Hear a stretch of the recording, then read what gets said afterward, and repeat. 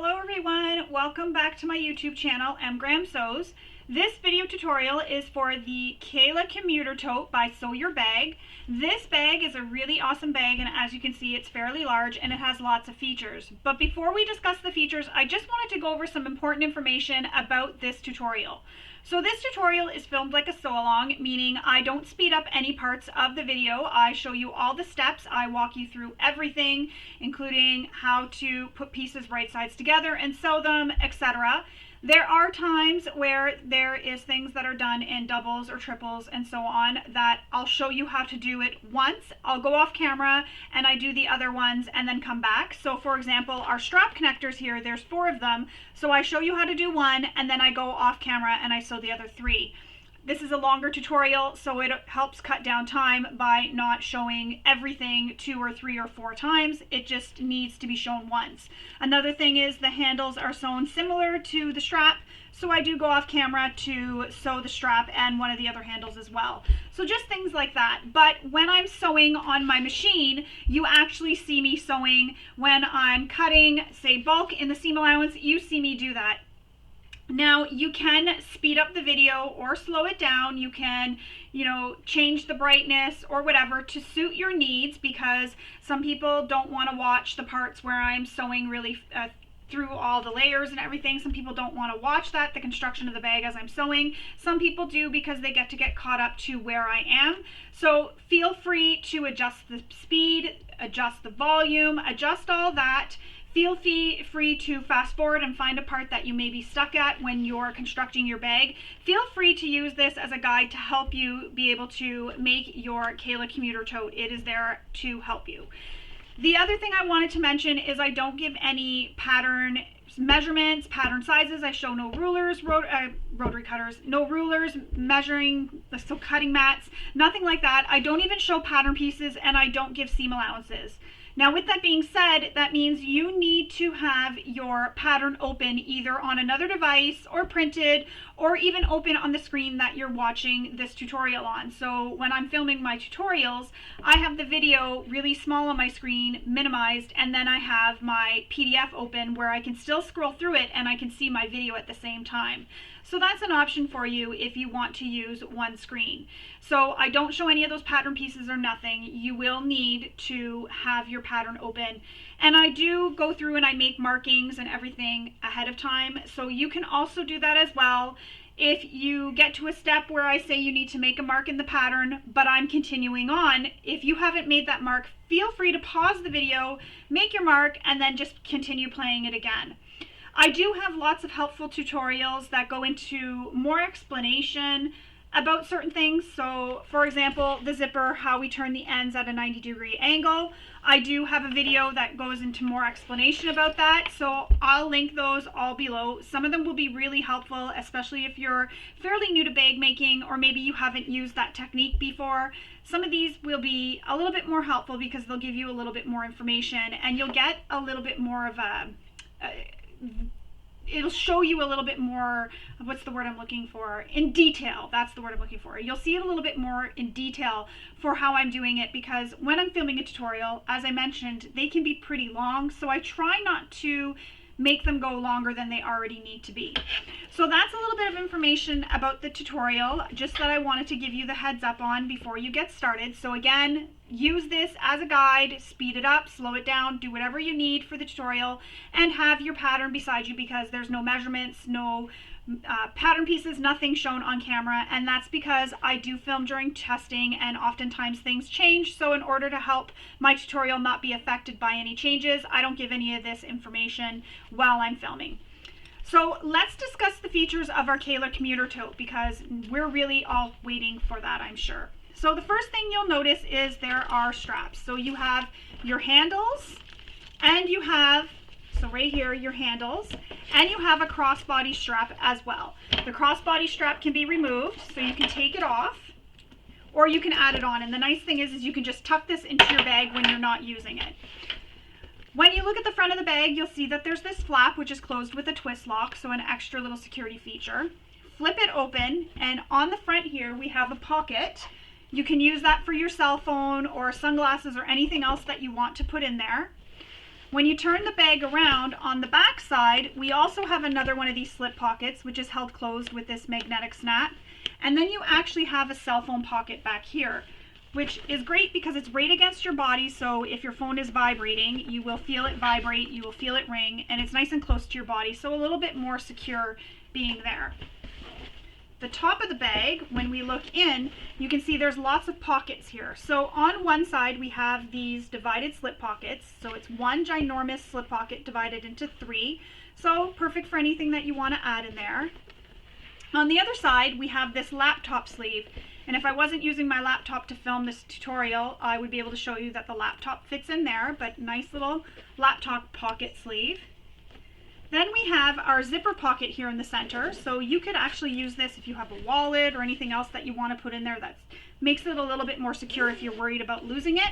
And then you still have lots of room inside. So this would be good for, say, maybe a university student. They could put some lunch in here. They could, wallet and keys and then their laptop in there, or maybe a textbook. Would be great for that, any student.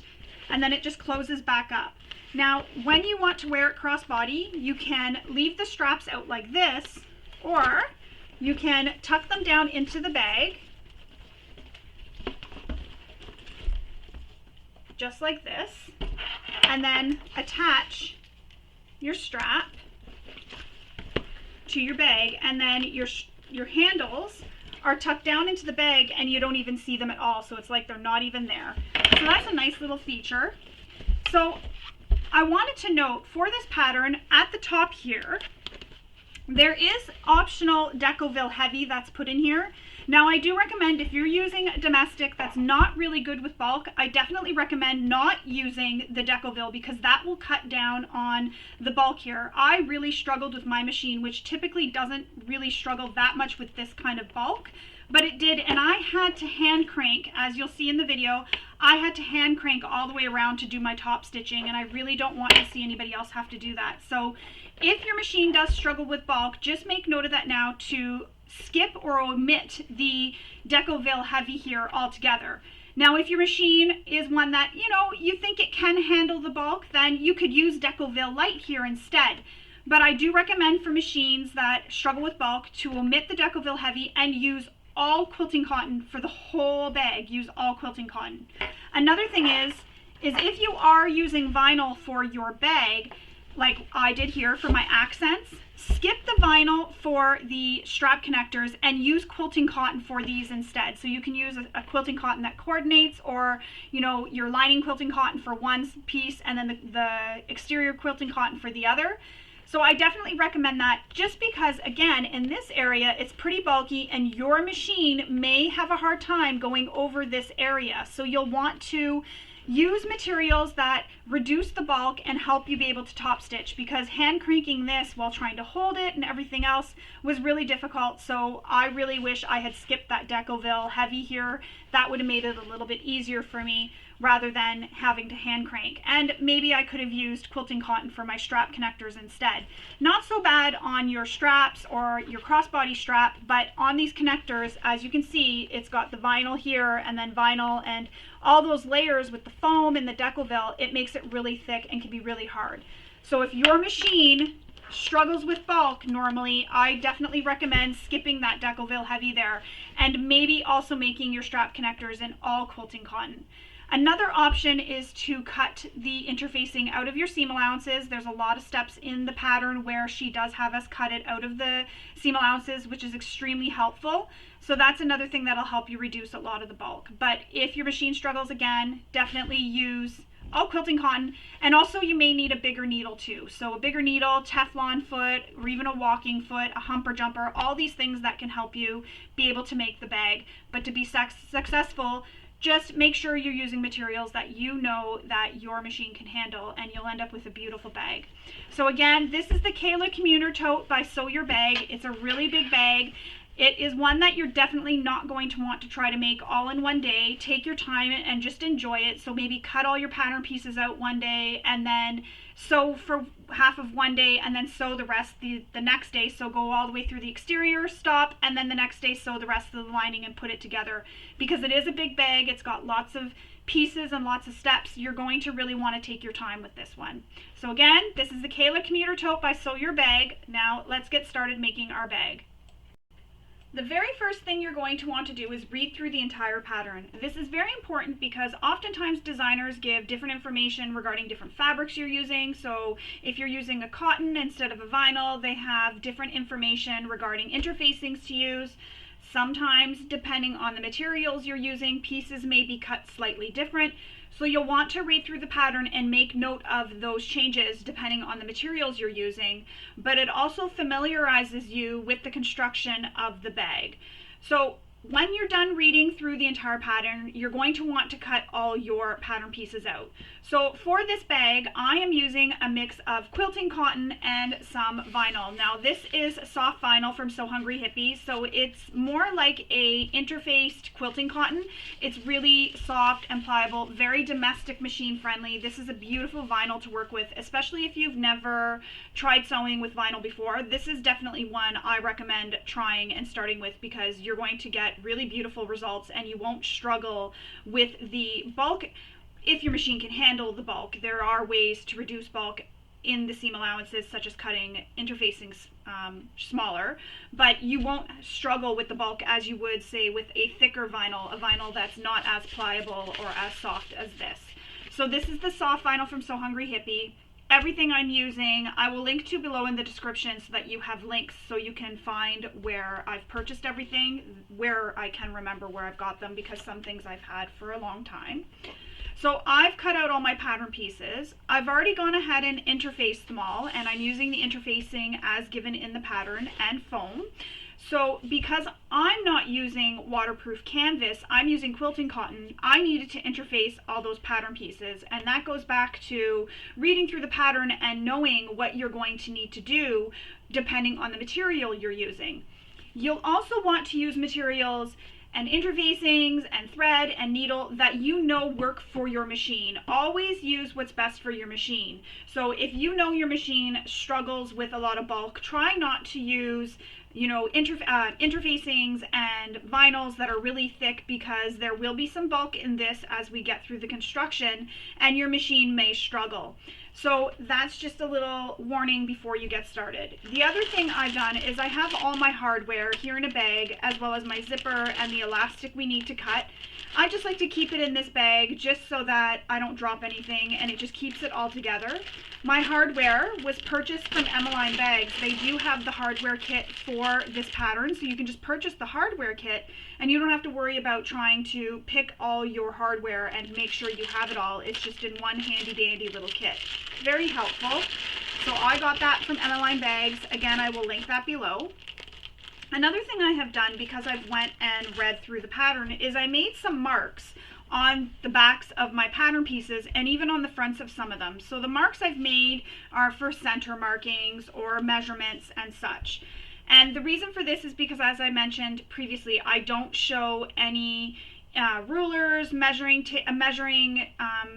cutting mats, sorry. I don't show pattern pieces. I don't give any measurements at all. And that's for the protection of the designer, but also because I'm filming this during testing and oftentimes things can change.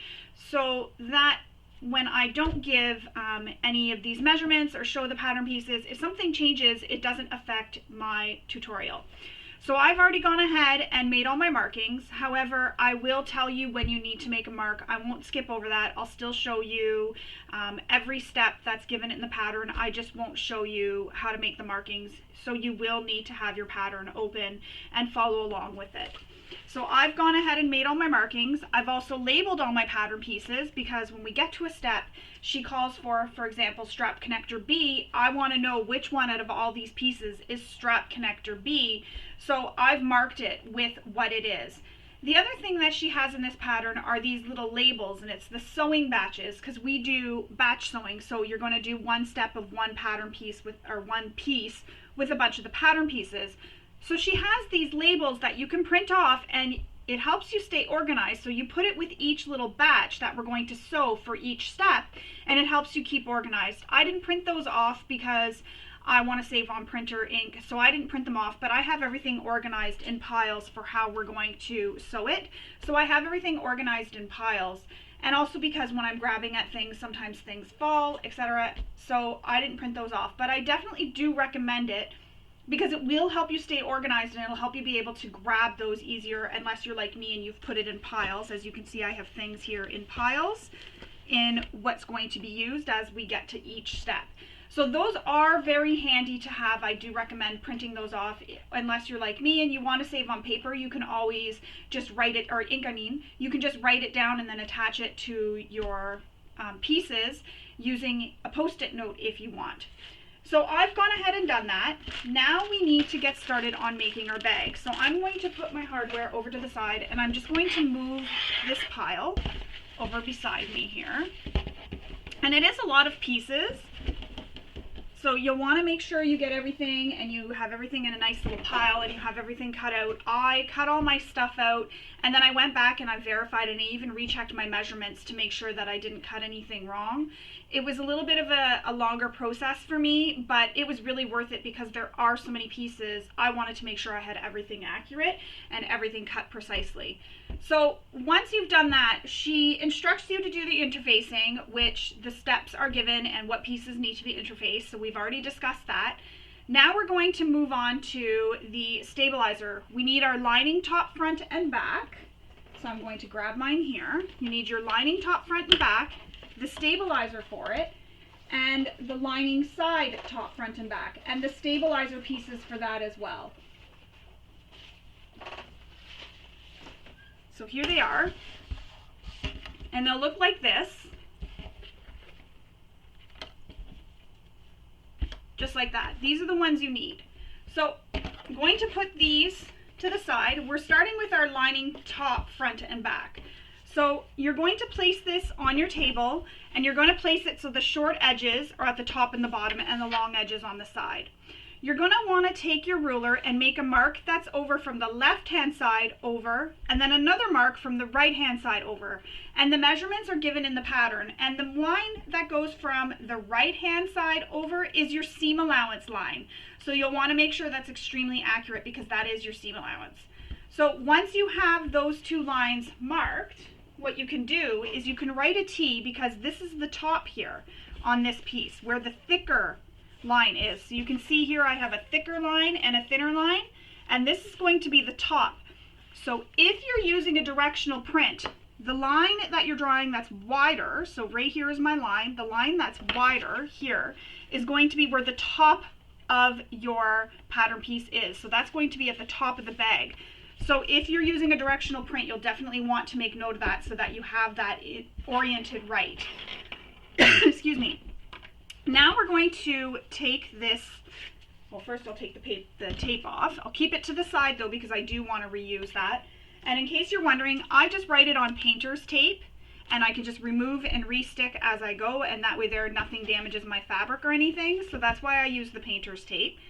So now with that line, so the one that's the thicker line here at the top, we're going to fold the long edge down to meet that line, just like that. So you'll see there's my line and I'm folding it down to meet that line just like that. And then we're going to press it. And so I'm going to go take this to my iron and I'm going to fold both my lining top pieces down to meet that line. So I'm going to go do that and I'll come right back.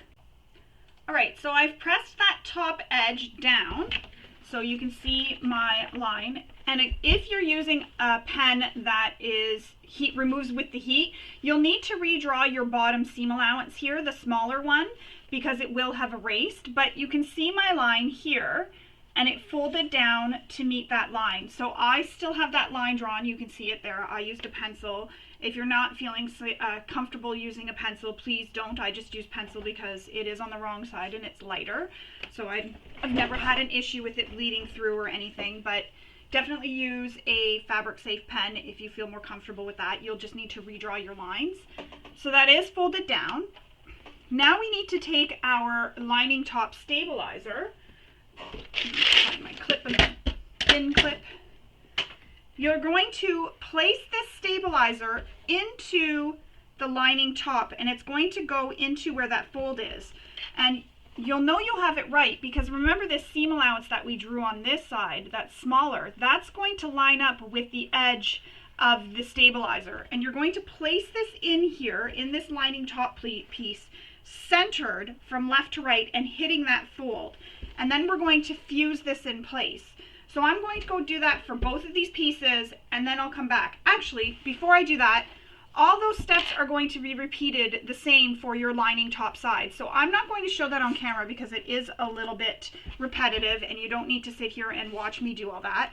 So again, take your line, draw the 2 lines that need to be drawn on both sides of the lining sides. You're going to fold the top edge down. Remember, if you're using directional fabric, the top edge is the edge with the wider line that you've drawn. You're going to fold that top edge down to meet the line, just like that. And then you'll place your stabilizer inside, centered from left to right, and hitting that fold. And you'll know it's correct because that seam allowance line that we drew here will line up with the edge of your stabilizer. And then you'll press your stabilizer in place. So I'm going to go do that for my sides and my top, and then I'll come back and we will continue on.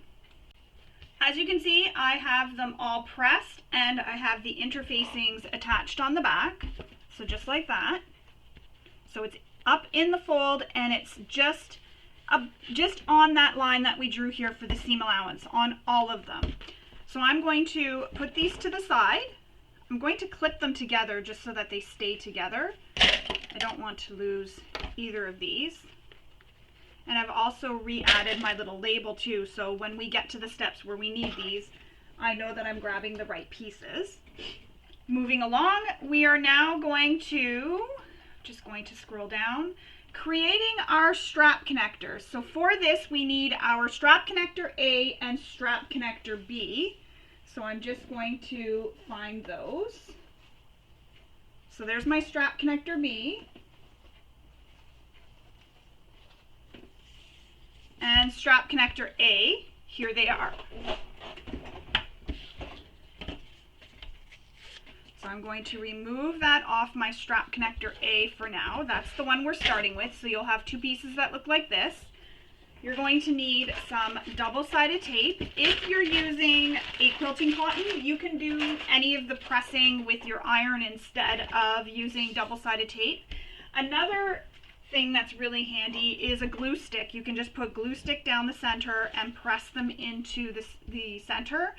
The only thing is with vinyl, it's a little bit harder to use a glue stick because I use the iron to dry it and help it press. If you're using vinyl and want to use a glue stick, you have to press them into the side, into the middle, or wherever you're putting the glue, and then you have to put something heavy on top of it and allow it to dry, and that can be a little bit long.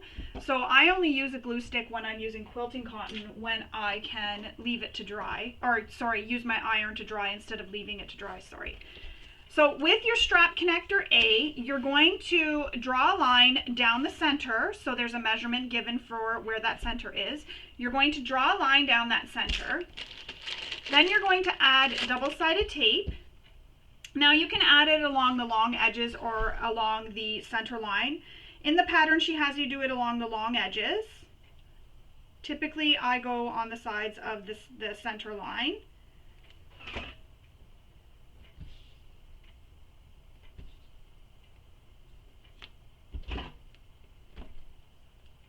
And you know what? I'm going to end up running out of this tape pretty fast, so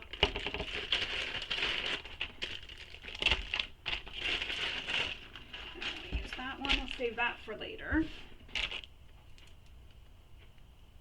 And you may be wondering what I'm doing with my tape in case you haven't watched my tutorials before. Sometimes the double-sided tape is hard to start peeling back on itself when you stick it down onto your fabric. So what I like to do is take the end, fold it onto itself, so fold it back onto itself so it's folded, and then the side that you folded back will peel up easily because the tape is sticking to each other, and it creates this little tab where there's no tape, making it easier to pull the tape up and off, the tape backing, the paper backing, up and off the tape. So remove the paper backing from one side, and then you're going to fold the long edges in to meet that center line.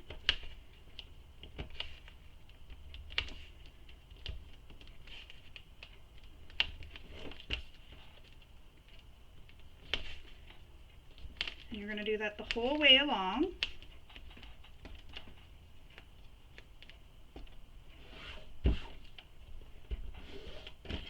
And then repeat that for the other side. And you want to make sure you really press.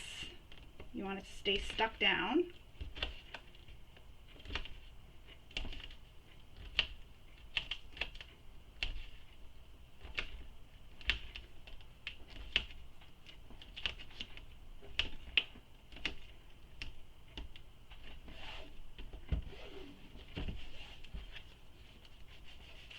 And there's no gap in the middle here. You have no gap. They're touching.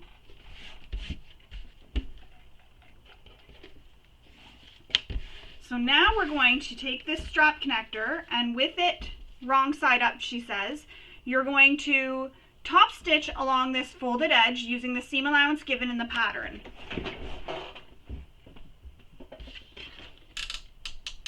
So using your favorite stitch length for top stitching.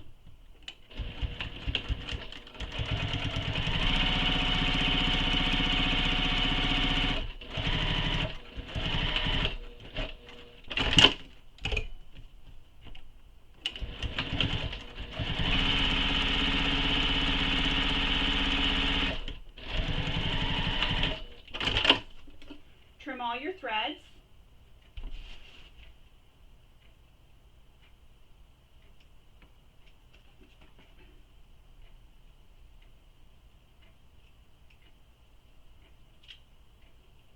And I always trim my threads just because sometimes they end up coming and poking back out through my fabric later, so this just helps prevent them from poking through later. So it's top stitched now.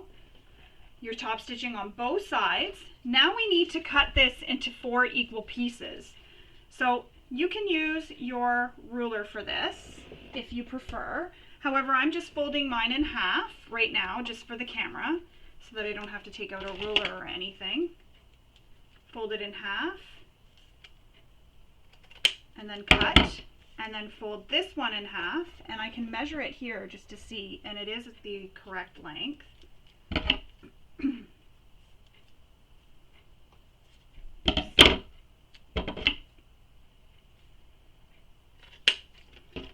To make 4 pieces.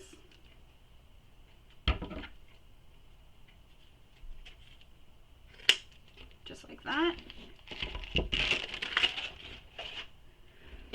So now we have 4 pieces of strap connector A. So I think what I'll do is I'll fold this in half, because I don't want the tape sticking to my vinyl because it can damage the vinyl. So I'm going to stick a clip on this for now. So I know that this is strap connector A. I've put them all together. I'm going to set them aside for now. Now we need to grab strap connector B. And again, we're going to place it on our table, short edges at the top and bottom, and we're going to draw that line using the measurement given in the pattern.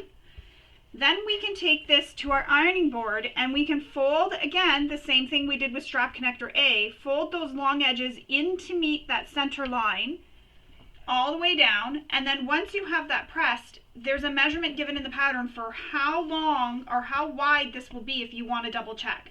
So I'm going to take this to my iron, I'm going to give it a press, and then I'll come back and we will continue on. I've pressed my long edges into the center, or in to meet that center line that we drew. Now we're going to do the same thing as what we did with the strap connector A piece. Fold it in half. You can also use the measurements given in the pattern, but again, because I don't show any measurements on camera, I'm just doing it this way.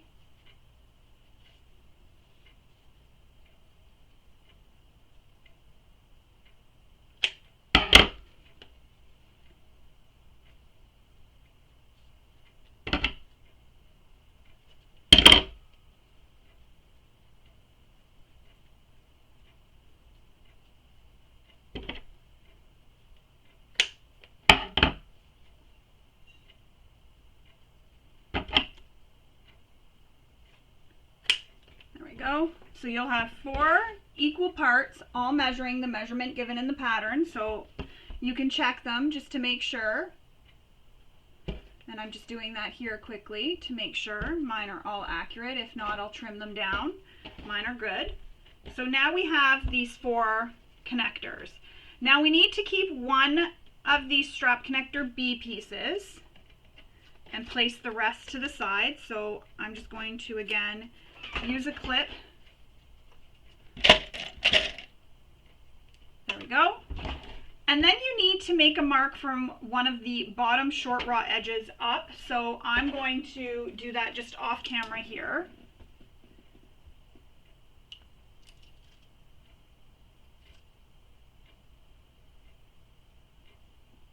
All right, so I've done that off camera.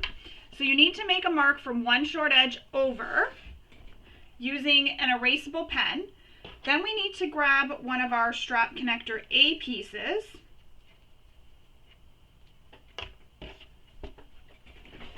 And we're going to place strap connector B on top centered.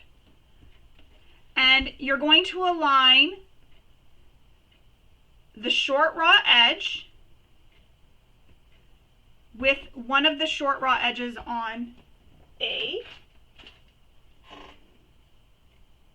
Sorry, if it looked like I stopped for a second, it was because I was reading to make sure I'm giving you the correct information. I'm going to use some double-sided tape here. Oh, no, wait, not yet.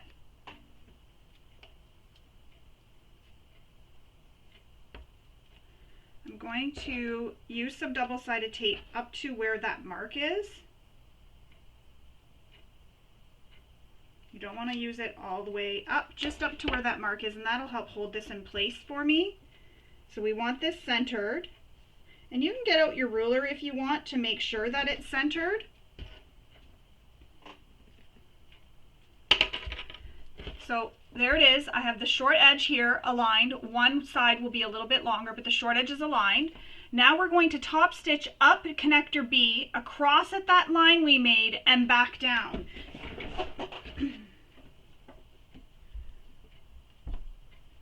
So you're starting on the edge that's the short edge. So the edge where the line is the shorter side.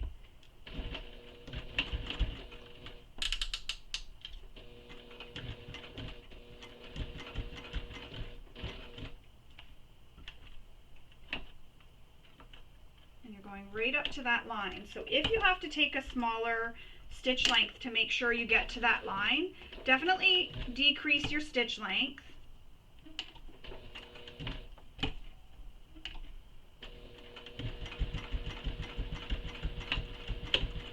So you want to get right up to that line. Trim any of your threads.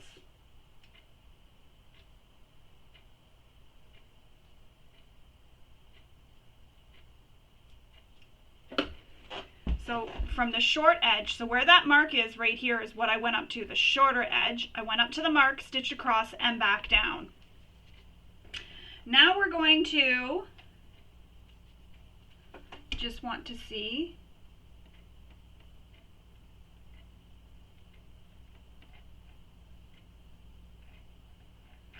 Now we need to grab one of our D-rings. Sorry, I just had to find where we were. So we're going to grab one of these D-rings.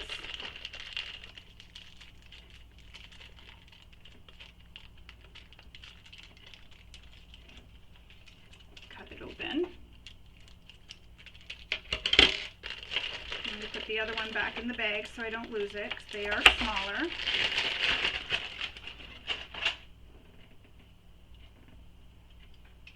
So grab one of your D-rings and you're going to slide it onto the loose end of strap connector B. So the strap connector B that's not stitched down, you're going to slide it onto that.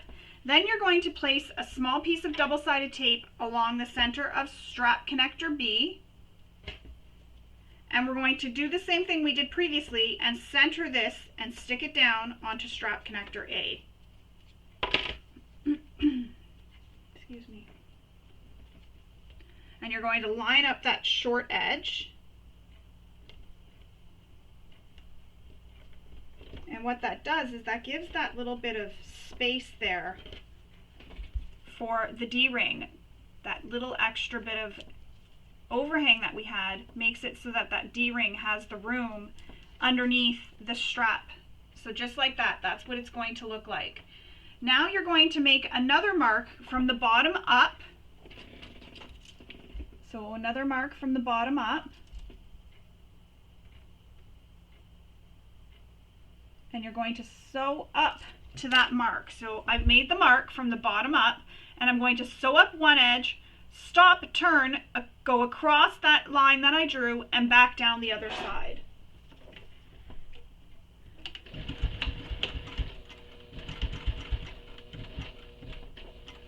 And if you're having a hard time getting up to where that line is that you made, a zipper foot can be very helpful to get an accurate seam allowance here.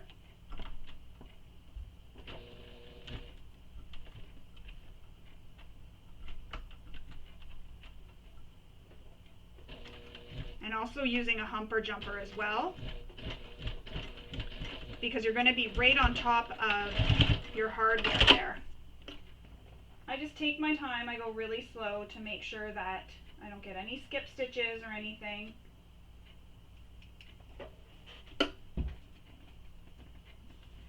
So it looks just like this. Oh, I can see a thread. Sometimes when you hold it up to the light, you can see a thread. So now it looks like this. So we have the one D-ring attached underneath the B strap connector. So moving on, we're now going to retrieve one of our other D-rings. So again, in my little bag of goodies, gotta find my other D-ring.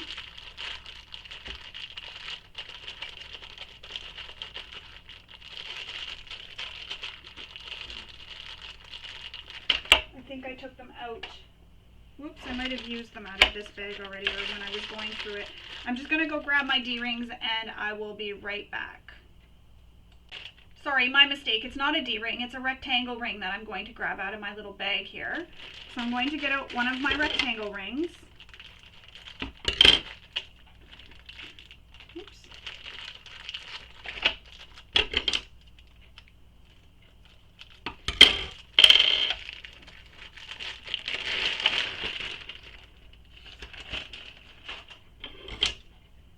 And we're going to slide this onto the connector that we just assembled.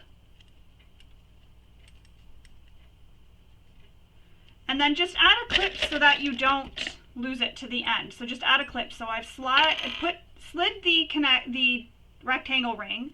So there's my connector onto my connector. And then I'm just putting a clip on the end so that I don't lose that rectangle ring.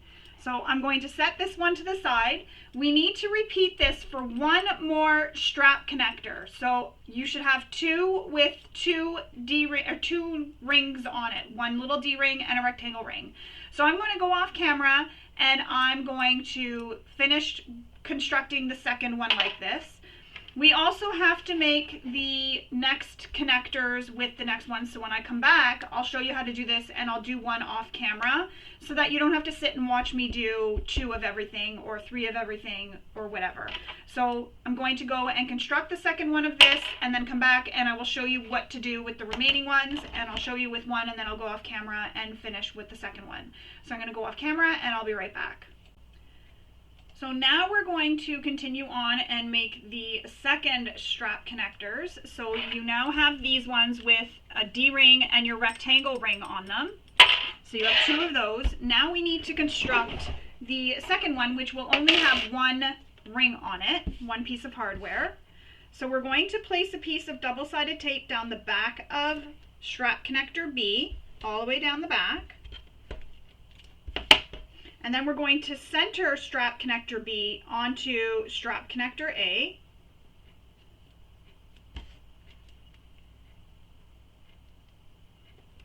Just like that.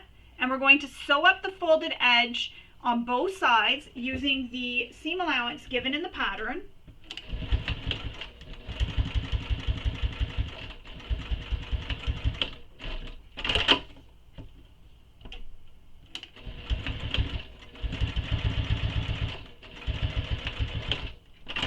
And because this is going to be really quick, I'm going to just do this one on camera too. I know I said I wouldn't, but I'm going to. So again, strap connector B, some double-sided tape,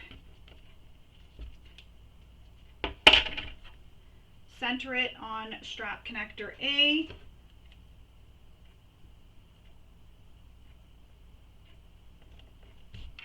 And then top stitch both long edges.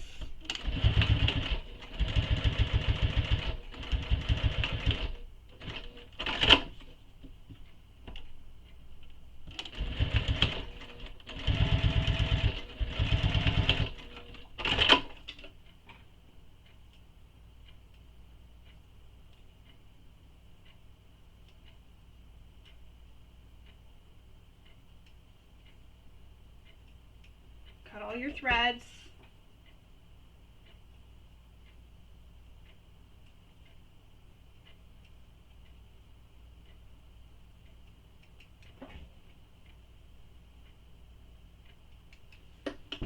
And then we're going to take our piece of hardware and we're going to slide it onto the connector, fold the connector in half, and just add a clip to hold it in place for now. So repeat that on the second one, add a clip to hold it in place, just like that. So now you have two with the one ring on it and two with two pieces of hardware on it, and that's how they'll look. We're going to set these to the side, so I just put them over here until we need them. And we're going to move on to making the strap, the main tote strap construction. So constructing strap A. So you'll need to grab your strap A and your strap B. So I'm just going to find them. So there's B. Now I just need to find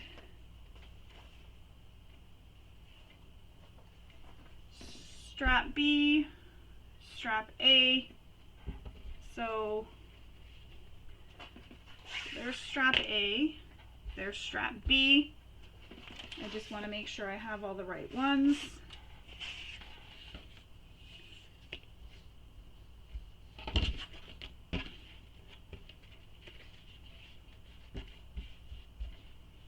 This is adjustable strap B. This is strap B. Sorry, there's so many pieces. There it is. I had to find it. Okay, just want to make sure I'm grabbing the right ones. All right, so this is what they're going to look like. You're going to have 4 pieces, so 2 strap A and 2 strap B. I'm just going to move these off to the side for now. We're going to start with strap A, and on the wrong side again, there's measurements. You're going to go from the top to the bottom, short edges, and you're going to make that mark. You'll want to read through and do that for strap A and strap B because there's marks that you need to make on strap B as well, and I'm just jumping ahead. I know it doesn't follow the steps, but there are marks to make for all if you want to jump ahead and go ahead and make those marks. That'll save you a little bit of time. So I've already got that mark made. So on strap A, now that my mark is made, we're going to place a piece of double-sided tape along the long edges. However, I'm going to place mine right down the center, right over top of that line I drew, because I'm using a wider piece of double-sided tape.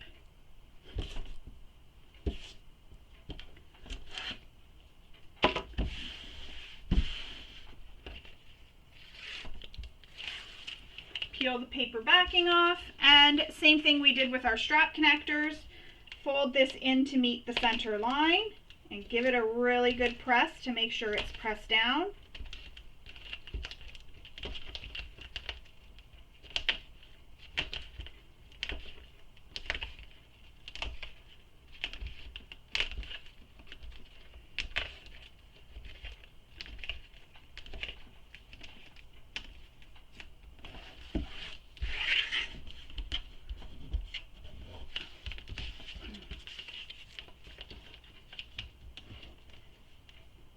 And you can peel the paper backing off a bit at a time. I just do mine all at once, just so that I'm not worrying about having to peel it back. I do have a handy little trick too if your tape has become unsticky. I'll link that below in the description of the video as well. So what I'm doing is just sticking down the long edges into the center mark. I was going to say center lane, center mark.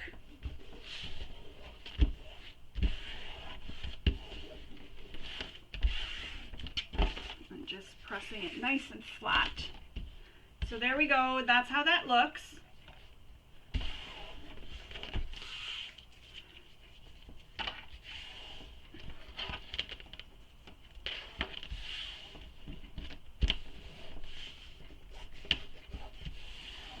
Now we're going to top stitch along the folded edge of the seam of the strap A, both sides, down the long edges using the seam allowance given in the pattern. Before we continue, there is instructions to add double-sided tape along the center seam and don't remove the paper backing. I'm going to do that after I top stitch just so I don't accidentally hit it or whatever. It's just not in my way.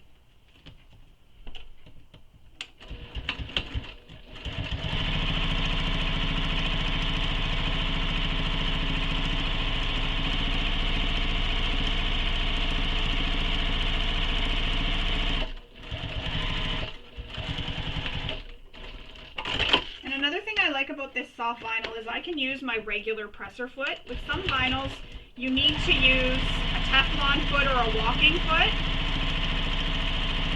It also depends on the humidity too, where you live. So in the summer here, it's very humid and sometimes I need to use my Teflon foot because it's just too humid and everything is sticky. It doesn't matter what you do. Even with the Teflon foot, sometimes it still sticks because it's just so humid. So remove all your threads.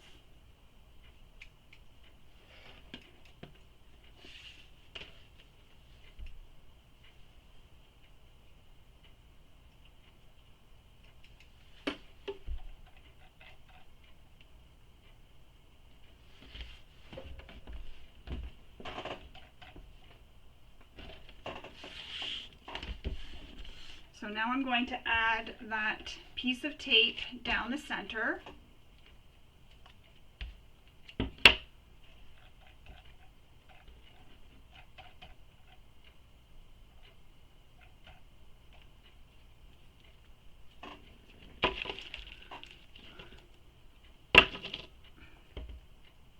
And I'm going right on that center seam.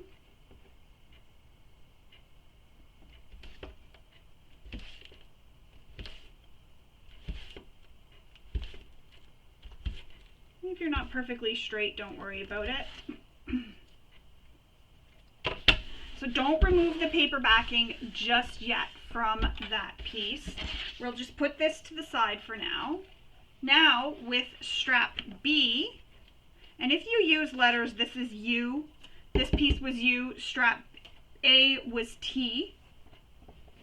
So with strap B, again, remember I was mentioning there was a line to make, so I've already got that line made on my strap B piece. We now need to take this to our iron and give it a press to press it into the center the same way we did on strap A. You're going to press this in the long edges in to meet that line you made. And you're going to press it in the whole length.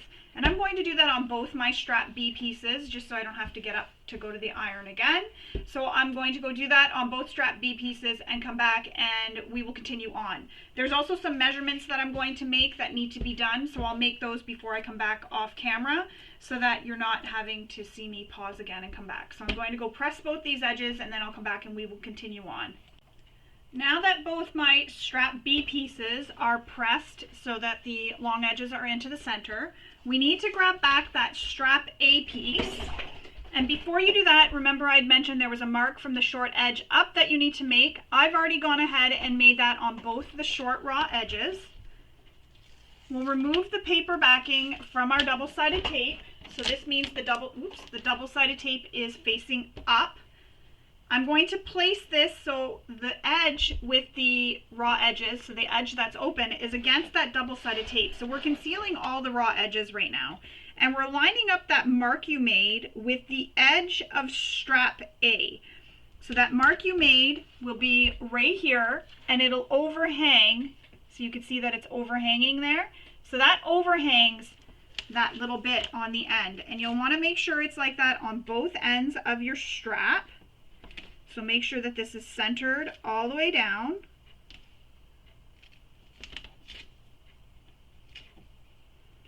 I'm just trying to press it nicely in place.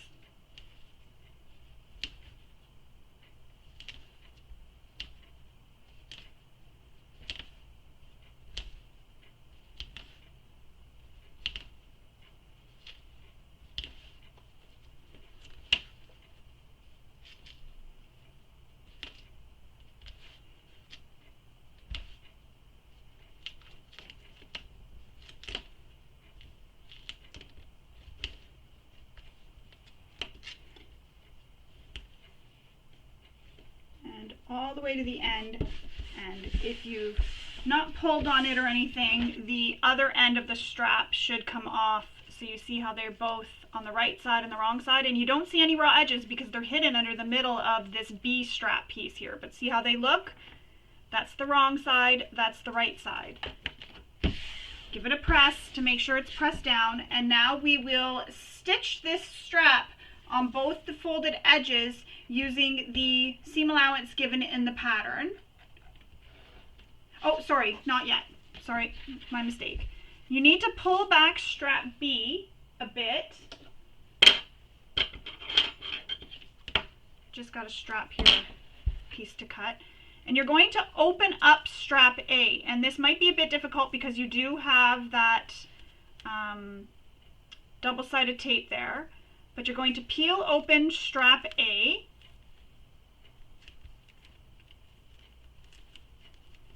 And you have double-sided tape there. Keep that in mind. You have all that double-sided tape. So you've got to peel it back from the double-sided tape. And then once you have that opened, just like that, so see how I've opened that edge? You're going to take strap B and you're going to tuck it into that opening. So where that folded edge is where you will tuck it in. And you're going to wrap strap A around under strap B as you're doing this. And it's going to feel a little bit tricky. But so I'm opening it up. And what you can do is you can fold strap B so that it's got a memory fold.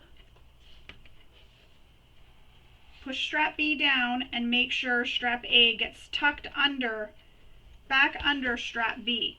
Because when we top stitch this, we want it to all those seams to be hidden. And the double-sided tape keeps sticking to my nails more than it's sticking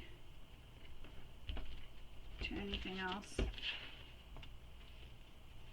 And it'll look just like that. So see how it's tucked in there? I'm just trying to find the best way. So see how it's tucked in?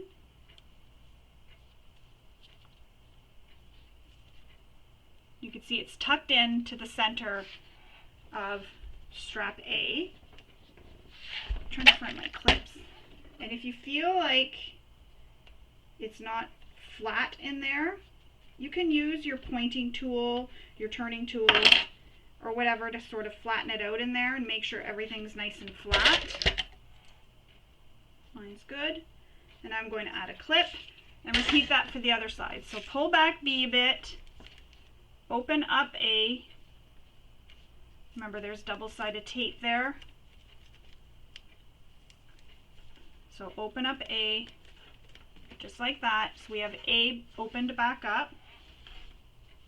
Give a memory fold on B. So what I mean by that is fold it now at that line that you made. So fold it at that line you made, just like that. And then you're going to tuck it in around A.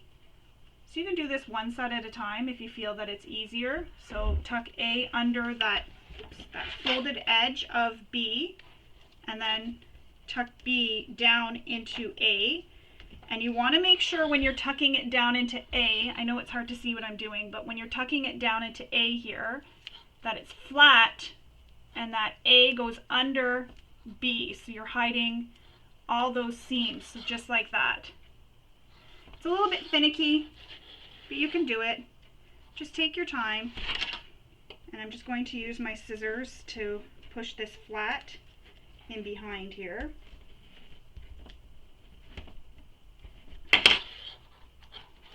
So just like that. Just make sure everything stays nicely centered. Add a clip. And I'm going to repeat that on this side again. Push my scissors from this side.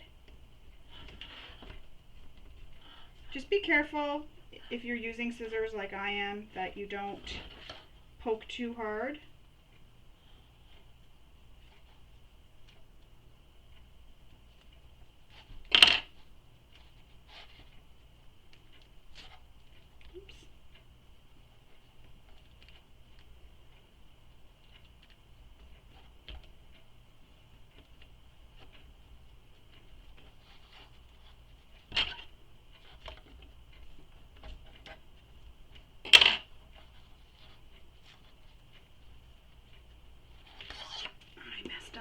moved it. I accidentally pulled B out too far.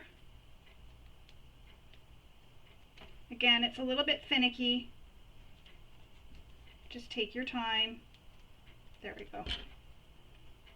Just take your time and it'll look like this when you're done. So B wraps around the one side and goes tucked inside of A.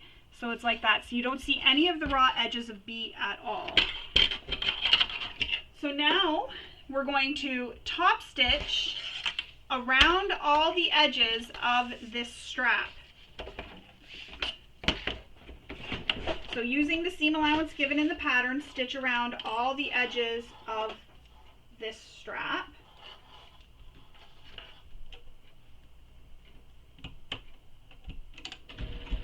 And don't forget to back stitch.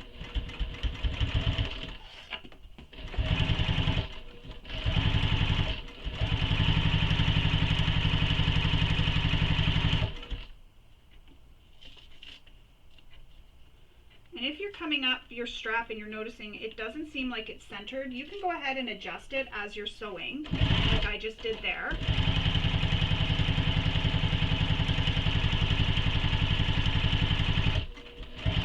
When you get to this short edge, you'll come up and then you'll go across. You'll pivot back down the other side.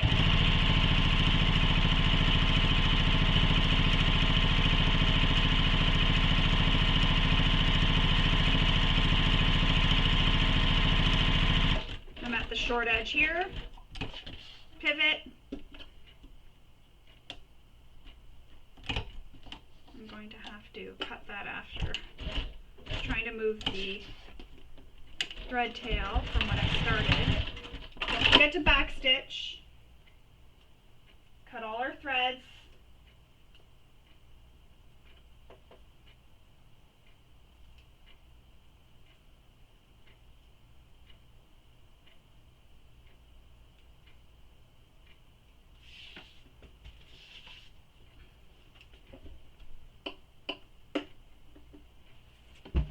I know it's hard to see, but there's the, actually it's not, it shows up nice. You've got your stitching on the back, and then you're stitching on the front, and that stitch down B onto A.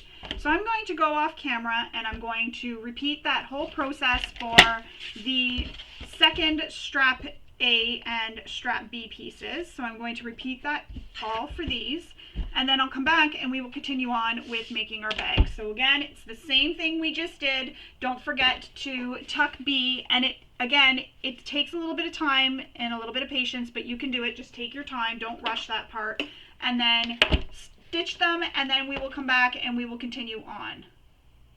Once you have both your straps made, or maybe you're following along and you didn't jump ahead to make the second strap, but I've gone ahead and done that, you're going to then need to make some marks from the short edge down. So there'll be one mark from the short edge down and then another mark from this short edge down again. And there'll be two separate marks.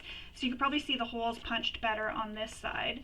You can see them here. There's two marks, and I've done that on both edges, and that's if you're using rivets or Chicago screws. If you don't have those, hold tight. When we get to the step where we attach our strap, I'll show you how to sew it without using rivets or Chicago screws. Just for those who don't have them, you can still sew it, but you'll want to make those marks at those lines at those marks, so we know where to put our straps, so it's still the same attachment and it all still looks the same as what it would look like if you had used rivets. So still make marks where those measurements are given on both straps. So I've done that on both straps on both ends. So again, there's one mark from the short edge up and then a second mark from the short edge up, and you'll make the mark and then punch the holes. And I did that off camera just because I don't feel like you need to sit and watch me use my hole punch on camera and attach rivets. So I'm still keeping my original tape piece here that says strap A on one side and strap B on the other side. So I know what strap these are when we get to the step in the pattern where we need to use these. I'm clipping them together. Broke my clip. I'm going to clip them together just like that. So I have them clipped together, and I'm going to put them off to the side. We're going to move on to our adjustable strap. And for this, it's the same thing as what we did for the strap A, strap B pieces. It's the exact same construction, except for when we get to strap B, strap C. So these two pieces, you'll notice there's one shorter and one longer. So I'm going to go and construct this, and what you do is, again, you make that mark from the edge down to the center, and then you press your long edges into the center, same way that we've done for the connectors and for strap A, strap B there. Press it into the center, and then I'll come back and show you how to attach these together and sew these together. So again, press these into the center, stitch down both edges, as we did for the other piece for strap A, strap B, sorry, and then we'll come back and we will finish constructing this. And it's really the exact same thing as what we did for these straps. Even the ends get tucked in the same way, and the nice thing about that is because we've used vinyl, you can leave this raw edged and it won't matter in the end because it's raw edge, it doesn't fray, but your fraying material, so the quilting cotton, is tucked in. If you're using quilting cotton for your straps, you'll have to originally fold the short edges down. So say strap A is quilting cotton, you'll have to cut it a little bit longer so that you can fold those raw edges in on the edges. And I have a tutorial that I'll link below for how to make a strap. It's a tutorial for how to make a strap when patterns call for webbing or anything like that. But you can still use this, and what you'll do is you'll press your short edges under on both sides, and that way there, those leave it, the short edges, so that it's like your vinyl where it now can be left raw because you folded in the raw edges under, and then you'll continue on with the pattern, the instructions as per the pattern. So I'm going to go fold these long edges in, and then I'll come back and we will continue on with constructing this adjustable strap. So I've pressed in those edges of the adjustable strap A. I pressed in the long edges so you can see they're all pressed in. So I'm going to put this to the side for now. We're going to move on to how to piece together strap A, strap B and strap C. So for this, I'm just going to move this out of the way so I can see where we are in the steps so that I don't tell you wrong. So you need to take strap A and strap B and lay strap B right sides up on your table, and then you'll lay strap A, or strap C, sorry, right sides up on your table, or sorry, wrong sides down. So get this all out of the way. So here's my strap B, I have it right sides up. Here's my strap C. I'm going to place it so it is right sides together, perpendicular, right side down on top of strap B, just like this. And I have a line here, just ignore that line. I went ahead and drew that before we started filming so that I didn't have to stop. So you place them so it's like this. So it kind of forms like an L if you look at it, because it's longer, and then the shorter edge, it kind of forms like this L. Add some clips. So the raw edges will match up on the side and the top. Now, that line that I said to ignore, I drew that already. So you're going to draw a line from one corner to the other corner. So from this corner to that corner. And it goes from the top over here, the top shorter edge of your strap C piece down to the other edge. And then we will stitch. So return your stitch length back to your regular length that you use for stitching a bag, and we are going to stitch along that line. Don't forget to back stitch at start and stop.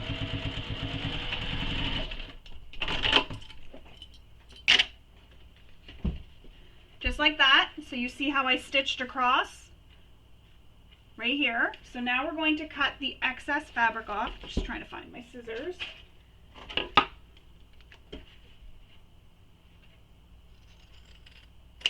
So we're trimming down that excess fabric at the corner. Now we're going to take this to our iron. We're going to press this seam allowance open and flat, and then we'll cut our strap to be the length that's given in the pattern. So you'll check the length and you'll cut it and make sure it's that length. So after we press this open, make sure it's the length given in the pattern. You'll cut it to that length.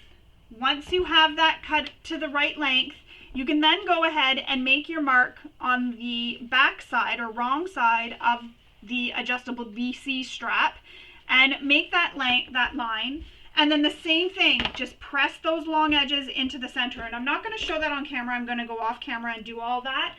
So press it into the center, and then you'll attach it to your adjustable strap B piece, just as we did for these straps here. So the exact same thing, down the center, tuck the ends into the short edges here, and then you will top stitch it all around. And I'm not going to show that on camera because I've already done it with one of these. If you need to see it again, you can definitely just rewind and go back and watch that again. But just for the length of the video, because the tutorial is going to be long because it is a longer bag to make, I'm going to not show that again on camera because I have already shown how to do that. So I'm going to go and make my adjustable strap, and then I will come back and we will add all our hardware and do all that. And don't forget to punch any of the holes that are given, so the measurements, so punch your holes, same thing as we did on these straps here, punch all the holes that are needed, and then I'll come back and we will attach all our hardware. Before I go on to making my adjustable strap, I wanted to make note, when you're measuring for the length of this piece, so strap BC piece needs to only be a little bit longer, and that's given in the pattern, the length longer that it needs to be. It just needs to be that little bit longer. So what I did was I laid my strap A piece on top of my strap B piece like this on my table. So strap B piece was wrong side up. All the way around, all the way down my table, I lined up the short edges here, placed a clip, and I just flattened it out all the way along. And then when I got to this other end here, I just drew a line where this end of strap A ends on strap B. And that way there, that lets me know how long strap B is, because sometimes my vinyl, because of the length of the vinyl, sometimes it's not cut the exact measurement. Sometimes it's off by a little bit or whatever, so I just do it that way. That way there, I have an exact measurement for this, and I know where this line is. I'll measure up that extra little bit from where I made this mark here where my strap ended. I'll measure up that little bit, and that's how I'll know where to cut this strap. So that's just a little tip for how I get that to make sure it's the right length. So I'm going to go make my strap and I'll be back.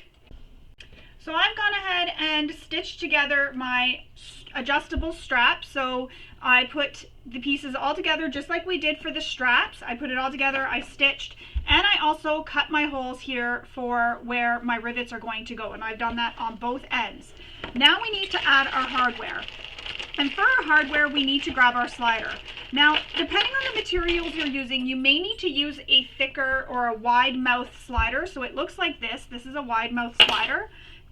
And then there's the regular slider with the bar that moves, and your bar may be centered and not able to move, so it's permanently there. It may look like that.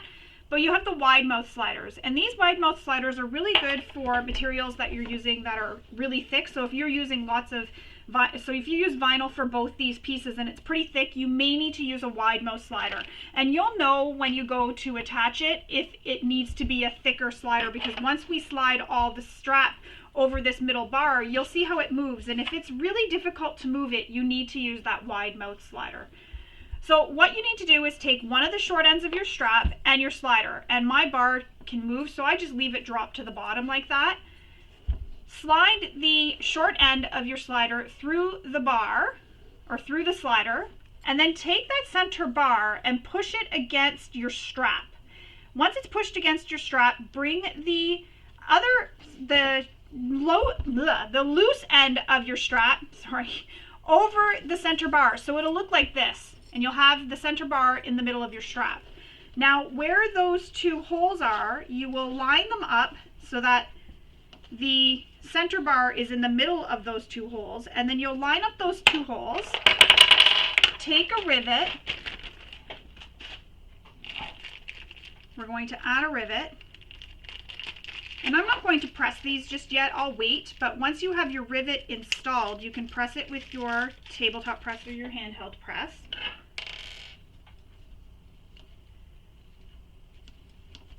And the size of the rivet, or the length of the post, will depend on how thick your materials are.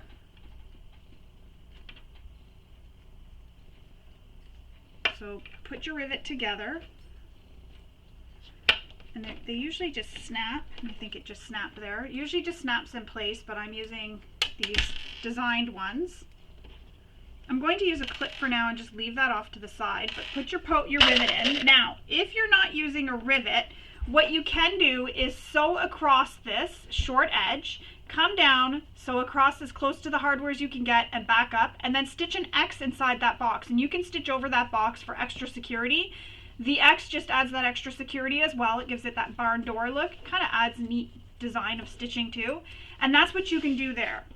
Now that that's riveted or sewn, we need to grab our two sliders, our swivel hooks.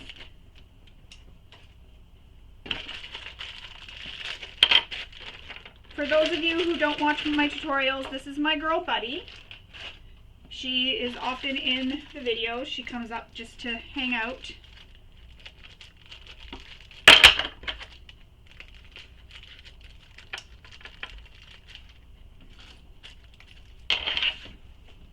Alright, so now with your slider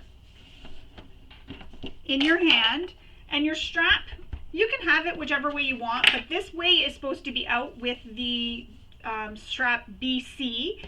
So put that so that's against your table, and then slide your swivel hook so that it's hooked down against the table. Slide the strap through the ring of the swivel hook, and the fabric, the right side of your fabric, will be on the same side as the swivel hook itself. Slide that in, just like that. Then on this end, take the loose end of the strap, slide it through the slider, up over that center bar, and back down over the center bar, just like we did before. So it's going to look like this. So you have the one we did first right here in the middle, and then it's up over the center bar just like that.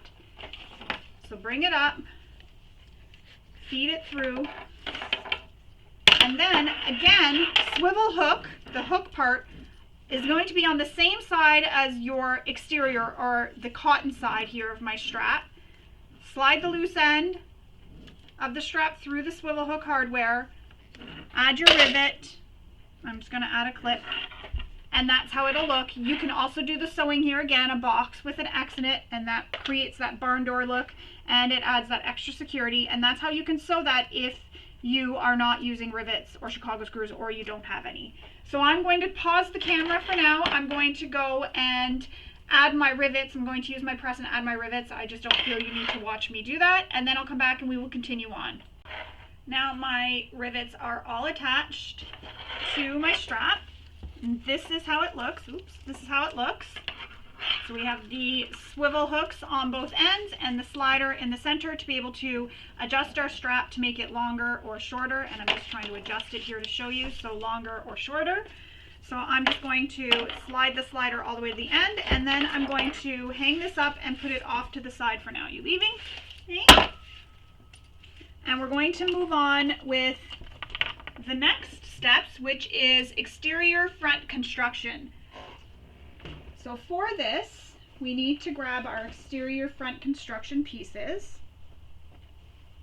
So here's my little pile, and you may have yours all labeled with your batch number 2 tab or sticker.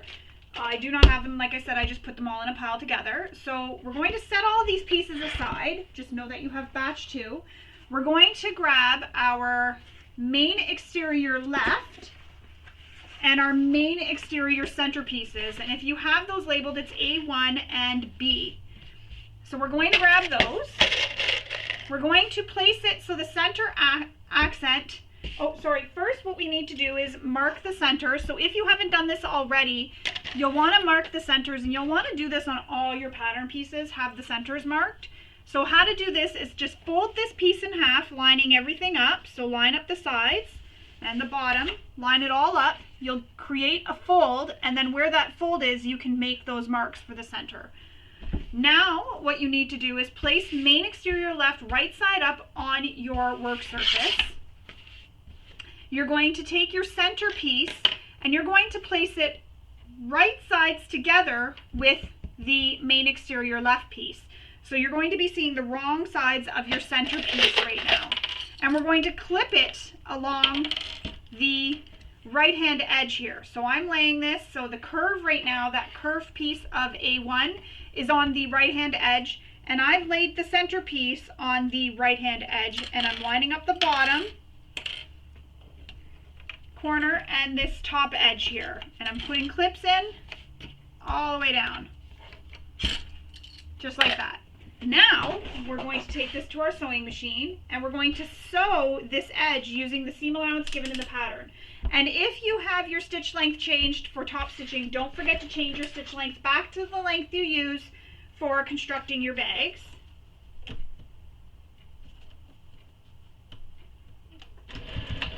Don't forget to back stitch at start and stop.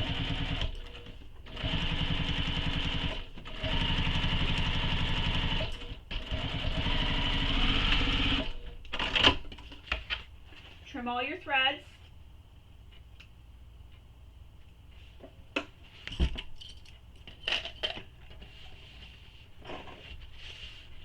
And then I'm just going to fold this out of the way for now. So open it up. Now you're going to take your main exterior right, and you're going to place the main exterior right on the right hand side. So this is facing me. So if it was facing you, here's the right hand side. I'm going to place it on the right hand side. So now I'm looking at the wrong side of the main exterior right piece. I'm going to clip along that right hand edge.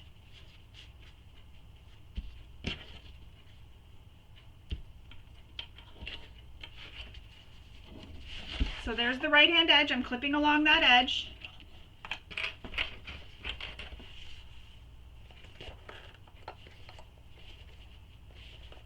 Line up the sides. And then I'm going to sew this edge just as we did the left hand edge.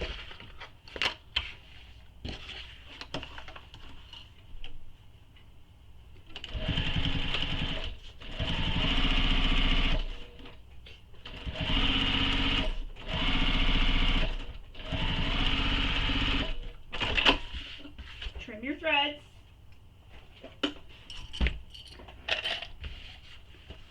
Now we're going to lay this right side up, and we're going to press that seam, so finger pressing that seam towards the center.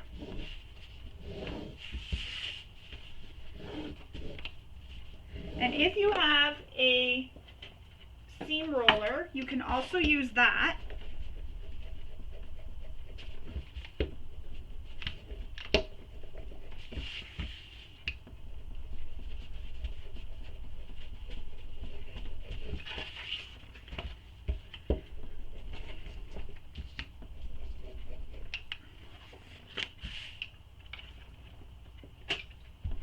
So you can use your seam roller, as you just saw me do there. Press that nice and flat. And now we're going to top stitch along the fabric edge using the seam allowance given in the pattern.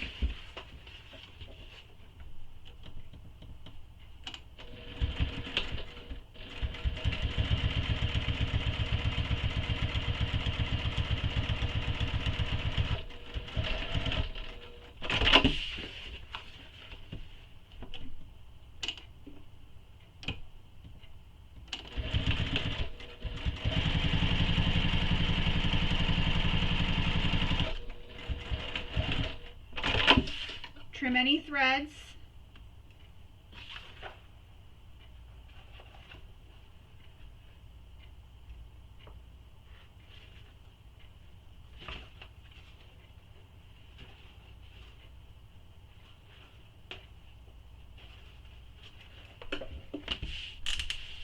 Don't forget to return your stitch length back to the length you used when you stitch your bag together. The next step is to turn this so it is wrong sides up, and there's a measurement from these top edges here that you're going to make down, and you're going to draw a line just as I did there. So you'll want to do that for both sides, and this is for the placement of the foam. So now we need to retrieve our foam. Just get those threads off, and we're going to place our foam so that it is on top of this completed exterior piece. And my foam, when I line it up at the bottom edge, you can see here, it's right at that line that I made when I drew that line right here on the previous step. So that's where the top of your foam will stop. So we're going to take this, we're going to clip it all around the sides.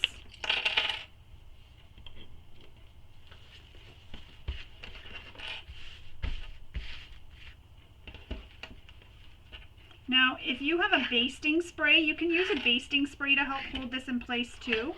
I usually use a basting spray with my foam, just because I find it helps hold it while I'm stitching it on. I've also used the glue stick, but with the glue stick, again, you'll want to dry it before you do any basting stitches. It'll also help hold it in place as well. Just want to make sure this.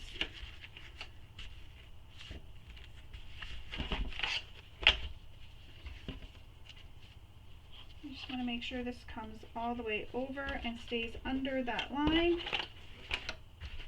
There we go.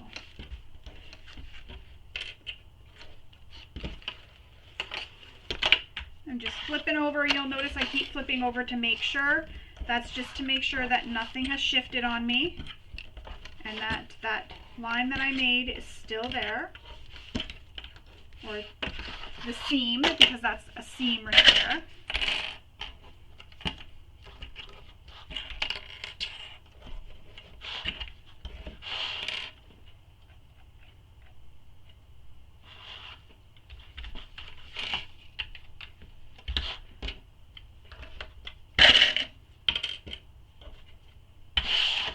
Alright, so I have it clipped all the way around. As you'll see here, it's clipped all the way around.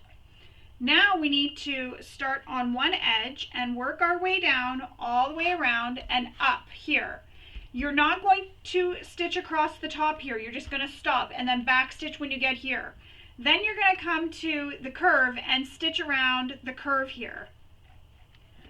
And again, we're not stitching across this straight edge here at the top. Not at the top, just around the bottom and these sides and around this curve edge here. That's it. And you can use a long stitch length for this. And you'll start and stop where the foam is.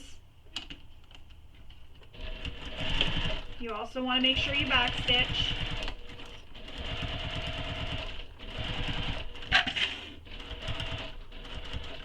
The nice thing about the basting stitches is no one's going to see them, so if they become a little bit wonky, because sometimes they do, nobody will see it because you're keeping it within that seam allowance.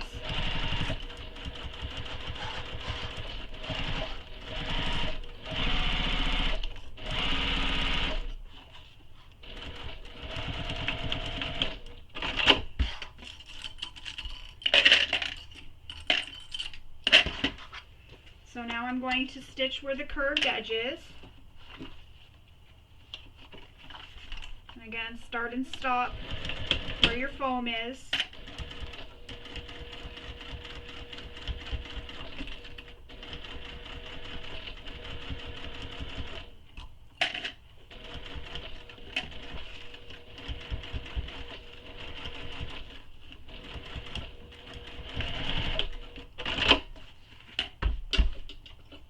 Clip your threads.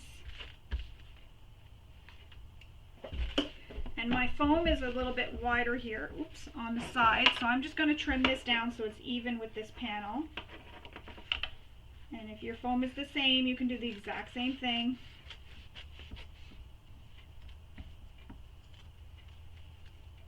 There we go. Just had to trim a little bit off, but that's how that looks right now with the foam attached to our front, I don't know what we want to call this. This is A and B, so front AB. It is F, the foam. So now we need to attach our twist lock. So I'm going to grab mine out.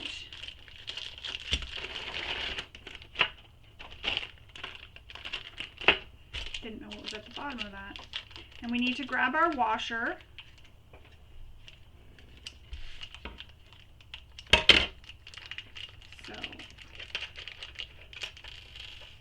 And you'll want to install this as per your manufacturer's instructions. So always follow the manufacturer's instructions.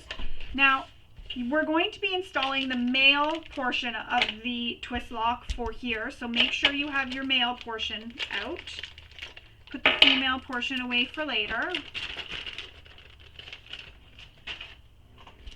So what you need to do is there is a measurement you need to make from the top center of the curved edge down. So you'll want to check the instructions for what that measurement is. So it's from the center and it's on this center piece here. So from the top down, you want to make that mark. You're going to center the washer over this lock area placement.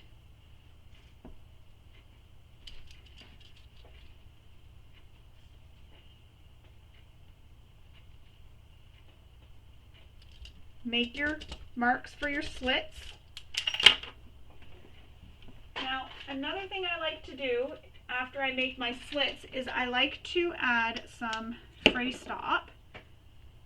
So I'm just going to poke my holes, and I'm going to show you a little trick while I have you here.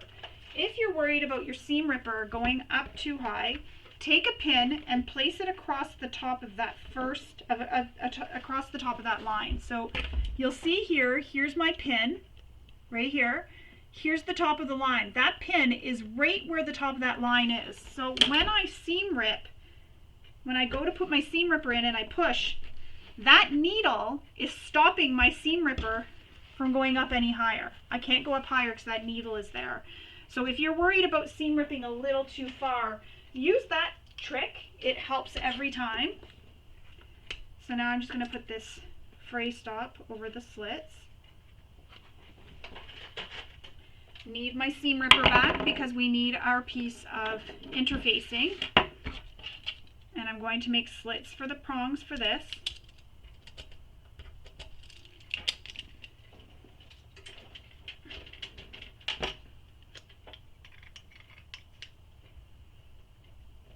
And on this, I'm not too worried if I seam rip a little bit too far.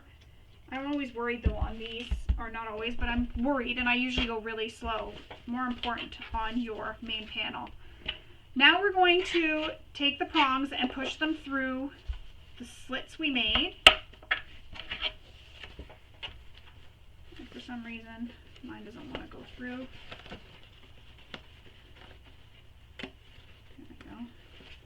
Then you'll take your interfacing and place it on, and then the washer. And for this, oops, I need to grab my pliers here. For this, I use pliers to fold my prongs over. So the twist lock part is on the exterior at that mark, and I'm going to fold the prongs over. I like to fold them this way because I feel like it hugs the fabric and it holds it better. I've had before in the past, I've had experiences where prongs, when I folded them outwards, whoops, they slipped out of the bag. So now I push them that way. Then a little bit of tape over top of the prongs.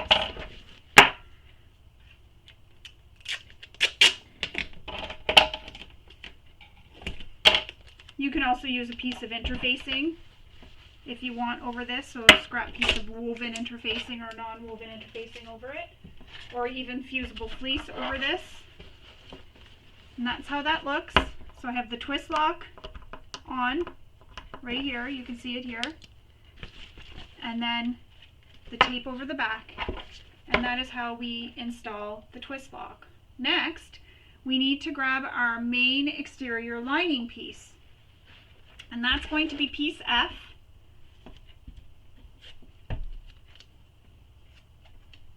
I'm going to put that there for now, and we're going to again fold it in half so we can find the center points and then mark your center point. You're going to lay your main exterior front right sides up on your table, and with the main exterior lining F, wrong sides up, so it's going to be right sides together with the top edge of your main exterior.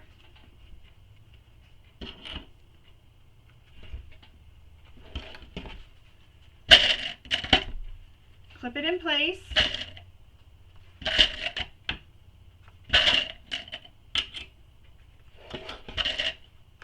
And clip around that curve.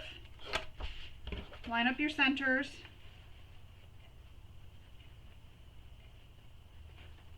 And I can see my center mark still here, even though it's not on the foam. I just pull the foam back just that little bit to see the center mark on the curve.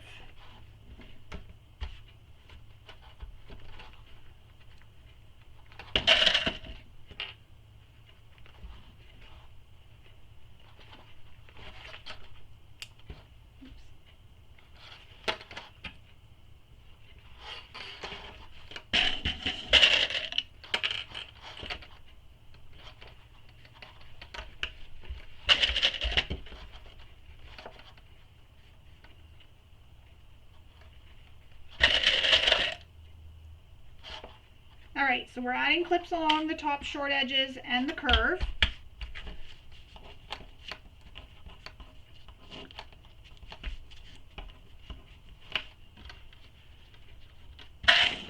So just like that. Now we're going to sew along the curves. We're not sewing these short edges here. We're just sewing the curve. And we're going to use the seam allowance that's given in the pattern.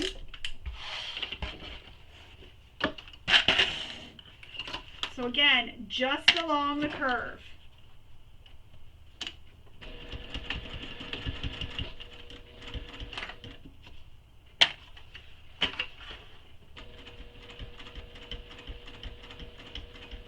Take your time to go around the curve.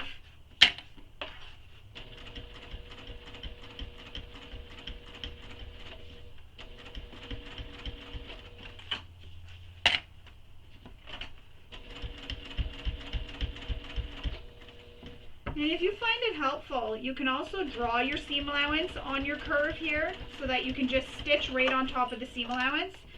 Some find that very helpful. I used to do that way back when I started sewing. I just found it was a lot easier to get an accurate seam allowance. And I didn't have to worry about unevenness.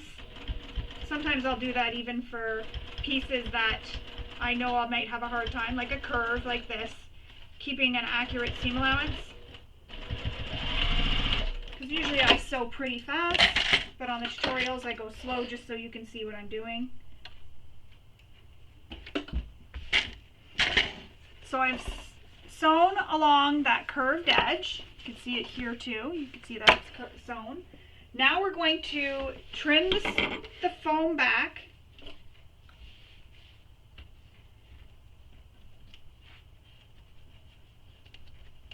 But I'm just snipping away. You remember how we basted this to the bag? I'm just snipping away so that I can get in there. So using our duckbill scissors, we're going to trim the foam in the curve.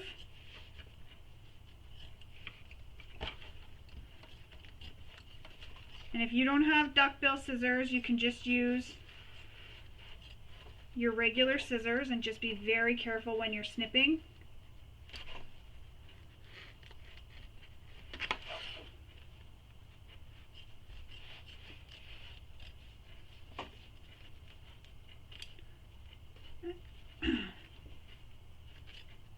I have to get those stitches cut away.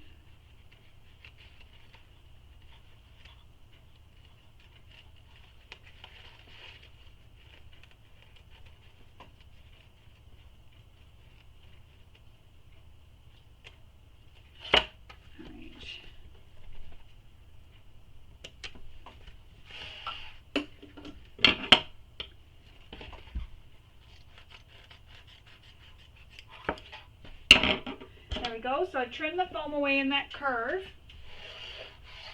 Now we're going to make small snips in this curved edge. If you have pinking shears, you can use pinking shears.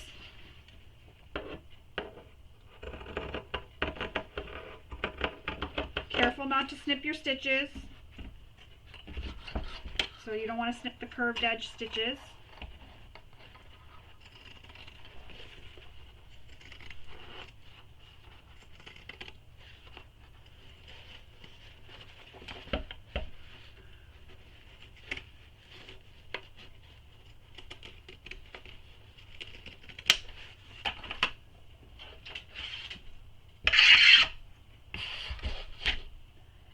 now I have that, oops, done. We're going to turn the main exterior right sides out. So we're going to push this so they are wrong sides together. And we're going to smooth this around the curved edge here.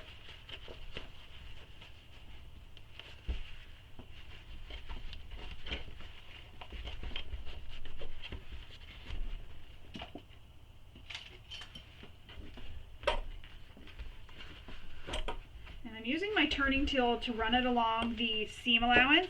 I just find that that helps push that seam allowance out a little bit for me.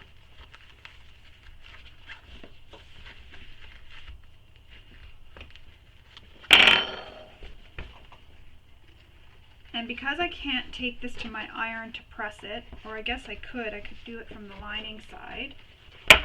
Yeah, I guess I could on the lining side. I'm going to take this to my iron and I'm going to press from the lining side, and then I'll come back and we will top stitch this curve. Now that this is pressed, and I've also added clips around the edges and the curved edge, I'm going to put, no, I'll leave no clips there. But you can add clips to the curved edge, but I've just added it to the curved edges on the bottom and on the sides. Now we're going to top stitch this curved edge using the seam allowance given in the pattern. And again, take your time doing this. You don't need to rush, because this will be seen in the finished bag.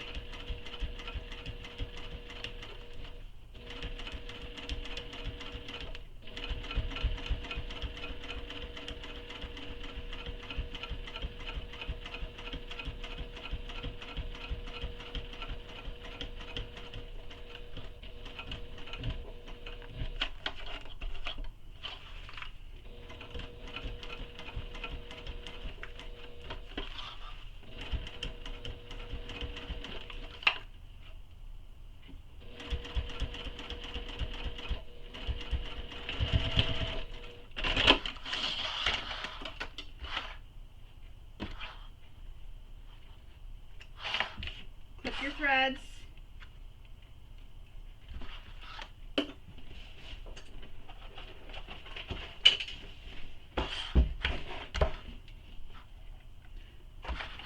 So I've top stitched the whole curve over here, and that's it. Just the inner curve. I'm going to remove these clips for now because they are not needed there.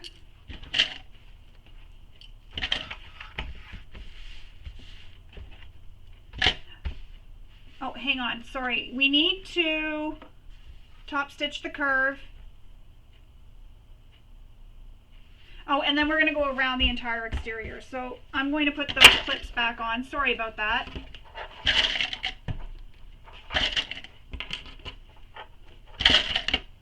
My mistake. So I'm going to put the clips back on, and I'm going to base stitch the rest of the way around.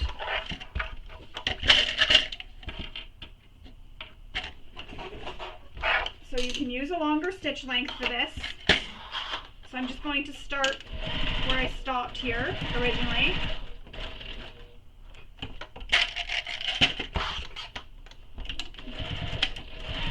And you're going over those basting stitches from when you basted the foam originally.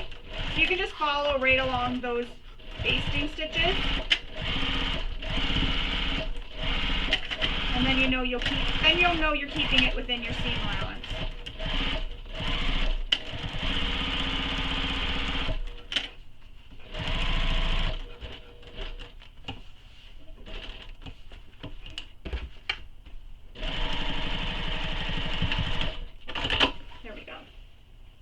Now we're good to start again. We're going to put this to the side now that we have the foam and the exterior, the foam inside, and then you have it so it looks like this. So you have right side of the exterior, lining side, and your foam in the middle. We're going to place this piece to the side for now. We're going to grab our main body front piece, and your foam, which I will put off to the side. So on your main body front piece, you're going to place it so it is wrong sides up on your table. You're going to make a mark from the top down and draw a line at that mark. Once you have that line drawn, we're then going to take this to our iron and we're going to press this edge where we made that line, down to meet that line. So we're going to press it down to meet there. And then we'll come right back. So I'm going to go do that with my iron and we will come back. So now that I have pressed that top seam down, so remember we drew that line and I pressed it down to meet at the line and I used a heat removing pen. Now we need to take our foam, so the foam that we cut, we need to grab the foam. I moved it out of the way when I came back from pressing that. So you're going to grab your foam, and your foam is going to fit in exactly how it fit in when we did the, or not the foam, when we did the lining top and lining sides here. You know how we had the interfacing and we had it in the fold? The foam is going to fit the same way. So you're going to line it up with that top folded edge, line up the sides, get it right in there where that fold is, line up the bottoms, and you'll know you've cut everything right and you've done everything right if this fits in there perfectly with no issues. Now if you have to trim it, go ahead and trim it at the top edge. Trim the top straight edge just that little bit. Use your ruler if you want, or you can just draw it and cut across it. Now remember, the foam is going just up to that, ow, that hurt, just up to that fold. So there's my fold, and it's under where that fold is so that this can fold over later in the steps of making the bag. So it'll fold over that, because this bag is a drop-in lining style. So now we're going to baste all around the edges, just the sides and the bottoms, just where the foam is. Again, if you have a basting spray, you can use a basting spray here too.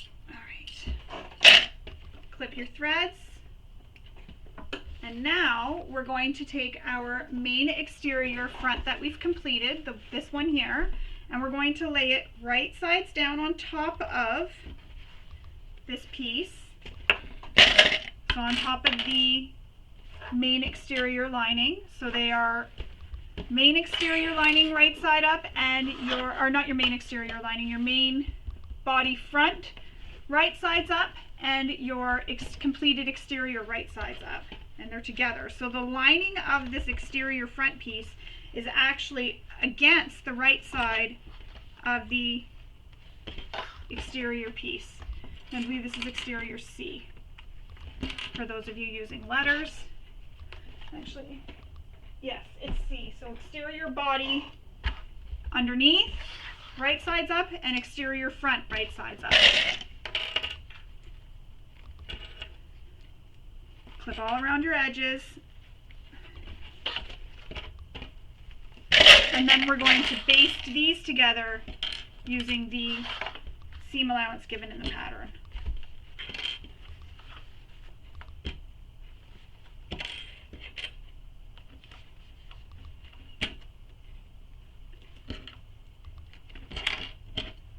And when you get up here where the fold is, just open up the fold so that these can fit together.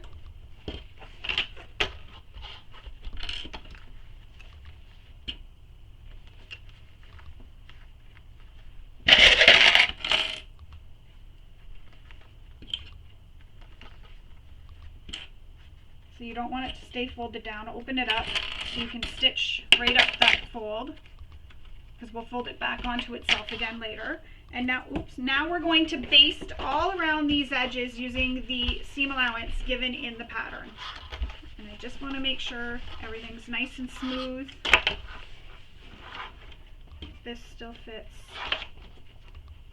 Yes, perfect. So baste all around the edges. Again, just go over top of the previous basting stitches.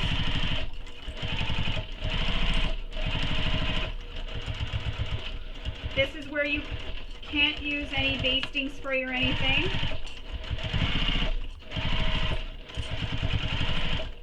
Because you can't use it because you've got fabrics touching, so you can't use it there, but if this was just the foam.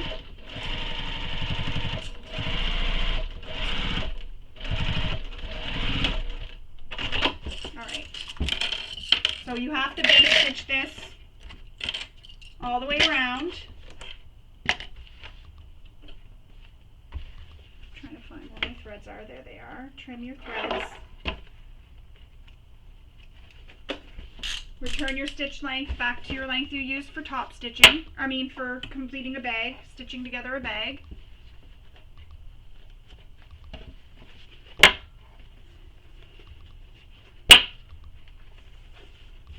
So that's how it looks. Sorry, I was just trying to get these to stay lined up. That's how it looks. So this creates a nice big pocket here on the exterior, right there.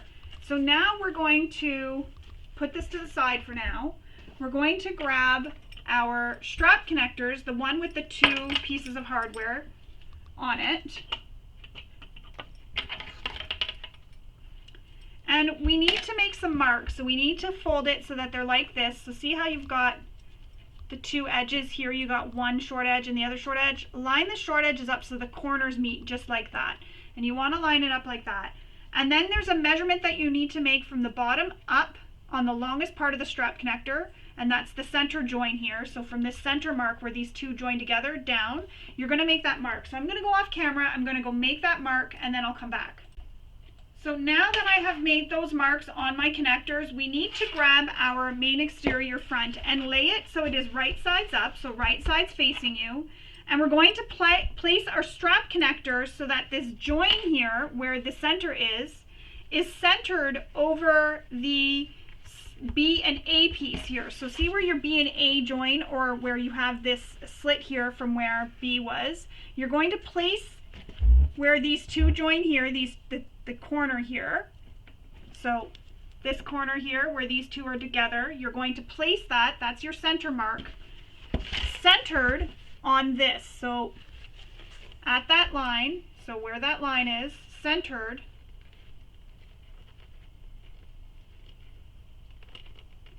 So the center point is where those 2 pieces, the 2 pieces of the connector join or overlap. Sometimes I wish I had more hands.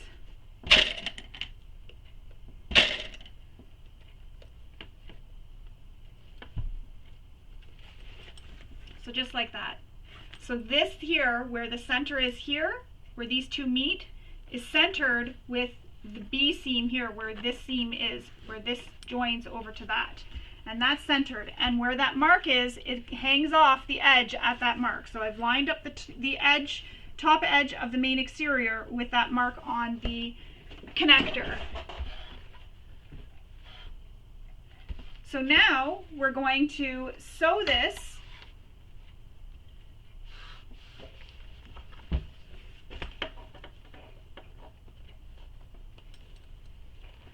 just making sure that everything is right. So now we're going to sew this using the seam allowance given in the pattern, and just double check if you want to make sure everything is all lined up nicely and neatly.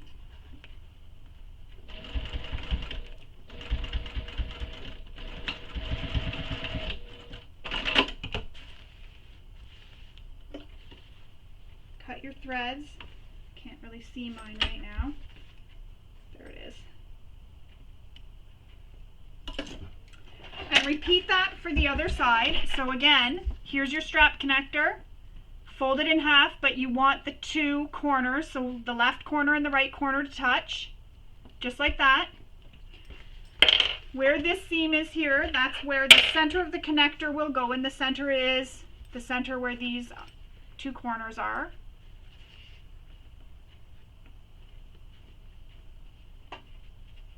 Line it up. You want that overhang to be over. So that line you drew on the back of your connector, that'll be where the top edge of your exterior is. And then we'll stitch this in place.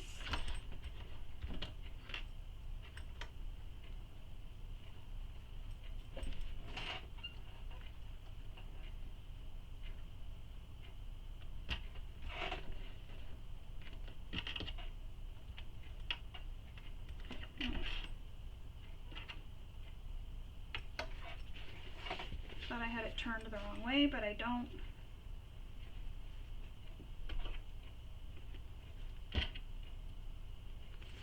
Alright. Stitch all the way across. And the nice thing about this is it just helps reduce some of that bulk, the way she got us doing these connectors.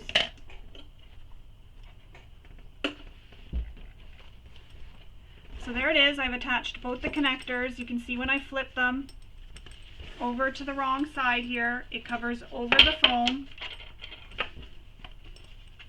I just gotta fold it at that folded edge. So when I fold it over at that folded edge, the connectors come down over the foam, and you'll have all your raw edges later like this. And that, the way they're made, where they're joined like this, that just helps reduce the bulk, so there's not so much bulk that you're going through because they're beside each other instead. So this way, this one here, this is how it looks. And I just realized I've got to unpick this one, but I'll go off camera to do it because it's supposed to be one with a D-ring and one without a D-ring on it. So I'm just going to unpick that. That's my mistake. Sorry about that. I grabbed the wrong ones. So I'm just going to go off camera and stitch that back on. Actually, yeah, because I need to make the measurements. So I'm just going to go off camera and stitch that one back on.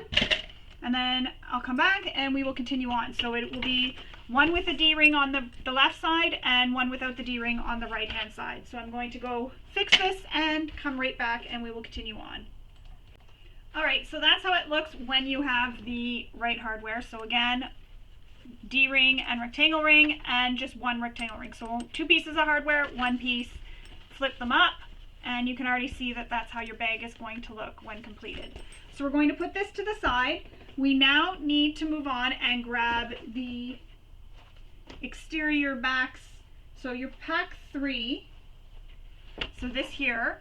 So this construction is the same for the front with these pieces here. It is the same,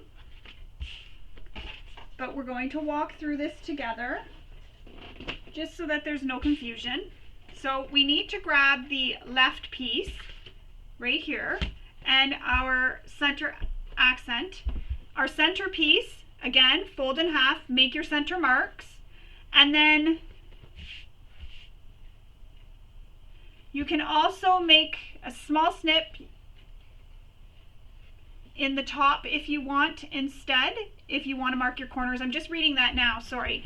If you don't want to make a mark, you can make a little snip, so fold it in half and then make a small little snip. Make sure you're keeping it in the seam allowance though. And you'll want to repeat that for the other 2 pieces here, these other 2 center pieces. You'll want to repeat that for there.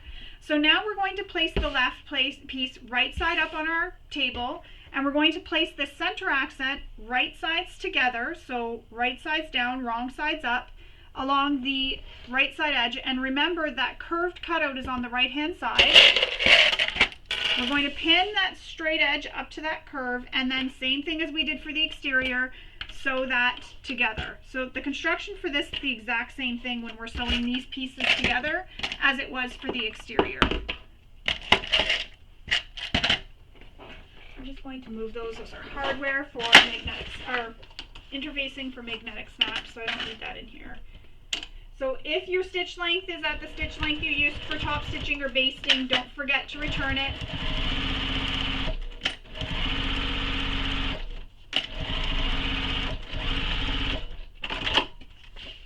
Open this up. Then we're going to place the right exterior main on the right side of our center. Again, line up those straight edges and the bottom edge. place clips.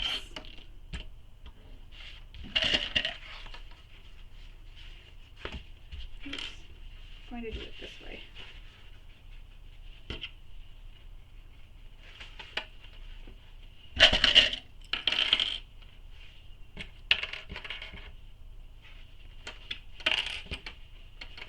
And now we're going to sew that edge.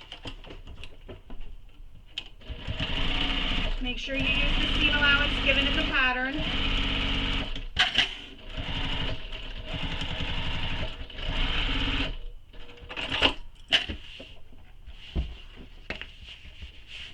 And then we're going to finger press the seam allowance towards the center, or use your seam roller.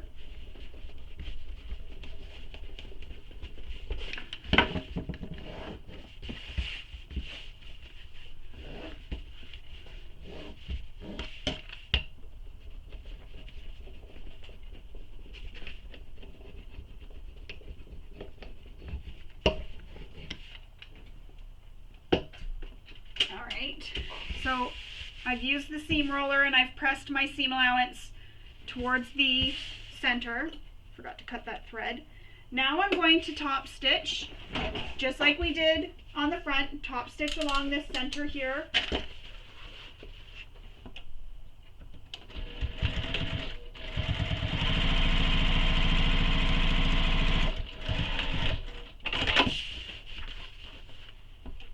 So along that center fabric, we're top stitching along that seam.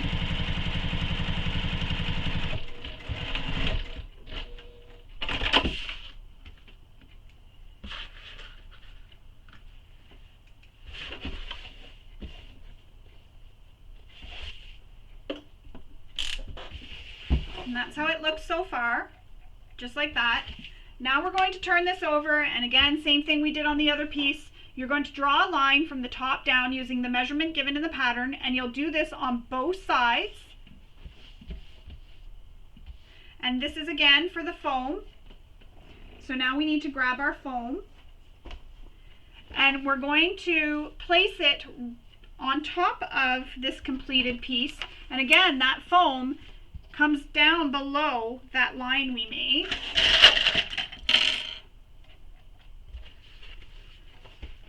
So I'm going to put the foam together with my completed exterior piece here, and I'm lining up center marks.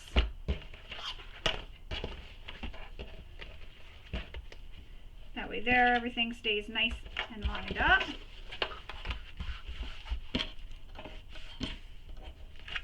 And then we will base this in place using the seam allowance given in the pattern. And my foam looks like it comes out a bit wide. That's okay, I'll trim it. You can do the same thing, you can trim your foam. And remember, we're not coming across these short edges when we stitch this in place. We're going to stop where the foam is, back stitch, and then cut off our threads. So we're stitching around the sides and the bottom edges where these curves are as well, and this curved edge at the top.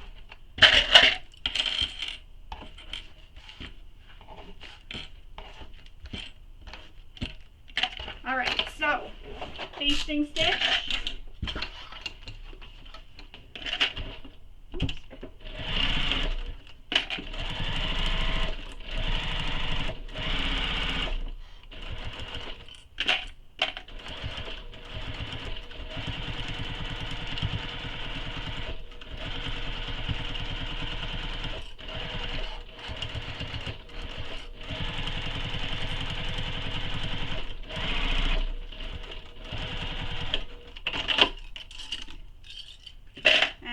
Curved edge.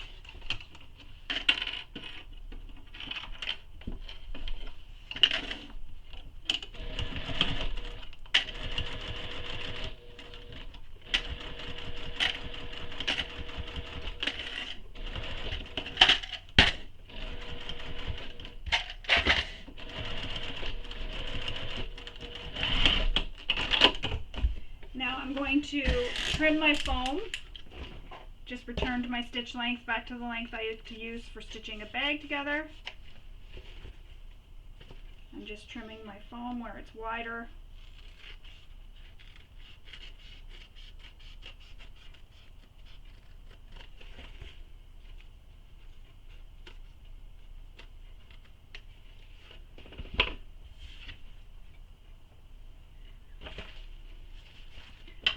clip any threads.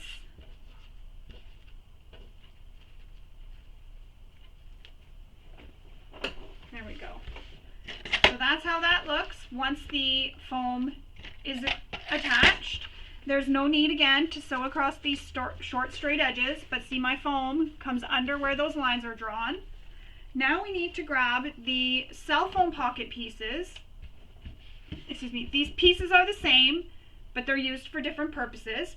Excuse me.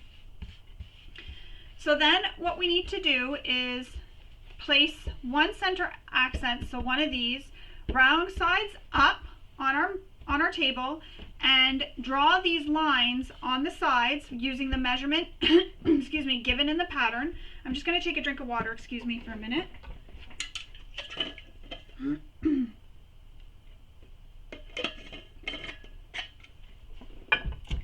Sorry. So we're just going to draw the lines down the center. So you measure and make a mark, and you draw the lines down the side, sorry, not the center. And you'll want to do this on both these pieces. So on both pieces, both the left and the right hand side. Now we need to grab the completed main exterior back piece. So that's this piece here that we just did, where the one that we just attached our foam to. And you're going to place this so it is right sides up. Then you're going to lay one of these cell foam pocket pieces so it is wrong sides up, so right sides together with the top of the center accent at the center mark. So you're going to line up these center marks.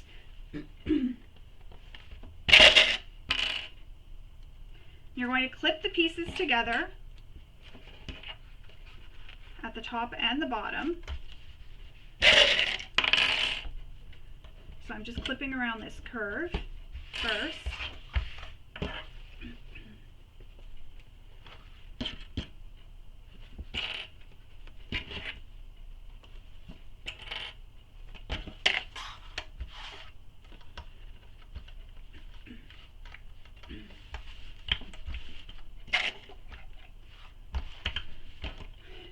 And again, these are right sides together.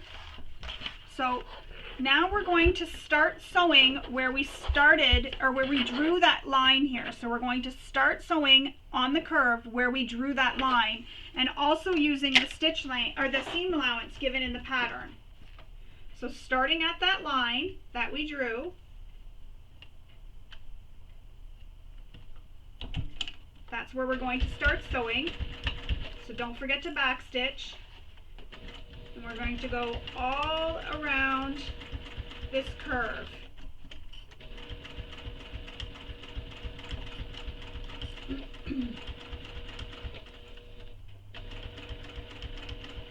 And stop when you get back to the other side at that line we drew. So backstitch when you get back to that line we drew. So you can see I started where this line was, I went all the way around and stopped where this line is here.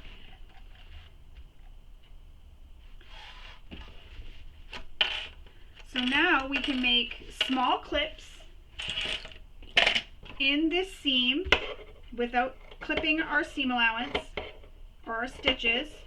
So within the seam, and this will help this lay flatter. You can also use pinking shears if you have them.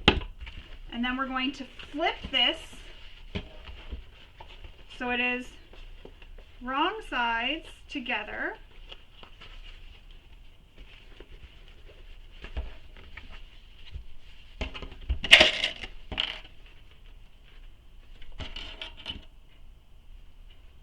And I'm just going to put clips down here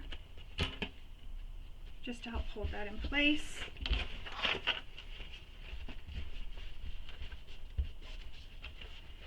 Now we need to top stitch this.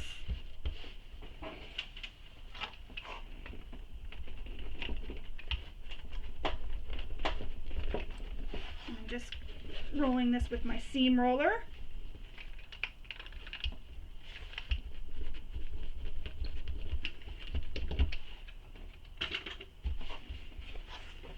Just trying to get that nice and flat. So we need to top stitch this, and you need to pay attention where you start and stop top stitching from where the center accent is attached. So you're going to start top stitching there and finish top stitching on the other side. Again, starting and stopping at that measurement given in the pattern.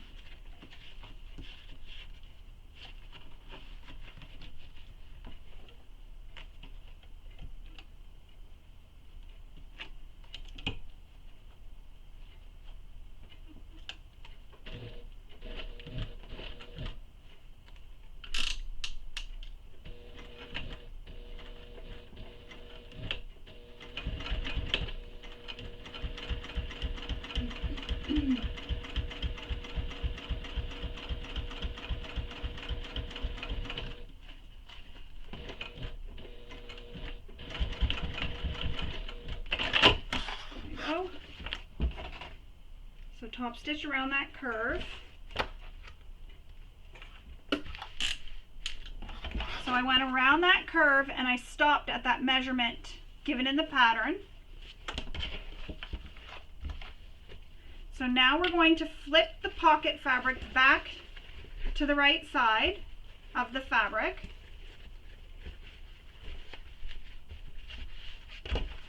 So now we're flipping it so it's wrong sides against the right side of the back. And we're going to retrieve our magnetic snaps.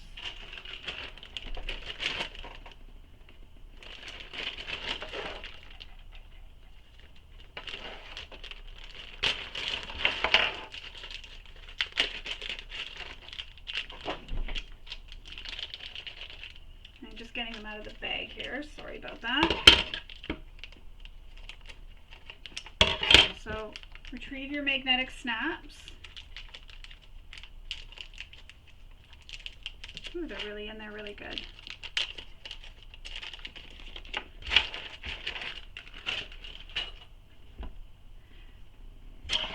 So you're going to grab your scrap of interfacing.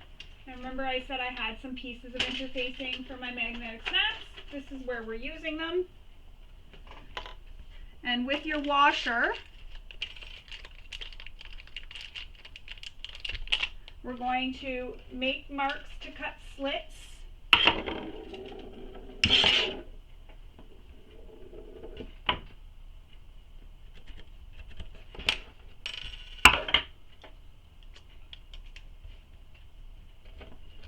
And if your washers and your magnetic snaps are different, do follow your manufacturer's instructions for how to install them.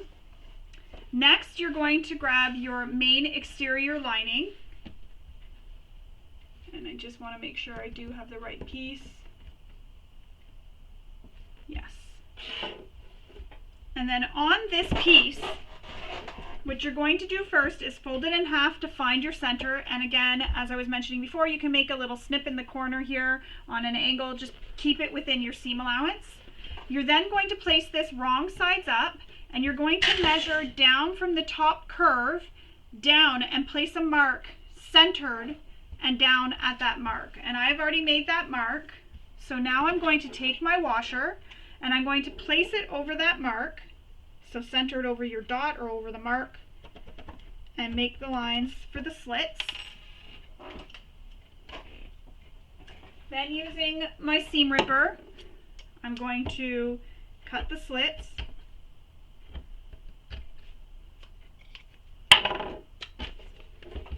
Just go really slow or do that trick I showed you with the needle or pin. Now we need the male portion of the magnetic snap.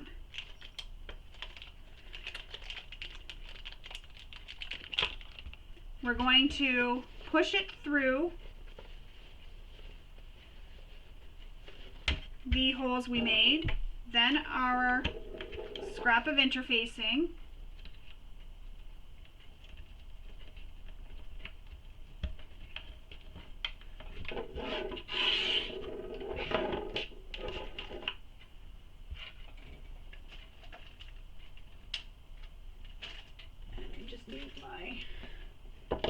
then we're going to place our washer over top.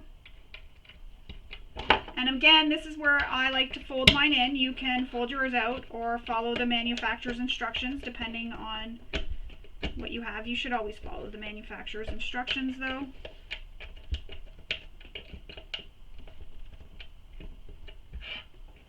push those in. Then I'm going to grab some tape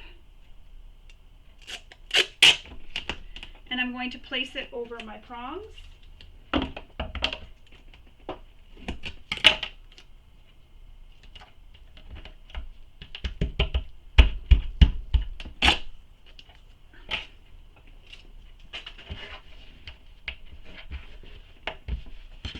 So now that is how this piece looks, just like that. So now we need to grab this cell phone pocket. We need to place this main exterior lining right sides up. We're going to grab this extra pocket and we're going to lay it so it is wrong side up on top. Line up your center marks.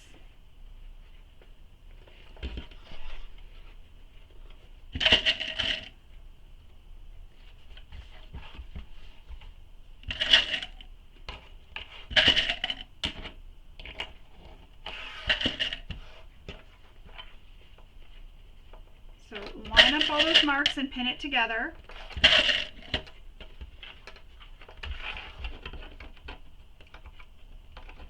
And then we're going to sew this on the curve, again, starting and stopping when you reach those marks.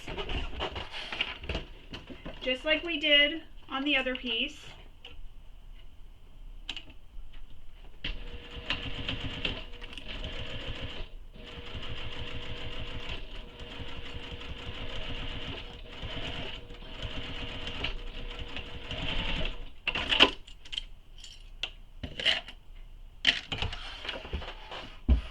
Again, with the small snips,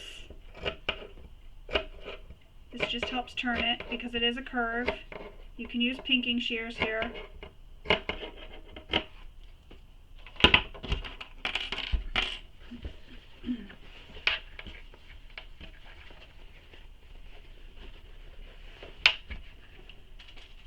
I'm going to use my turning tool here just to help push out this edge.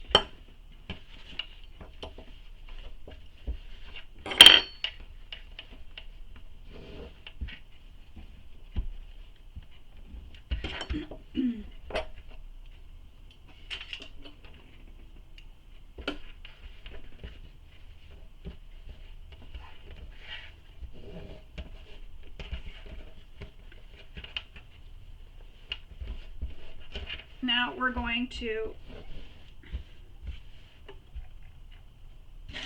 top stitch this. Again, same thing, starting and stopping using the measurement given in the pattern from the edge of the cell phone pocket.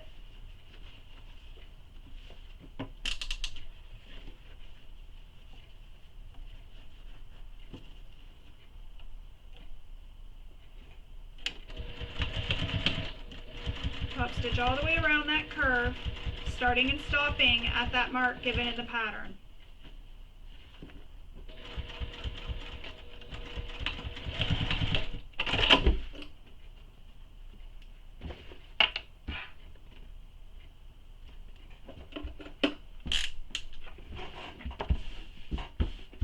There we go. So there it is. That's how it looks.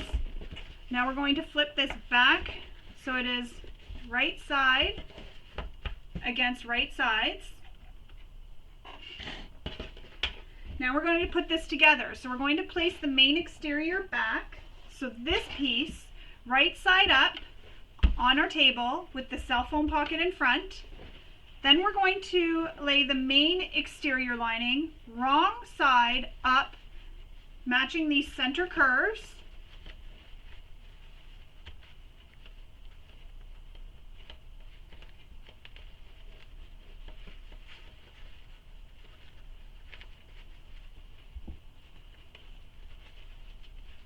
Just trying to get this pushed out because we did that top stitching there. It's a little bit.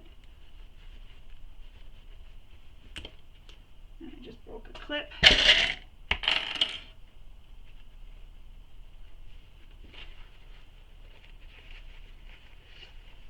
So we're trying to match up the center curves, and it might seem a little bit difficult. I'm having a hard time because we did the top stitching there. But just take your time. I just dropped a clip and broke another one. I can't get my clips to open up wide enough to go around there.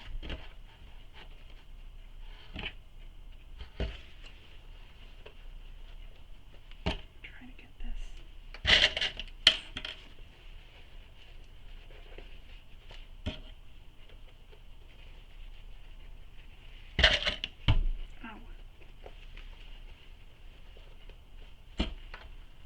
And you'll notice the edges of your cell phone pockets will also line up as you're clipping.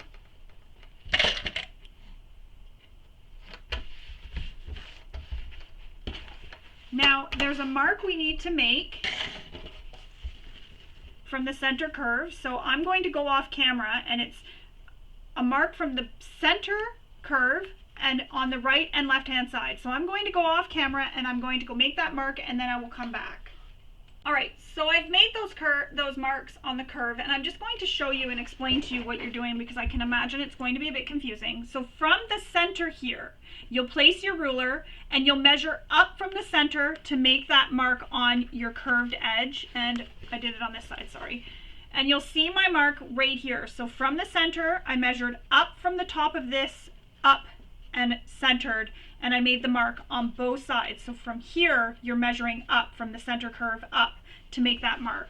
So now when we stitch, we're going to start at the top of the curve, come down to where that mark is, stop stitching at this mark, back stitch, and then come back over here and start stitching at this mark, come all the way up and back stitch. So you're only stitching up to those marks. You're not stitching between it here. So don't stitch here, just on this edge and this edge.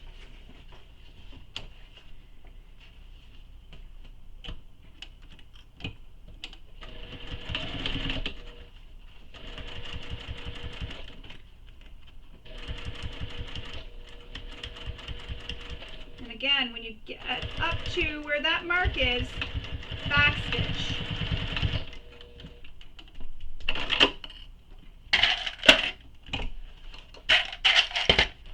And I'm going to come back on this side. And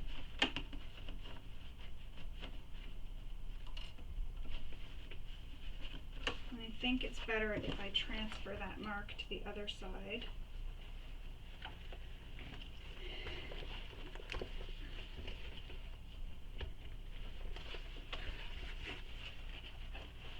It's easier if you come up to where the bulk is.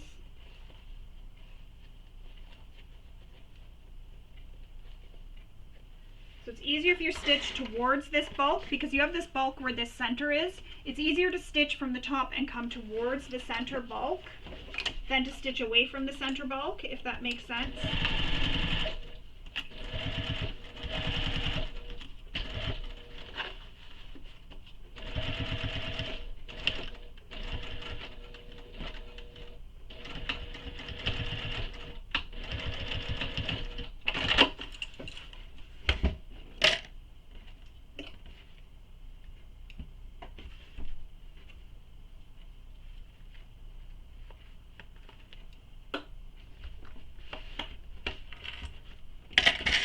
So I've stitched from the top all the way down to that mark, from the top all the way down to that mark.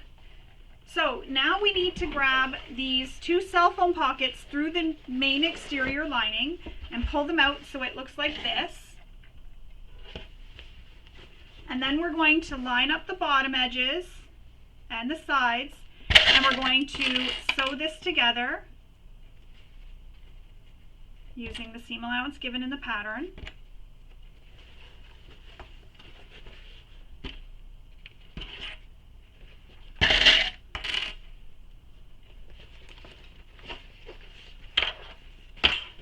And again, I'm going to stitch going up towards where the bulk is instead of coming away from it. It just seems like my presser foot can get over it better.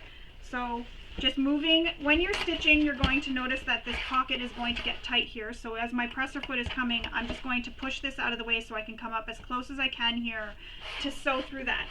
But you don't have to worry about the bottom seam because that'll be caught later, but if you want, you can go ahead and sew it. But when you're stitching here, just move this exterior out of the way. Again, you don't have to worry about sewing the bottom. You can, but you don't have to worry about it.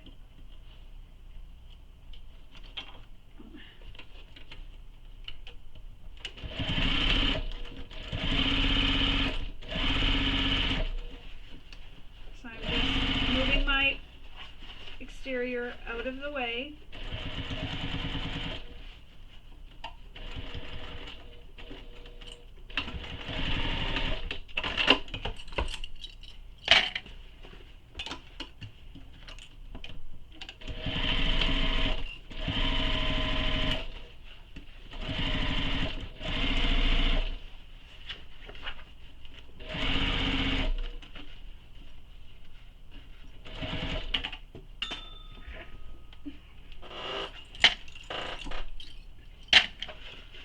Moving the exterior out of the way.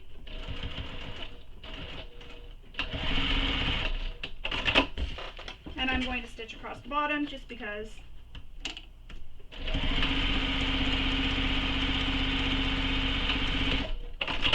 And I'm not worried about my threads in this one because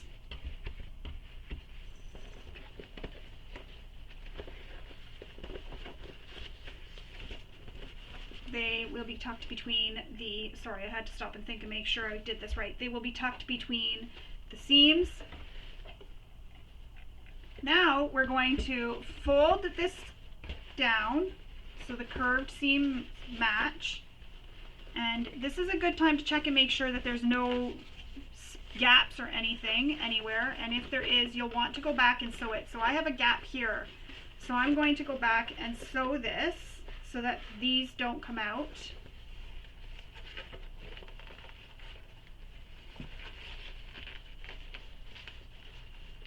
So there's a gap here that I need to sew. So I'm going to fix that. And part of my thing here, the exterior is poking out. I've got a raw edge poking out. So this is the time to fix anything if there are any issues. Now is the time to fix it.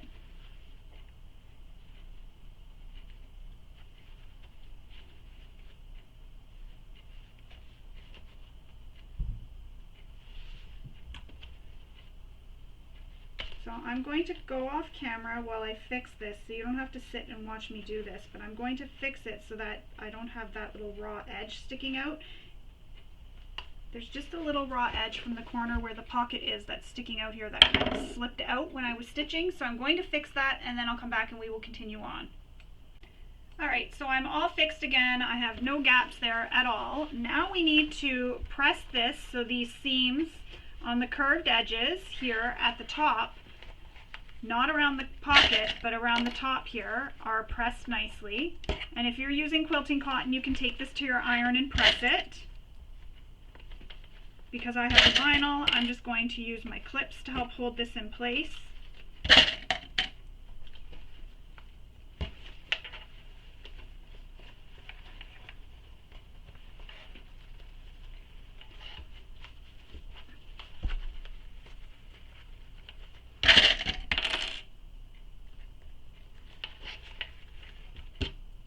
Adding clips around that curve.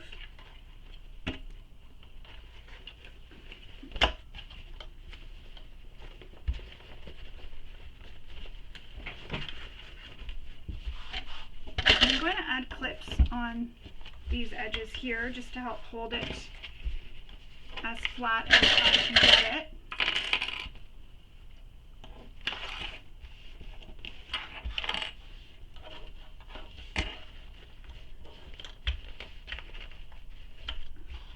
I'm nervous I'm going to get some buckling there, but at least it's on the lining, not on the exterior.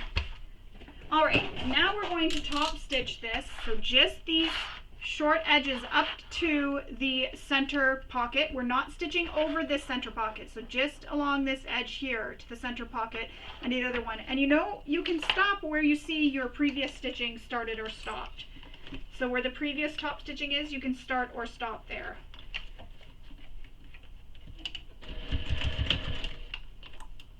And take your time because there's a lot to hold here.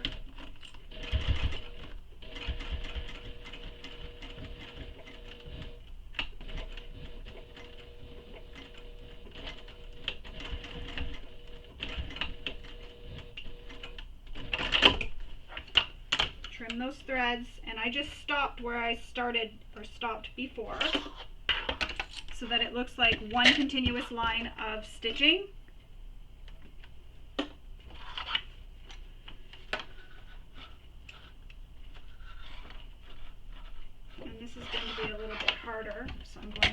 this way now. I don't normally stitch with my foot off the edge of this side, but here goes nothing.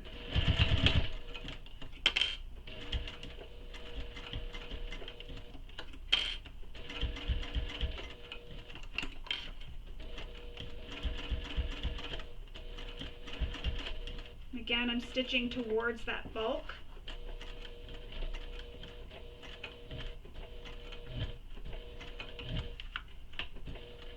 Up to where my previous stitching stopped.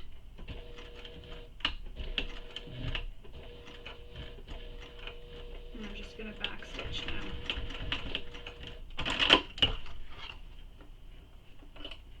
And I didn't do too bad for having it using the left side of the foot rather than the right side. So I just top stitched along here up to this top stitching here, and along here up to that top stitching.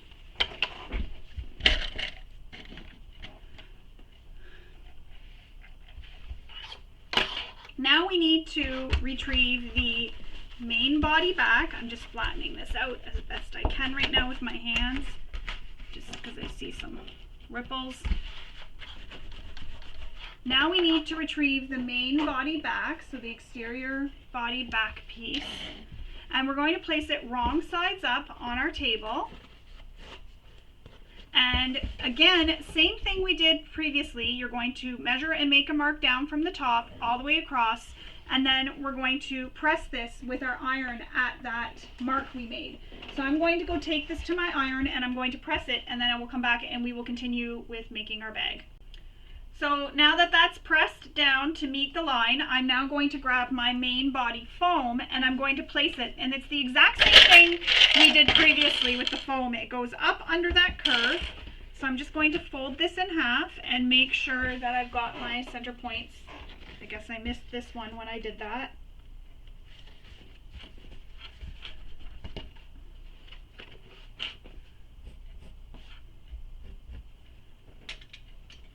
So lining up the center points of the foam with the center point on the exterior.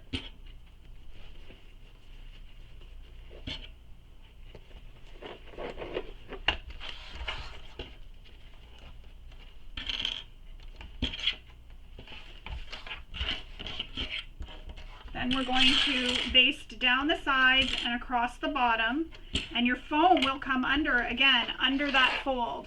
You'll know that you have the foam cut to the right length if it comes under that fold.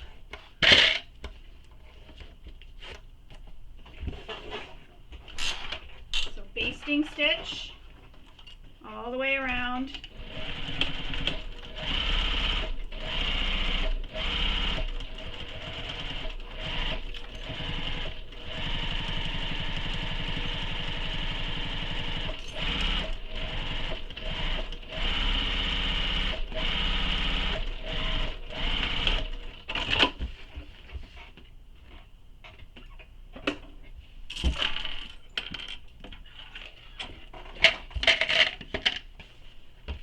And then you'll see the foam comes underneath my fold.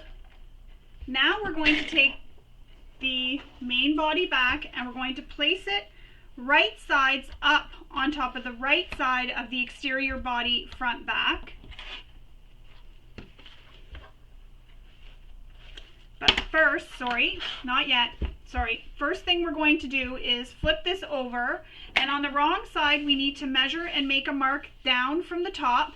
So measure down from the top, and I'm going to check my measurement because I'm not sure if I did it from the foam or if I did it from the top here. So I'm going to go check my measurement and then I'll come back. I'm going to move this out of the way so that's out of sight, out of mind, and then I'm going to come right back and we will continue on. And what we're doing here is we're going to attach our magnetic snap. So I can actually check now if this lines up. No, it doesn't. So I didn't measure correctly, I don't think. Maybe. No.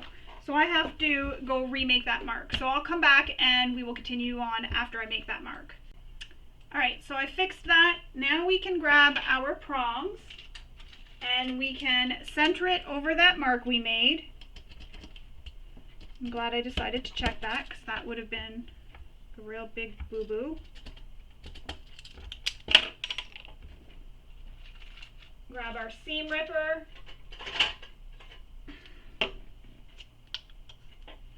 Make the slits.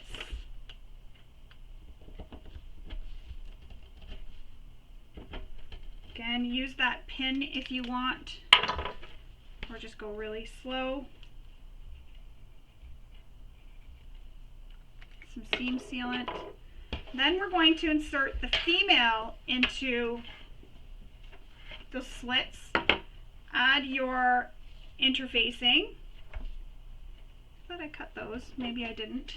Add your scrap piece of interfacing and then your washer over top.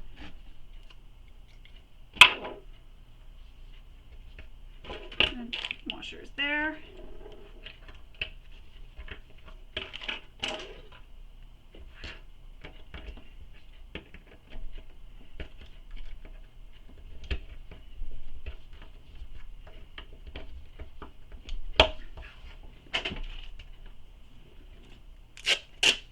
And then the tape.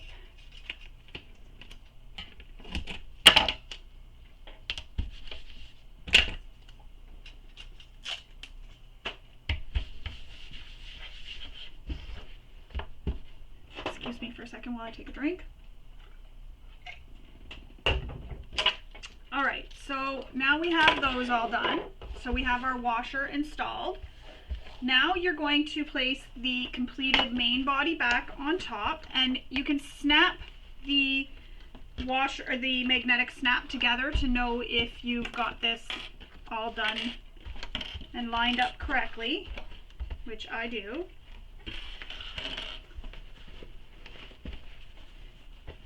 But first I'm going to baste the edges of this together so that these don't shift when I'm sewing it to the front. I think I may have missed a step, which is okay because we're doing it now. And again, that bottom pocket is going to be caught in this seam, so make sure the pocket is down.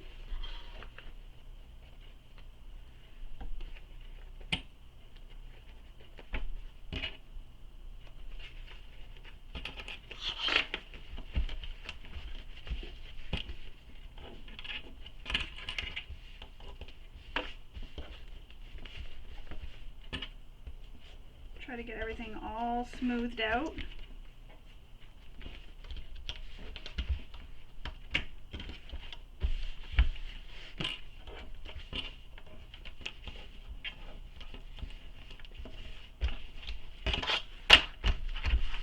And I'm going to baste around the side edges. And this is just to help hold those layers together, because when we go to baste this to this exterior piece here, I don't want anything shifting on me.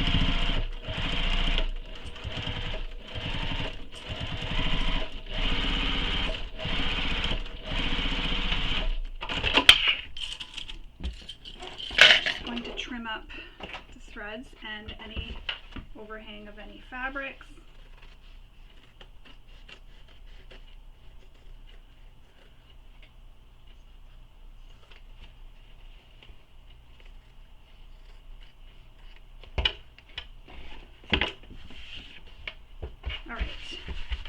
If I could, I would take this to my iron and press it and I'd get this nice and flat, but I can't, unfortunately, because of the vinyl. So your exterior main body back with your exterior back on top.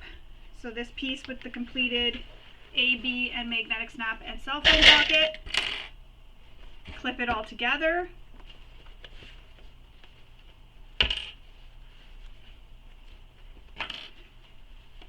Get everything centered and lined up. There we go.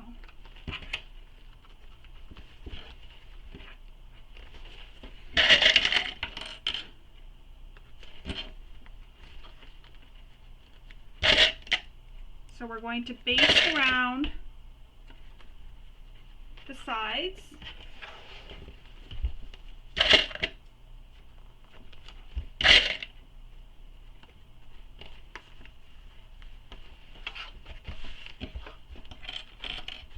just want this to be flat.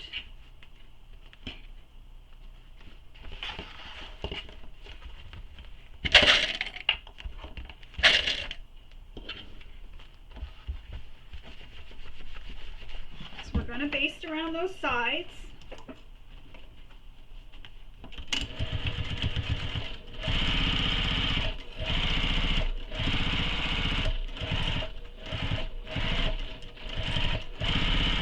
We already basted the front to the lining, I don't have to worry about making sure the cell phone pocket is in that seam because I've basted it, so I know nothing will shift on me. For some reason I'm low on clips and I don't know why. I think I've got them over with my garment sewing stuff. Oh, this is going to drive me nuts.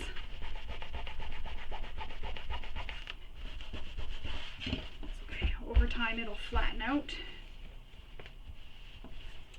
Now we're going to retrieve the strap connectors that are left over. So we want the one with the D-ring on the left hand side. And one other thing I'm going to do is I'm going to base stitch the top edges here together. This way here these won't shift on me while I'm sewing the strap connectors in place.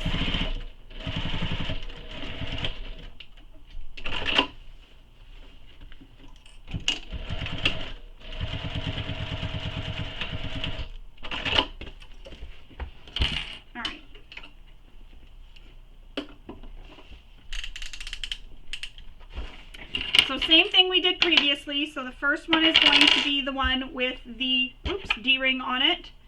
I'm going to put it on the left hand side. So you want to take these, fold them so the right corner and left corner meet. Place a clip, and then there's a line that you have to make that's going to go across, which this one already has it because if you remember I messed up and I accidentally added the wrong one before. And you're going to center it over this seam here. So this seam here, it's going to be centered over that.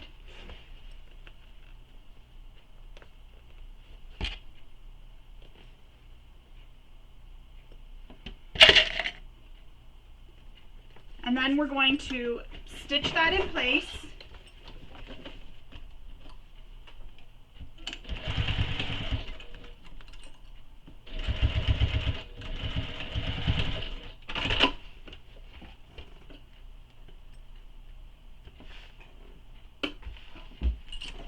And we'll repeat that for the other side.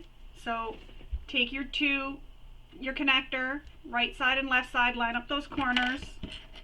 There's a measurement we need to make, so I'm going to go off camera, make that mark, and then I'm going to stitch this in place here, and then I'll come back and we will continue on.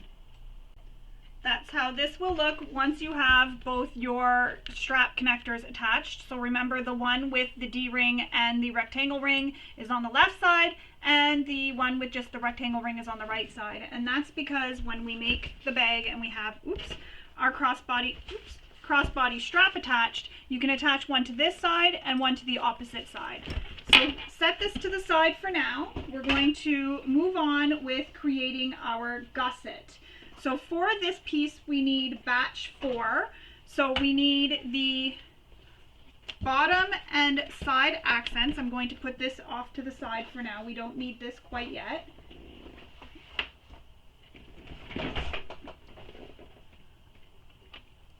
And what we're going to do is we're going to place the bottom accent. Just get this off. So piece I, right side up, and then we're going to lay one of our side exteriors right side up. Now, I've used a directional print. I didn't really fussy cut, but I do have a directional print.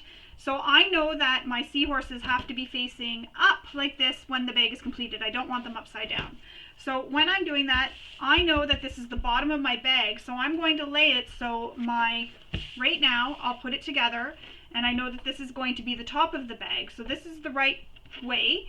So now I'm just going to flip it over and line up the short edges and clip them together. And that'll just make sure that my fabric isn't upside down when I go to put the bag together. If you've used a longer stitch length for basting or top stitching, go ahead and return it back to your stitch length. Then we'll sew this with the seam allowance given in the pattern.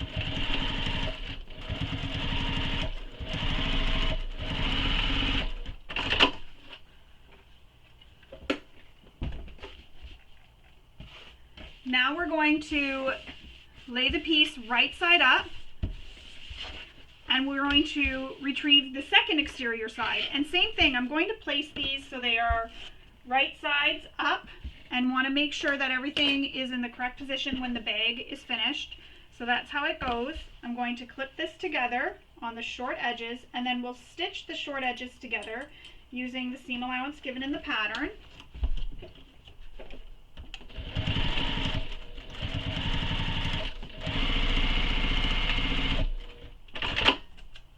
Remove all of these off my table. Oh, I missed the garbage. Or one of the cats come and eat these. Play with them.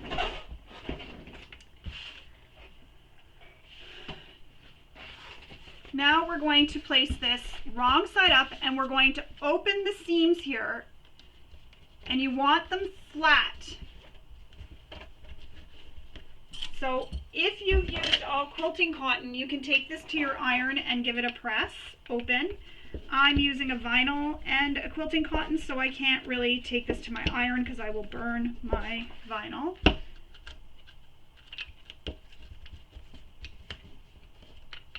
However, I'm also going to use double-sided tape here to help hold these open. Where is my double-sided tape? My cart's a mess and I can't find anything now.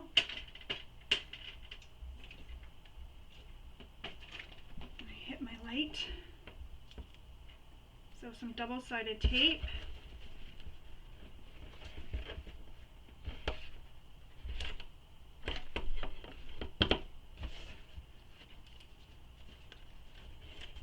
Tape that one down, and we'll do that on all of them just to help the seam stay pressed open.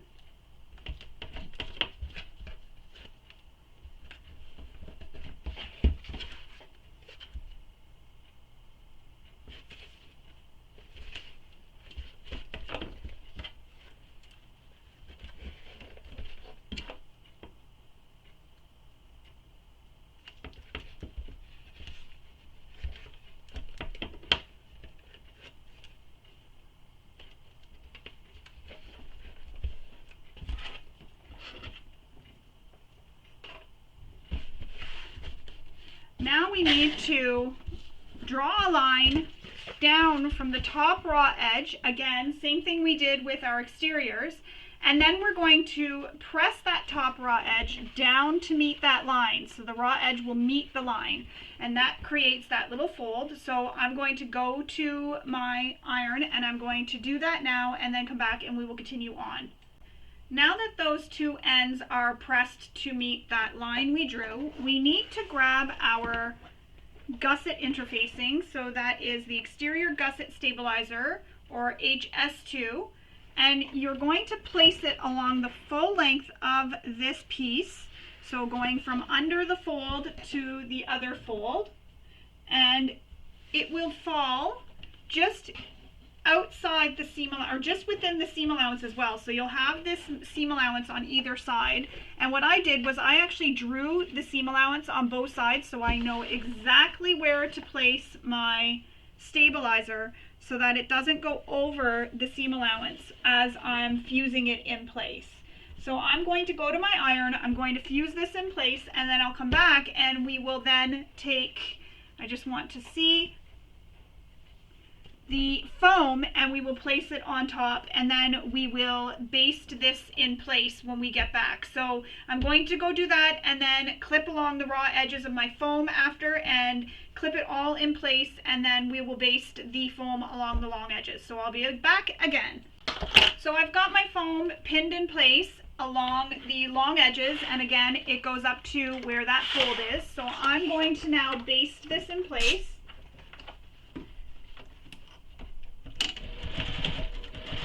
And I just did that off camera because it's a little bit of less time watching me clip things.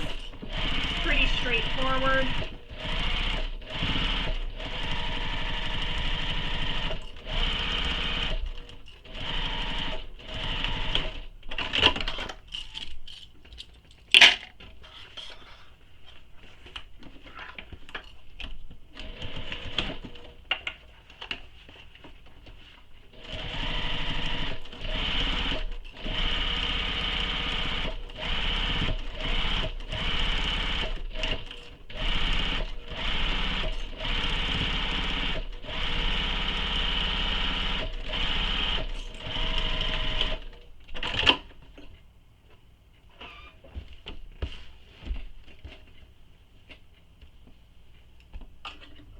Return your stitch length back to the length you like using for stitching, and that is how the foam will look once it is completed.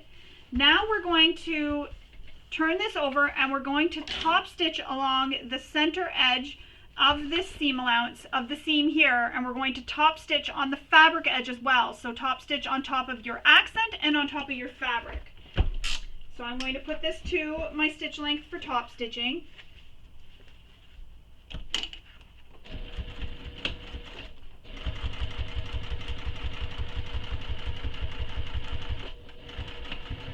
If you find your machine is struggling a little bit with this, switch to a bigger needle. Sometimes that helps. Also, a walking foot sometimes helps. I'm just going to clip these threads before I forget.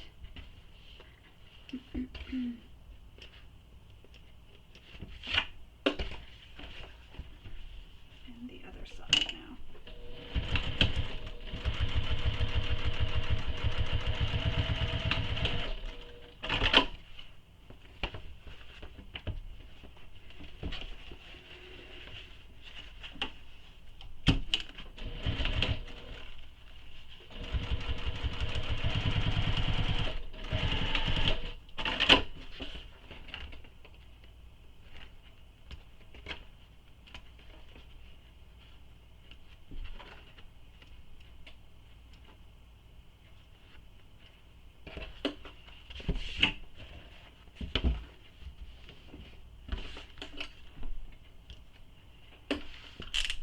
And then I'm just returning my stitch length back to the length I use.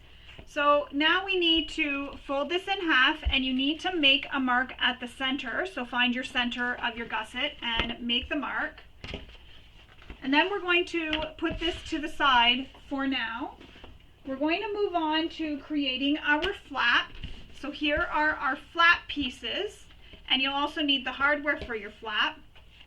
So you want your exterior flap and foam. You're going to place it so that the flap is wrong side up. And then you need to make a mark down from the top edge again. So down from that top edge using the measurement given in the pattern. You'll place your foam and align it with that edge, with that line you drew, and with the bottom edge and all around. Clip it in place.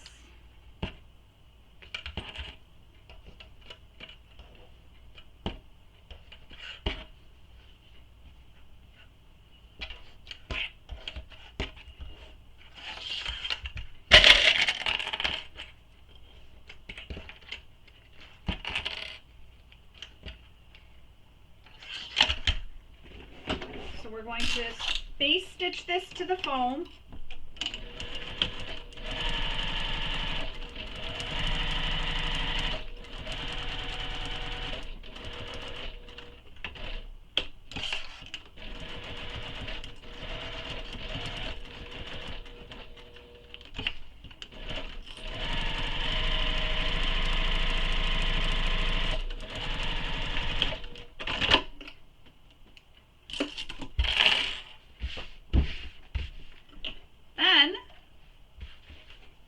We're going to take the lining flap and place it wrong sides up, and we're going to measure and make a mark down from the top, and then we're going to fold this down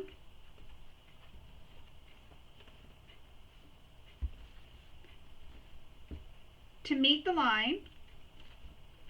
And I'm trying to avoid getting up and pausing the video and going to my iron, but I think I may need to.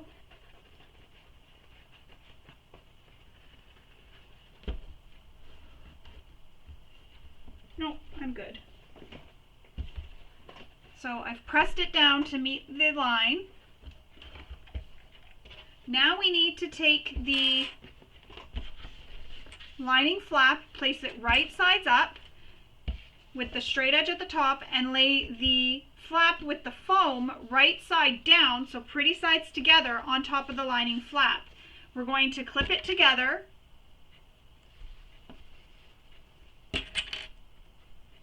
Before I tell you what else to do, I want to make sure, yeah, we're clipping it together.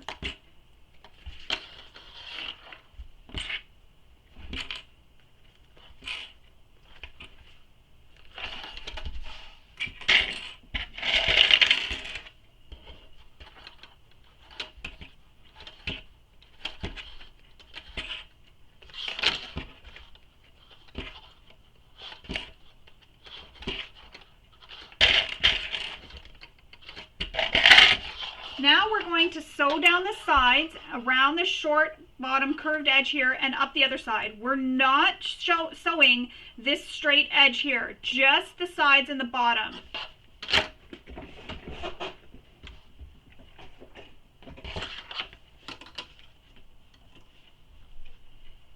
So return your stitch length back to the length you used for stitching.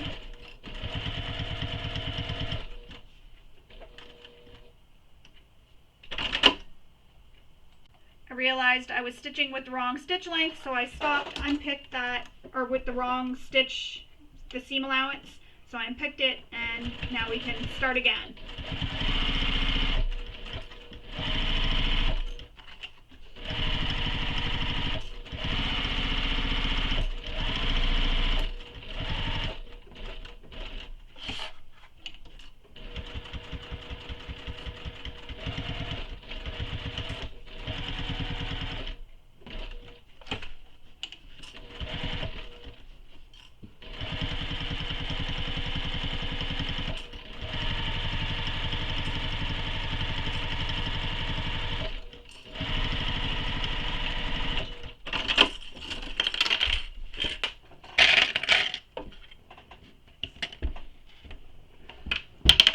Oops.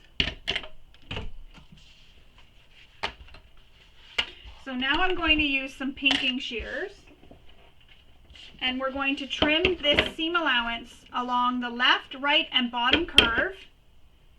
I'm using pinking shears so I don't have to make snips later.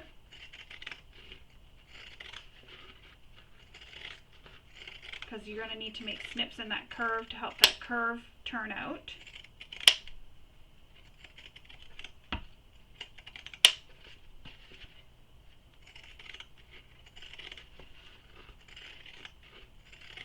Don't snip the short straight edge though. We're just snipping where we sewed.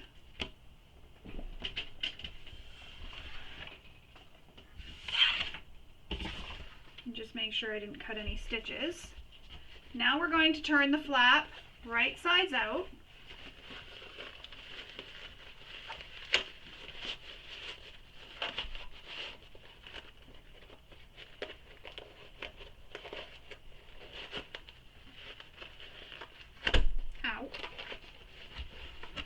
To my machine.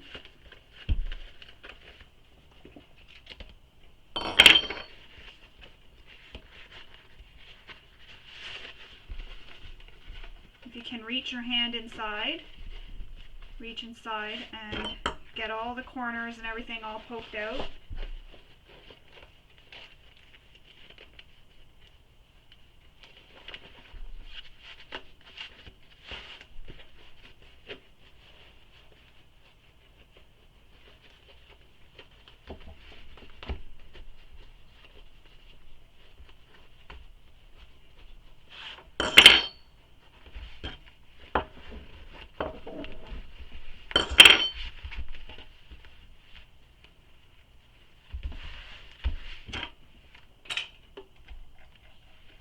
Now we're going to insert the flap stabilizer and The flap stabilizer should be facing the lining.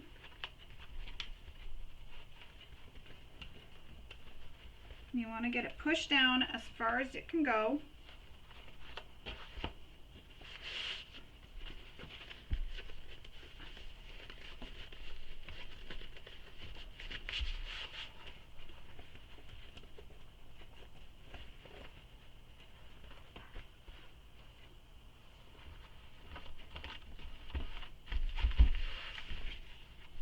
Now, I'm going to take this to my iron and I'm going to press it so that that fuses in place. And you'll want to make sure that the interfacing lines up with your foam. If it doesn't, you can trim it. That's why I was pushing it down, trying to get it under this seam allowance down here, trying to get it under that rather than on top of it, because that helps it slide in a little bit more. So I'm going to take this to our iron, I'm going to press this in place, and then we'll come back and top stitch. Now we need to top stitch around our entire flap all the way around.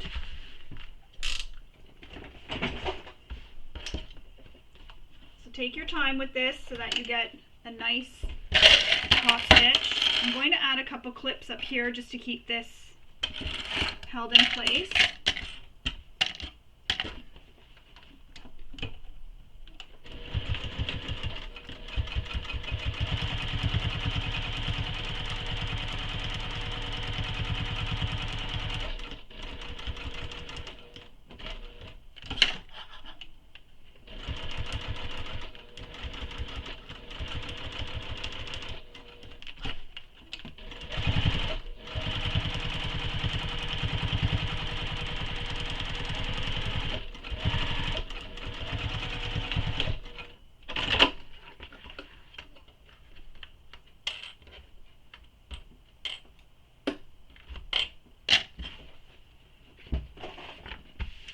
Now we need to grab our turn lock or twist lock, the other half of it,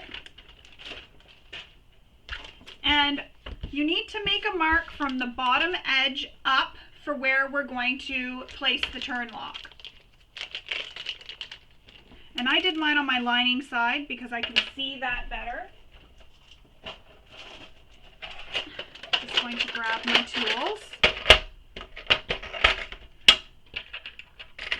Undo this screw. This is just a little screwdriver set that my husband got me at the dollar store. It works great. So now we need to take this back plate and we need to align it with the bottom of the line that we drew. So align the bottom of your back plate, so this piece that has the hole, with the line that you drew, centered.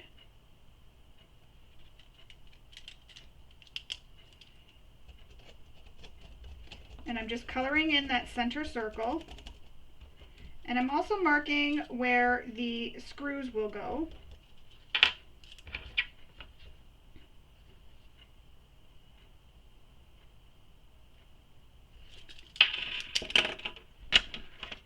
So before I do this, what I like to do before I start cutting is just something I like to do. I like to stitch around this little area where I'm going to be cutting, and this just helps prevent my fabrics from shifting on me while I'm cutting. It doesn't have to look super pretty, just as long as you've stitched just around it. And again, this is just to help hold my fabrics in place.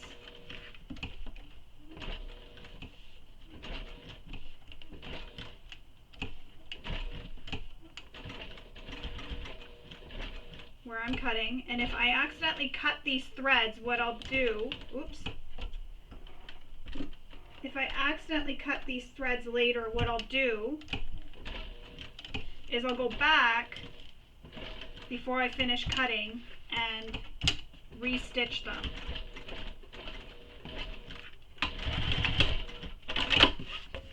And that way there, I can't rip it any further. The fabrics all stay together.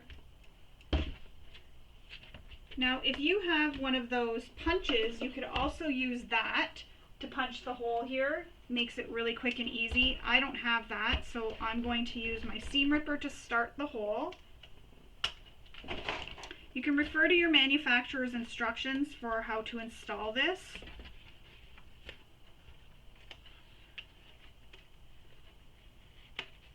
But I'm just clipping outside where I stitched, or inside, sorry.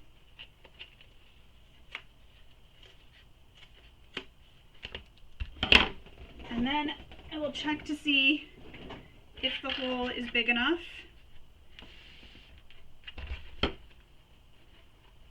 Which it needs to be cut just a little bit larger. So I'm going to go and cut that a little bit larger.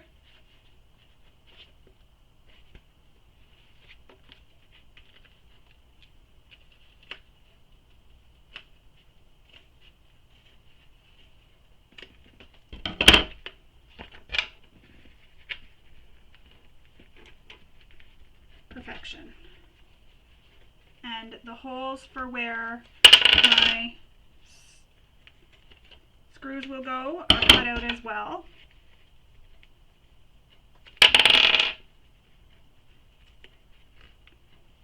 Just make sure that that's all cut out.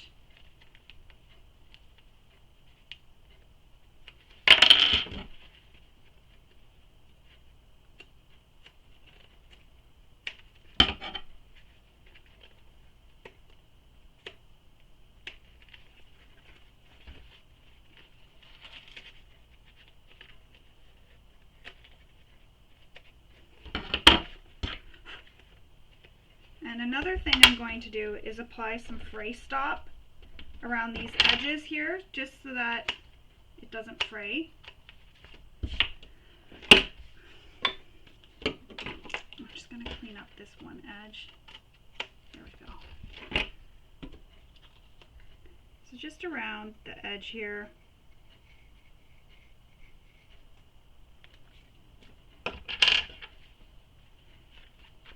So now I'm going to place this in the hole that I've created.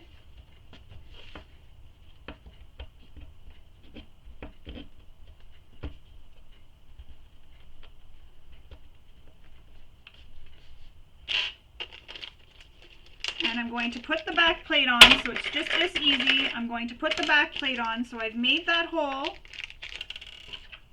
And I've made it big enough so that my screws can go through as well. I just made one big hole instead of trying to cut a bunch of little holes.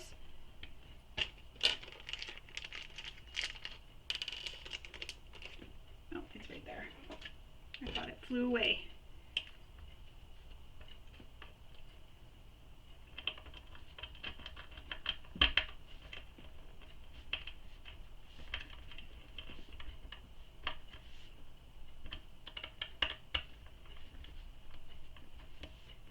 And you can add some glue if you want to these screws.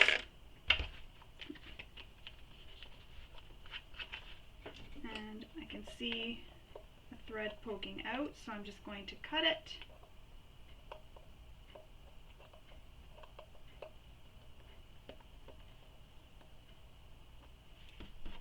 Can't get it, it won't come out. Oh well. It's stuck there forever now. Put my tools away. Those anymore. And there we have it. We have the front of the twist lock installed. Again, if you have one of those things, the cutters, you can just use that to cut the hole, but that's how I do it. So I draw the hole using the back plate, and then I mark where the screws will go. Then I stitch just outside of those marks to make one big gigantic oval in this case. Then I cut just inside of the stitching, and then check to make sure, and if you have to, you cut a little bit more. Once you have it all cut, you can then put this piece on, your back plate on, or your twist lock on. I think I'm going to add some glue just to help keep it in place actually. So I'm going to pause the camera, I'm going to go add some glue just to make sure nothing shifts around on me, and I'll be right back. I just like adding the glue for that extra security, and I know it's going to bug me if I don't because I always add it. And I know it'll bother me if I don't add the glue. So I'm going to go and add the glue now. The glue is great too. If the screws fall out, you don't end up losing any of your screws or anything. It doesn't come apart. So I'm going to go do that now, and then I'll come back and we will continue on. Now I feel better. I always add that glue so that it doesn't move, and if you lose your screws, you've got glue in there where the screws were, so now they can't come loose. But if they do, everything is glued and there won't be any issues. Now we need to grab our exterior main back, and we need to place this right sides up on our table, and we're going to lay the flap right side down on top of the main exterior back. So you're going to be seeing the lining side. And before I do that, I'm just going to top stitch or base stitch across this top edge to hold these together so that it doesn't shift on me. Oh, my alarm is going off. Sorry about that. That's an alarm to tell me that my son is coming home. So you're going to place the main exterior back right side up, and then you're going to lay the flap right side down. And the right side is the nice side, or the exterior side of your flap. So for me, this is my vinyl side, and it'll be the nice side of your twist lock, not the side with the screws. So right now the side I'm seeing is the side with the screws when I look at my flap.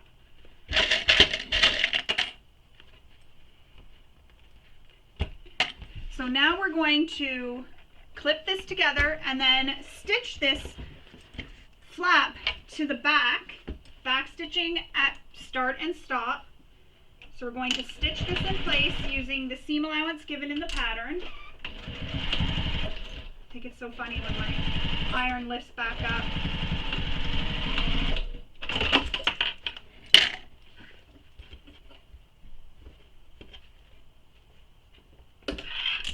Return your stitch length back to the length you use for stitching, and that is how the flap looks, because when we bring it over to the front, you'll be able to clip it in place just like that, and you're already starting to see how your bag is going to look once completed. So grab your exterior front, lay it right side up on your table. Then you're going to align the gusset center bottom with the exterior front bottom. So line up those center marks.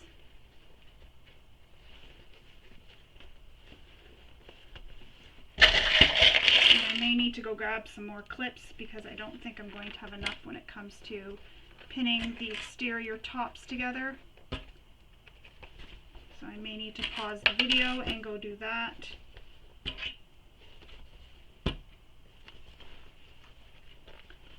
So because you have that stiff interfacing in here, you may feel like it's hard to maneuver around that corner. Just take your time to get it to bend and clip all the way around.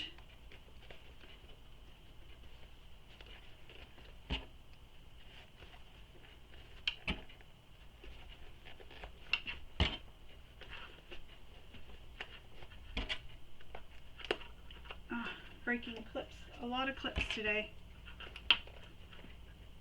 Some of my clips are pretty old, so they're needing to be replaced. Oh, there goes another one.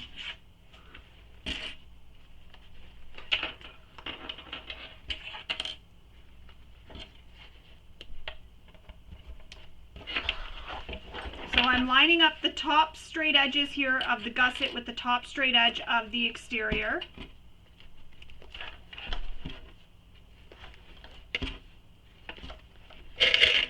I'm just easing it all the way so I have the centers clipped, and then as I come around this curve, I'm just easing it in around the curve.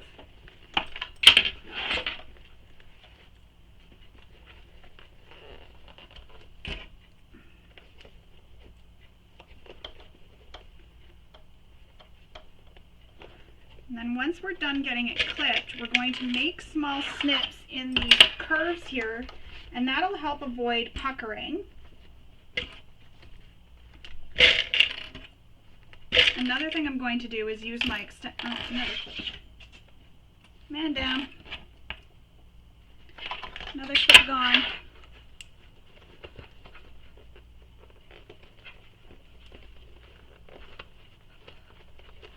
Wonder how many that is today so far.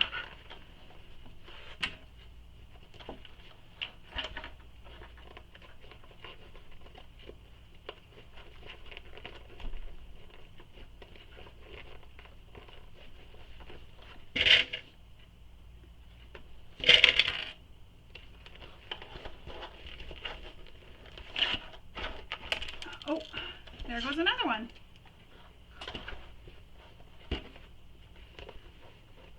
I've never had so many clips break at once.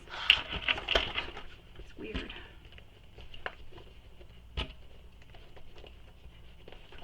Alright. Now I'm going to make snips within the seam allowance around these curves. It's going to be hard for me because it's thick, so it's hard for me to cut.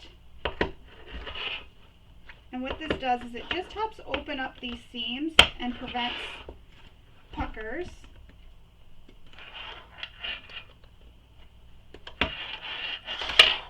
So where the snips are, it'll go like that. It'll open up as you come around the curve.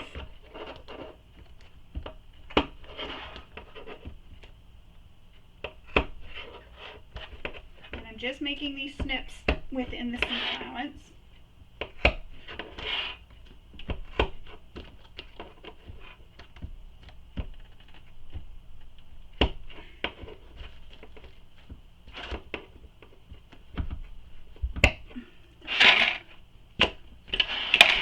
I'm going to grab my extension cable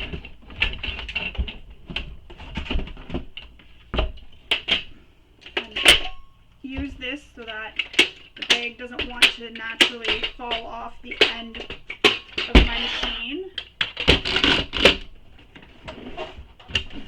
This will help hold it up.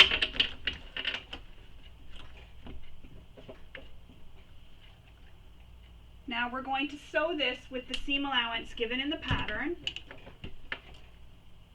And make sure your top edge is unfolded. If you're finding that this is too much bulk and you're getting a lot of skip stitches right now, try switching to a bigger needle, maybe even a walking foot.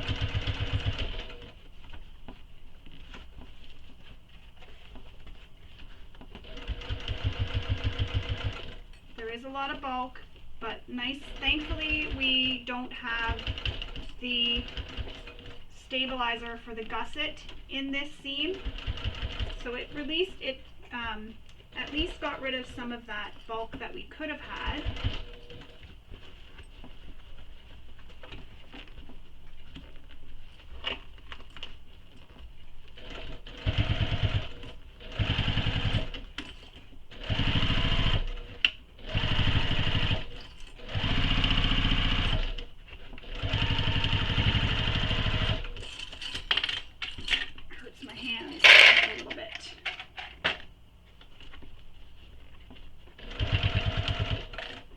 Take your time going around these curves, making sure everything's smooth as you go.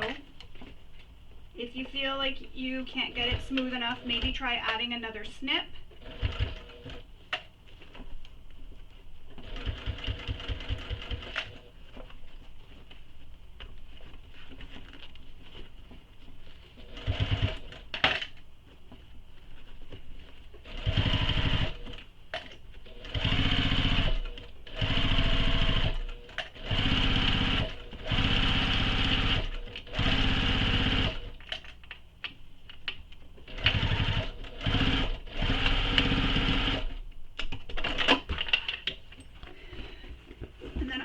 Like to turn it and check if there's any puckers now, because if there is, I can fix it.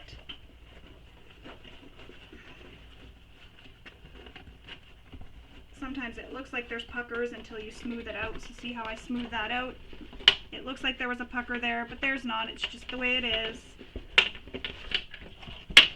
So much bulk there. There we go. So if there's any puckers, go ahead and unpick where it is and then smooth it out and adjust.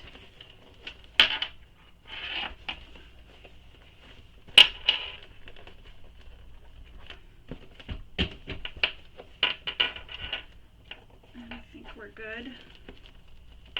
I might unpick right there just to see if that's a pucker or not, or just the way the bag is laying when I open it up. So what I do is I just unpick the stitches right around where that pucker is, or potential pucker.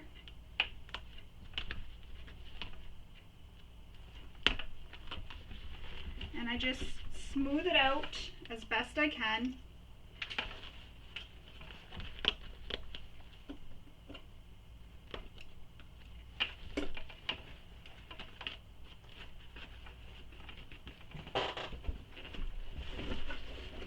Back stitch over the previous stitches.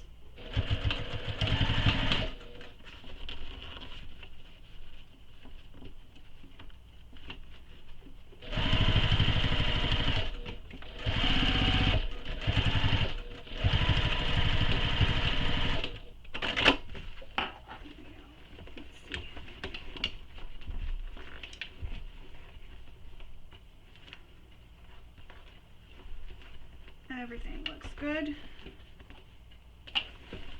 Alright, everything looks good. So I'm going to move my table out of the way for now, because now we need to attach our exterior back. So make sure the flap is tucked down. You don't want it dangling, or tucked up, sorry. You don't want it dangling down in your way. Line up those center marks at the bottom.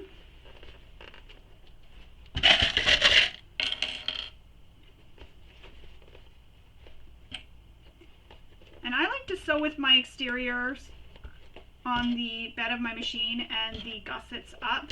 This is just a personal preference. You can sew with the gusset down on the bed of the machine. I just find it's easier for maneuvering the gusset and making sure it stays nice and flat.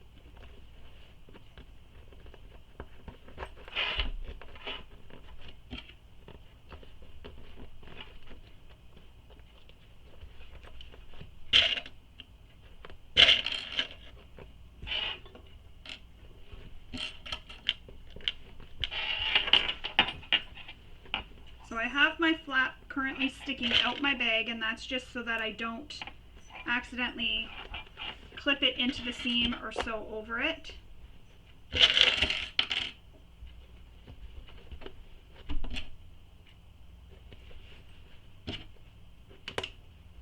Another one broken. Maybe that's where all my clips went. Maybe they're breaking.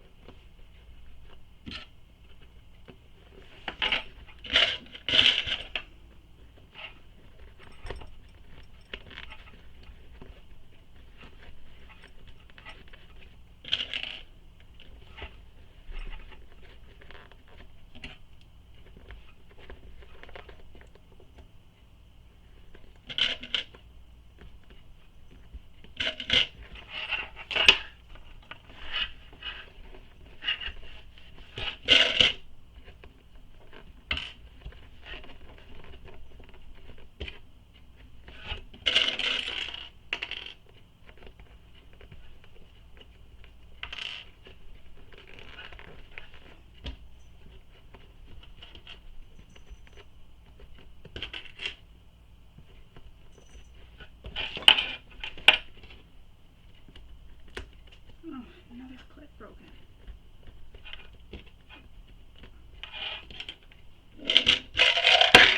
Alright, so now I've got to make those small snips in the curves.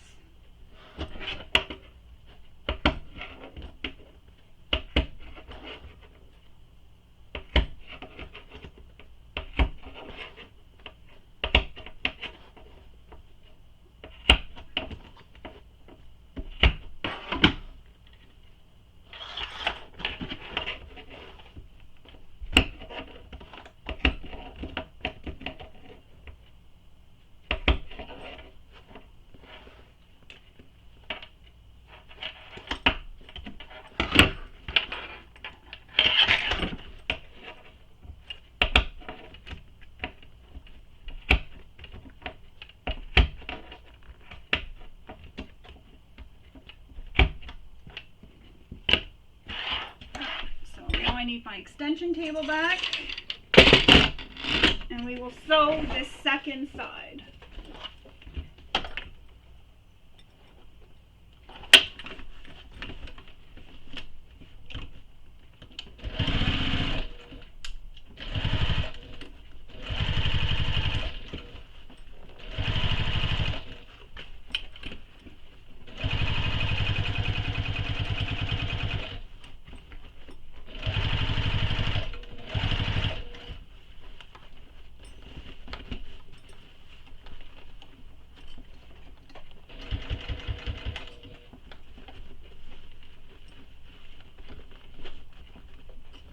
To get this flattened out.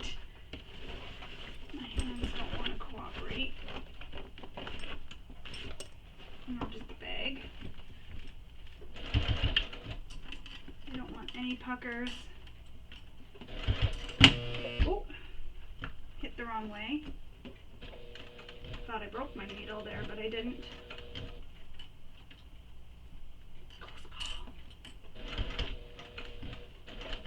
Why you shouldn't pull the fabric as you're trying to sew, because your needle can hit your plate.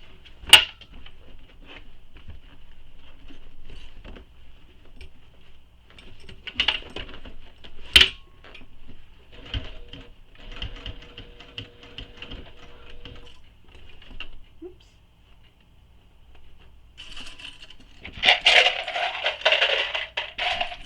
So all I'm doing is sewing around the sides and the bottom using, oh geez, another clip just broke, using the seam allowance given in the pattern.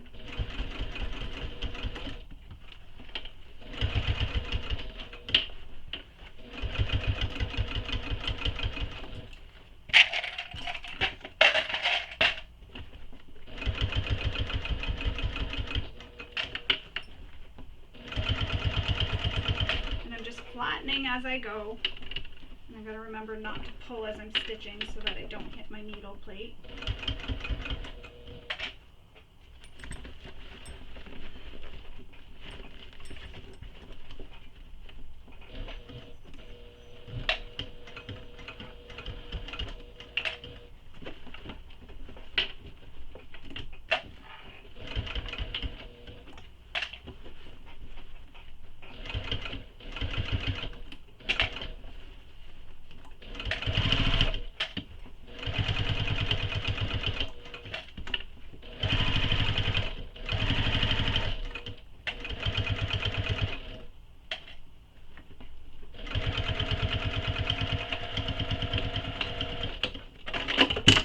I think I ran out of bobbin a long time ago.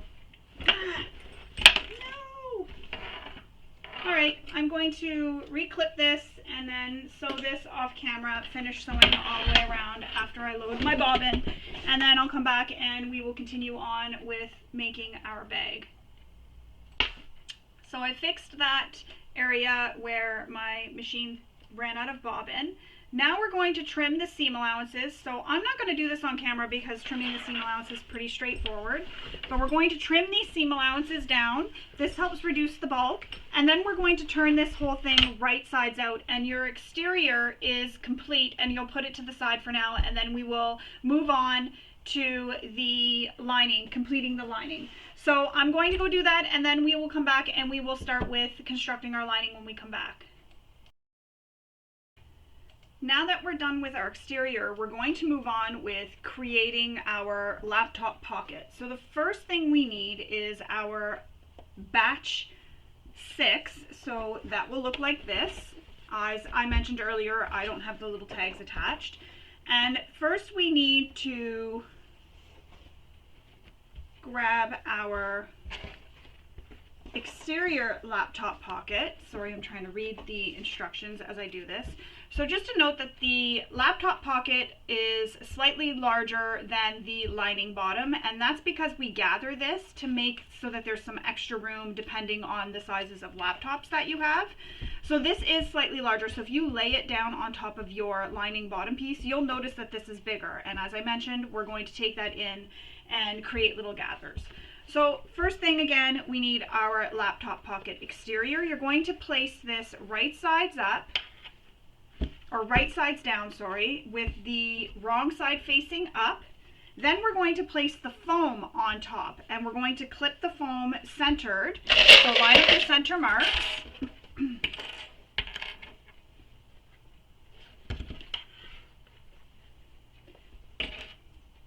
And then clip it all around. Get everything all nicely lined up.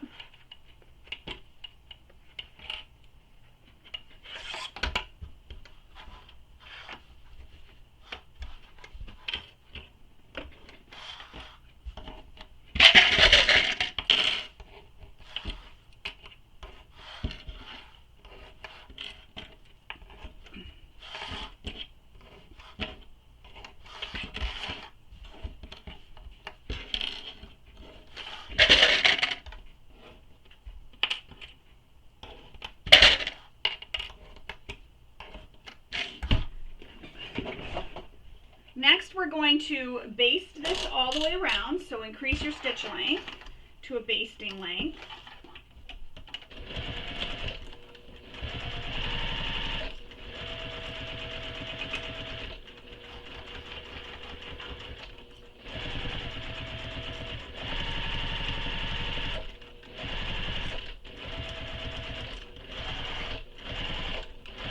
So I'm just basting all around the edges, and that's going to hold my foam in place. If you have a basting spray, you can definitely use that right now.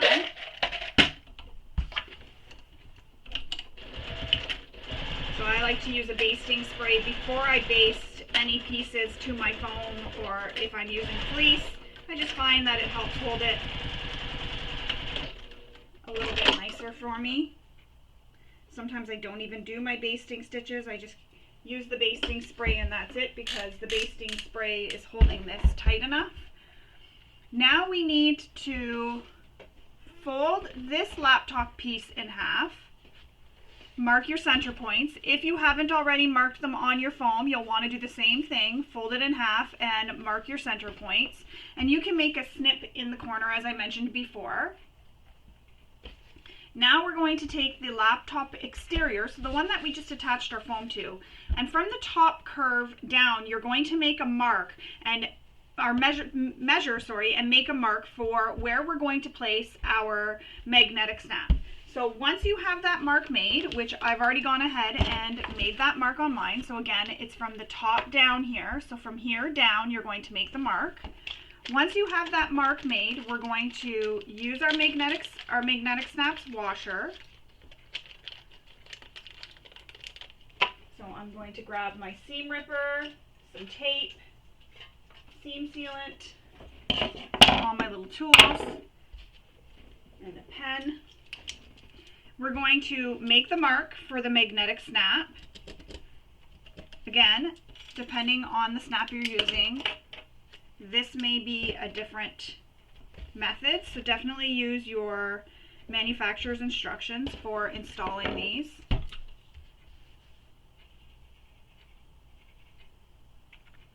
I'm also going to make the slits in my stabilizer.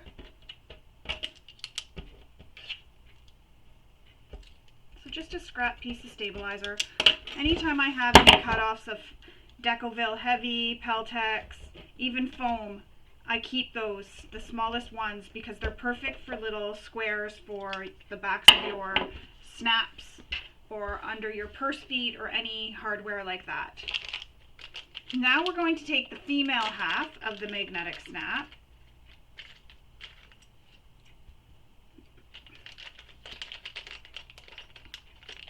and we're going to insert it into the slits that we made.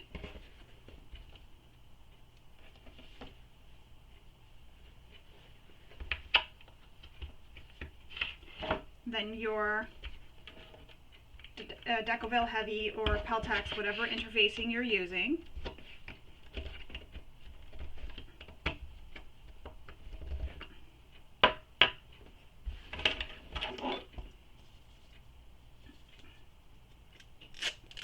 And now I'm just putting some tape over it. Oh no, there we go.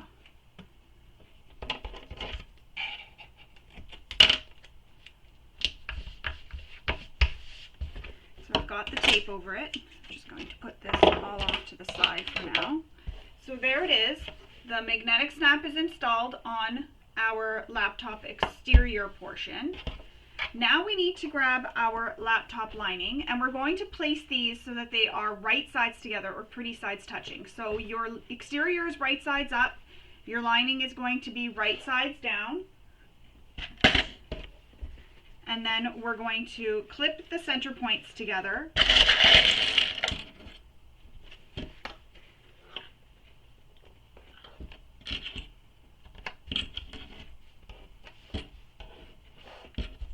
And then clip all the way around.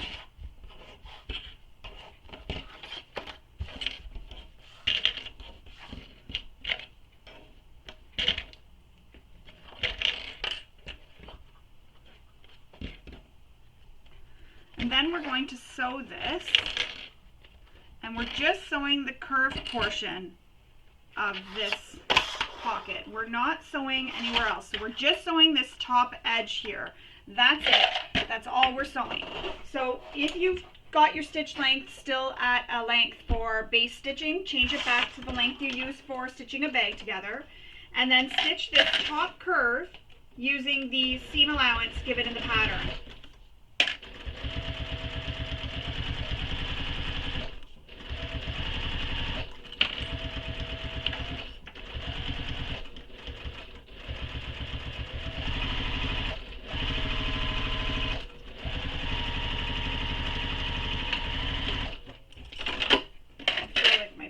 Foot is getting away from me, my pedal. Excuse me for a moment.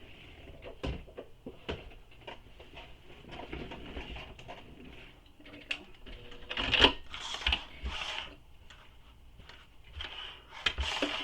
So there it is. I've got my curve all sewn. Now we're going to use duckbill scissors to trim the foam out of the seam allowance. And again, we have base stitched that foam to our panel, so you're going to need to undo some of the stitches. So you can just use your seam ripper to unpick them, or I'm just sliding in my duckbill scissors carefully. And you're just trimming the foam from the top seam allowance.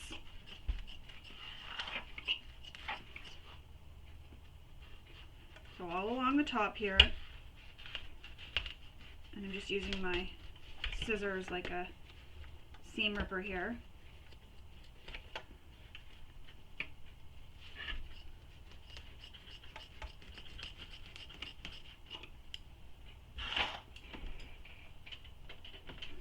So I've trimmed the foam just from this top area here, just along the curve. Now we're going to trim the curve, and I'm going to use my pinking shears for this. You can use your pinking shears, or as I've shown you previously when we were stitching the gusset to the exteriors, you can use your scissors and make small snips into the seams without cutting your stitches.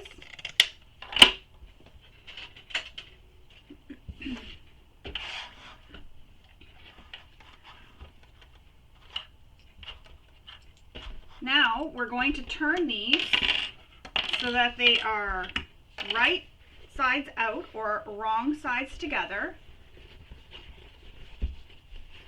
And what I'm going to do is I'm going to line up the bottom at the center points. Then I'm going to clip along the bottom, and then I'm going to go to my iron and give this a really good press so that it stays. Ooh, I may have, that's kind of funny. I didn't even realize that that was there, so I have a little bit of that in the seam here. There we go, gone. That's the beauty about painter's tape, it just comes right off. So now I'm going to take my pressing tool, oh, there's a piece of tape here I can't get out, and I'm going to run it along my seam to help push that seam out so I get a nice crisp seam before I take this to my iron.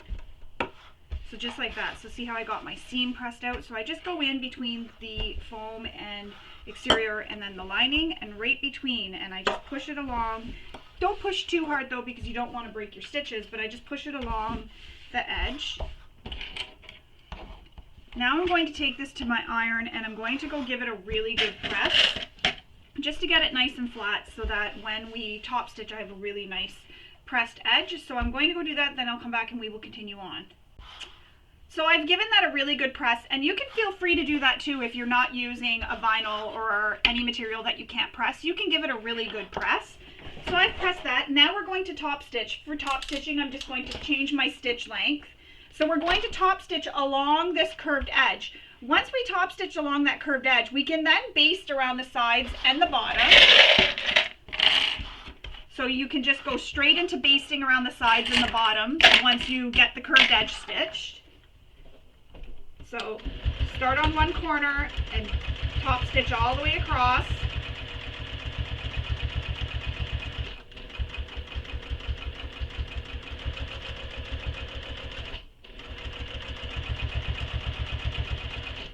And I'm going to back stitch here just in case, and then increase my stitch length up to my basting length.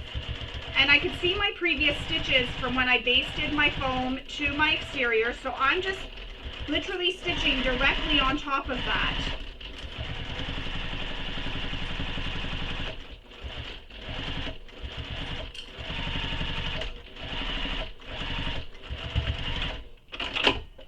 And then we are done. We did the top stitching and the basting stitch all in one go.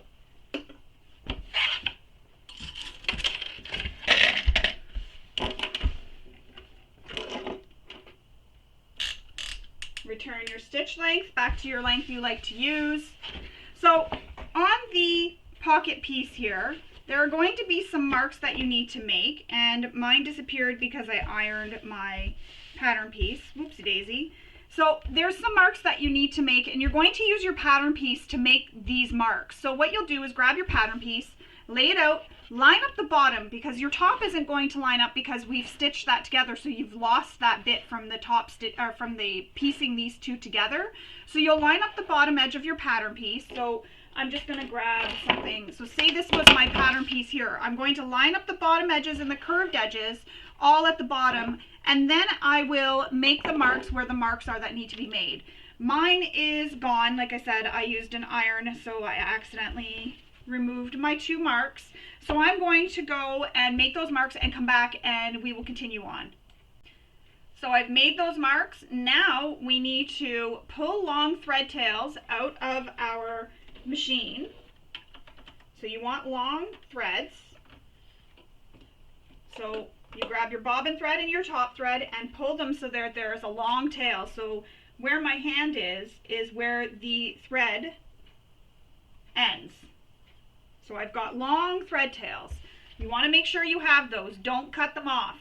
So we're going to be sewing 2 rows of stitches, and you're going to use your longest stitch length that you can on your machine, and you're going to sew between those marks. You're going to start at that mark. So there's my mark there. I know it's probably hard to see.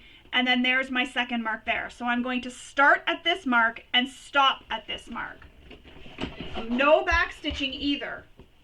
So starting at the first mark using the seam allowance given in the pattern, I'll drop my needle down. Again, no back stitching. And when we get to this other mark here, you're going to leave long thread tails. So I've got another long thread tail here. I know again it's hard to see because I've used pink. But there's long thread tail. Oh, there we go. You can see them. See the long threads on both sides? That's what you want. You want long threads on both sides. Then we're going to do that second row of stitching using the seam allowance given in the pattern. And what you'll do is you'll move your threads out of the way. Make sure your threads aren't in your way because you don't want to stitch over those previous threads.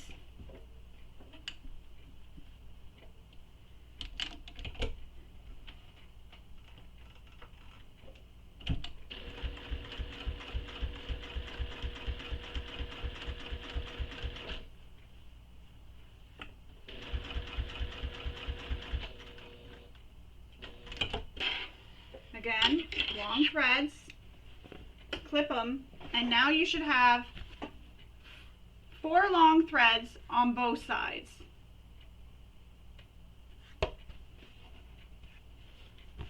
And you should have 2 on the top and 2 on the back. So now we're going to separate the top threads. So separate them. So I'm just moving the back out of the way so that they're kind of out of sight, out of mind. So I'm hiding them behind. So the bobbin threads are behind my material here, so I don't see them. So what we're going to do is we're going to make gathers now. So we're going to pull the 2 top threads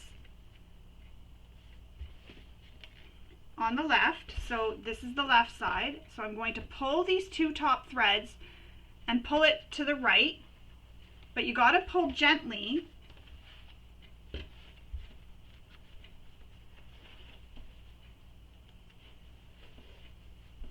And just be careful, pull gently.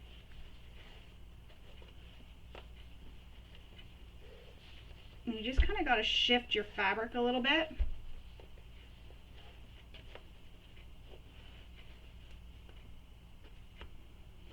And what you're doing is you're going to, I'm going to place this here just to stop that from moving on me.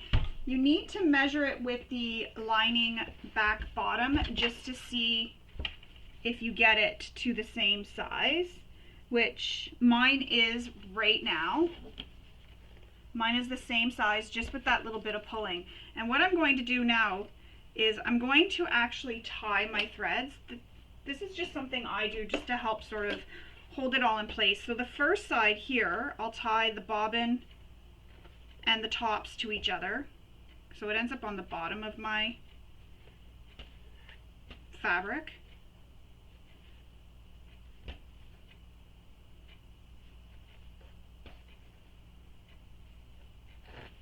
And this way here, this won't come undone.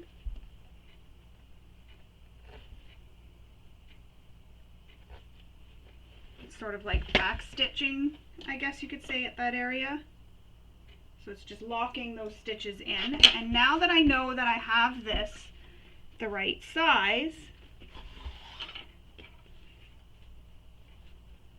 yep, I have that the right size. Now I need to take these threads and I'm going to tie them together too. And that, again, it's just my way of locking it so that I can maneuver the pleats, I guess you could call these, or the little puckers. I can maneuver it around without worrying about losing them or the threads falling out or breaking. Because now I want to move these pleats around so that it can be evenly distributed along the bottom. So just tie a couple of knots.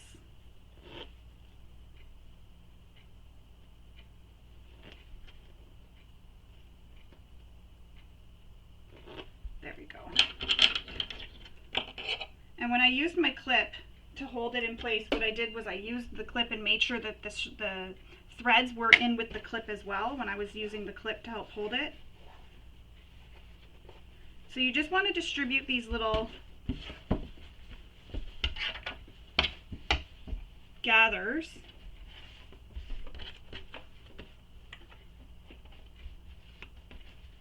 So you just got, it's just a small amount of gathers. It's not very big, but just enough that it puckers up. You'll see mine lifts up here. You can see how it's lifting. That's what you want. You want it to lift that little bit, but also when I push it down, the gathers gather up. And it's the same size as the lining bottom. Exact same size. So now we're going to take this lining bottom and we're going to place it right sides up. And there's some measurements that you need to make from the top corners, so from the top corner down, and I've already made those marks. Might be hard to see on this side there. You can see it here. I've already made those marks. So you want to go ahead and use your ruler and make that mark from the top down. And you're going to do that for both sides. Then we're going to take this completed laptop piece, and I'm just going to make sure that I have puckers on both sides. I'm going to line up the center, which might be a little bit hard because you might have puckers more on one than the other, which I do, so now I gotta move it over. There we go.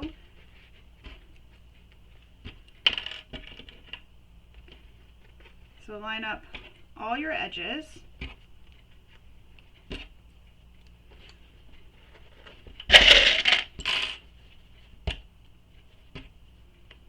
So line up that bottom edge. And the top of the completed corner of the laptop will come up to that mark that we made. So the corner of the laptop comes to that corner, to that mark.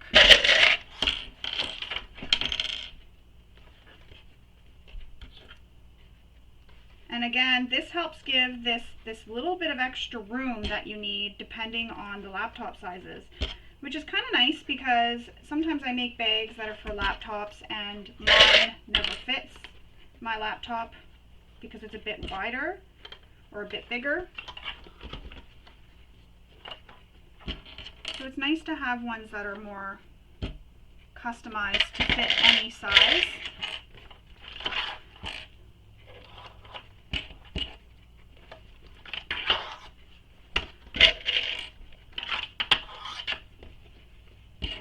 So I'm just pinning it all the way around, lining up all those edges.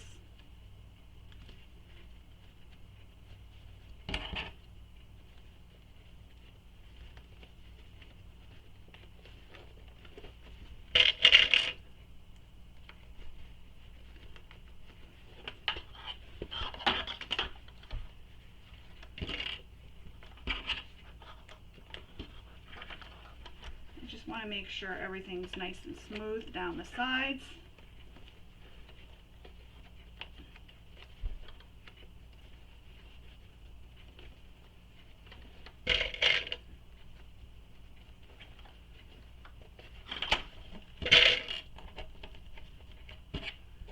Alright, so see how it sort of gaps when you have it clipped? That's so your laptop can fit in there, and it won't matter what size your laptop is, it'll make it so that it's a little bit bigger. Now we're going to, we're going to baste this in place. And again, make sure your gathers are as evenly distributed on the bottom as possible.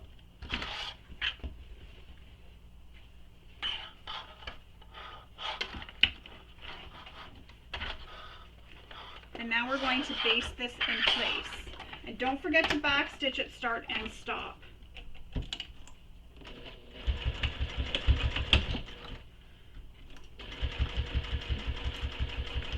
And you can just follow along on your previous basting stitches. Oops.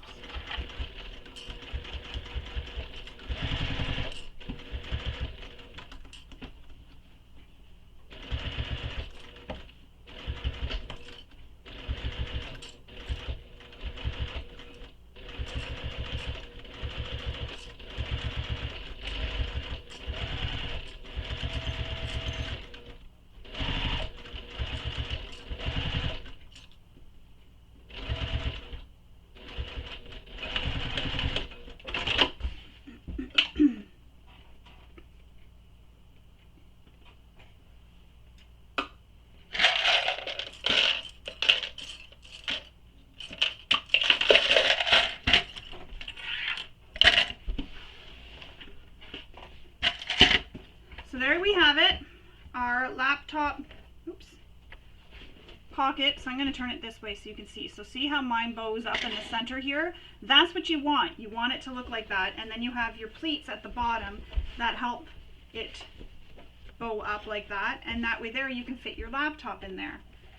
Excuse me. Now we need to retrieve our laptop closer fabric and our laptop tab and the elastic. We also need the magnetic snap. so the male half of that magnetic snap that we didn't use. So starting with the laptop closure fabric, we're going to fold it in half, right sides together, matching the long raw edges.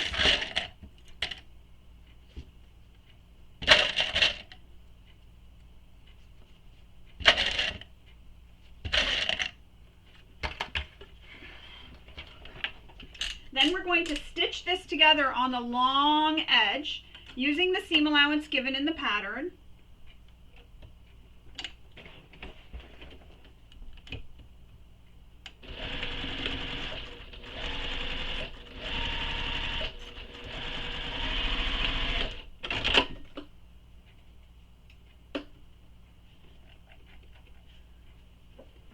Going to take this to our ironing board and we're going to press this seam open flat. Once that's pressed flat, we'll then turn this right sides out, so get it all turned right sides out, and then press it so that this seam is in the center back of your fabric. So I'm going to go do that and then I'll come back and show you what I mean.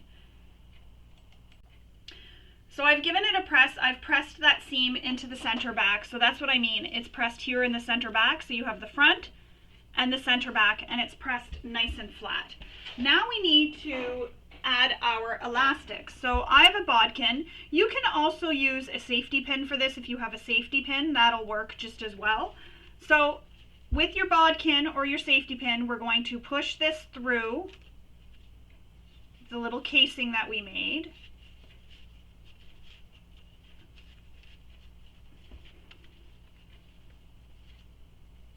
And just pull this through until it reaches the end. So you can see my elastic is just right at the end.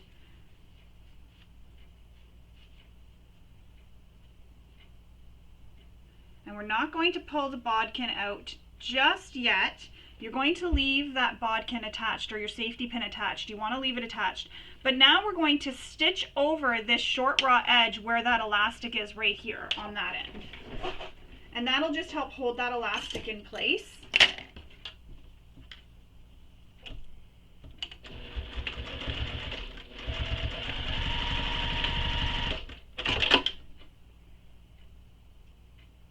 Another thing you can do with your elastic too is you can add a bit of fray stop or fray check to the end if you're worried about it fraying as you're using it. So we're just going to set this to the side. But again, if you have your bodkin or safety pin, leave it attached so that it doesn't slide in and you can't get that out of there. So leave that attached. I'm just going to make sure my bodkin's pulled really tight. Now we need to take this laptop tab and we're going to add our magnetic snap. But before we do that, there are some marks we need to make. So I've already gone ahead and made the mark down the center. I've also marked a T so I know where the top is because there's a measurement from the bottom up that we need to make. So you'll want to refer to the pattern and make those marks. Once you have those marks made, we can then, using our washer, place our magnetic snap. So it's going to be placed between the mark we made from the bottom up and the bottom. So there's the mark here, and I'm going to place it centered between there. And I actually just measured as well, so I could have a little measurement there. We'll cut our slits for this. Now, I'm using a vinyl, so I'm not going to use my fray stop or fray check on this. I'm worried I'm going to push a little too hard, so I'm going to just use a needle. And I'm going to insert my needle right where the line stops. So go right through where the line begins and right through where the other line, or right where the line ends and right through to where the other line ends as well, so that there's no holes in my vinyl. So when I put the pin in, there's the two prong marks. So where the first prong is where I put the pin, and where the second prong is where I put the pin to come out.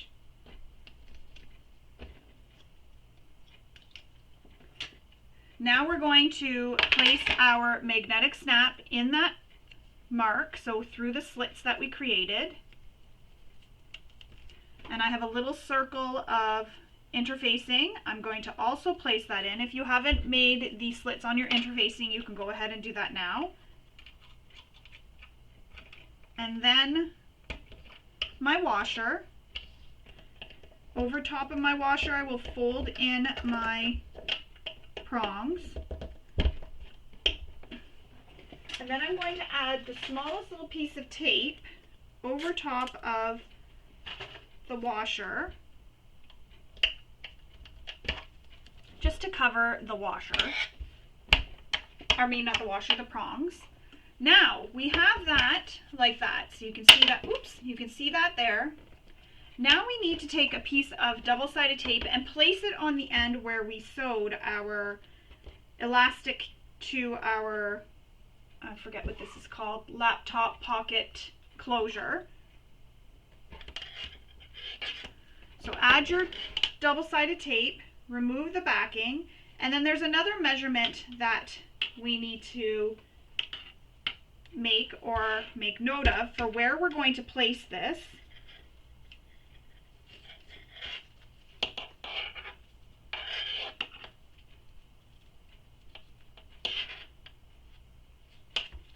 And we want to place this centered.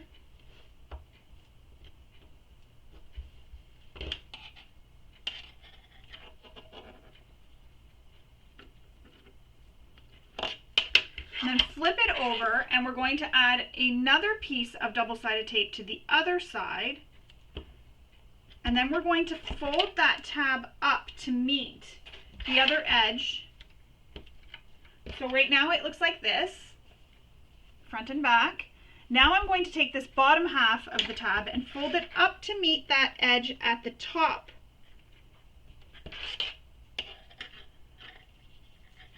And I'm trying to make sure that this is straight. For some reason it doesn't look straight, but maybe it's just playing with my eyes.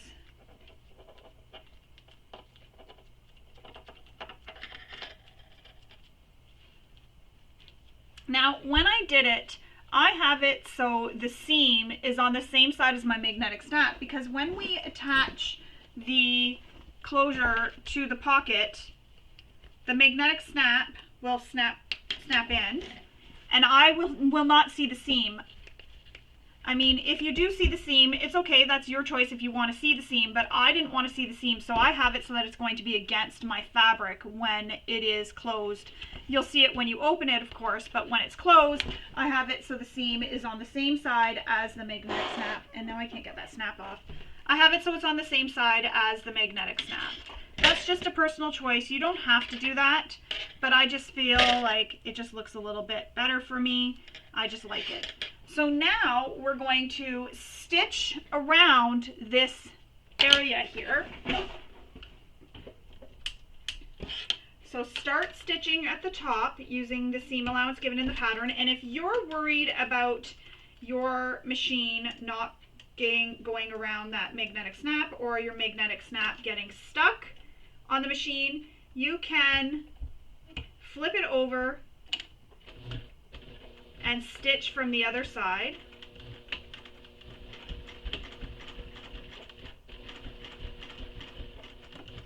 And my presser foot just goes right past the magnetic snap. So now I'm going to, I've pivoted, I've gotten to the end where my laptop pocket closure is, so I'm stitching right down that side, because we are going to trim this, so there's no point in going all the way to the end.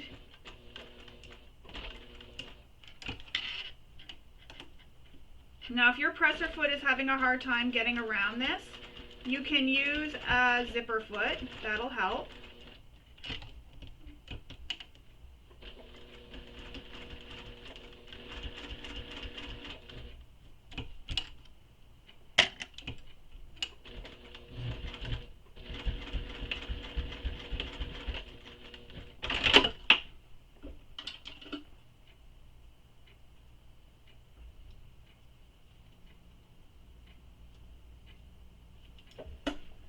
So now we're going to trim this so it's even with the closure. Be careful not to trim the closure though.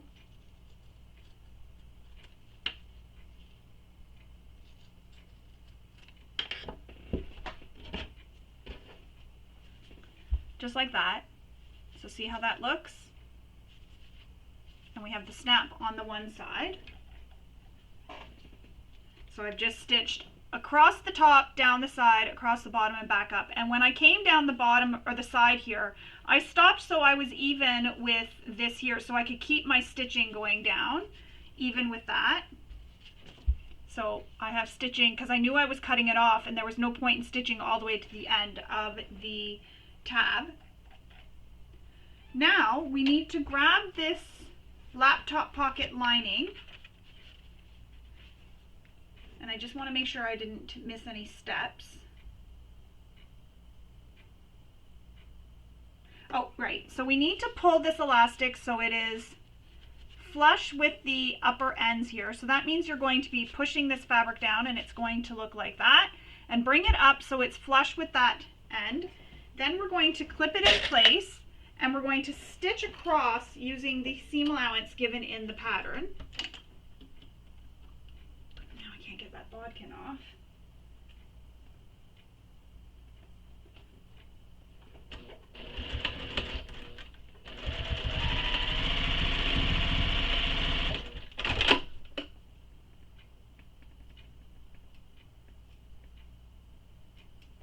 Go. So it'll look like that right now, and that's so that can pull depending on the size of your laptop.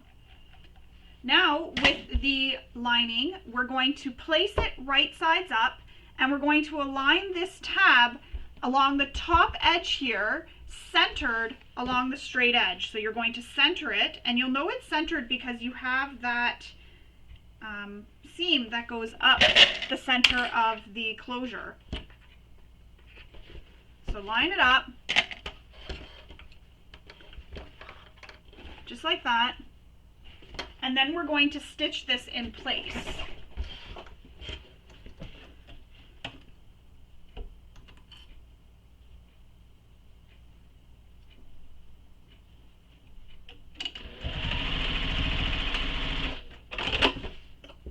Cut your threads.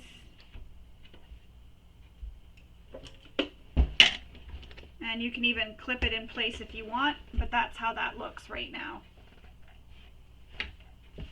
Now we need to grab the lining top back. So it's one of these pieces that we used earlier. We fused our interfacing to it. And we're going to place it so that the lining with the pocket, laptop pocket is right sides up. I'm not going to clip that, I'm just going to tuck that down into the pocket. And we're going to place the lining top back, top piece, right sides together with the pocket. And we're going to clip it along that long edge.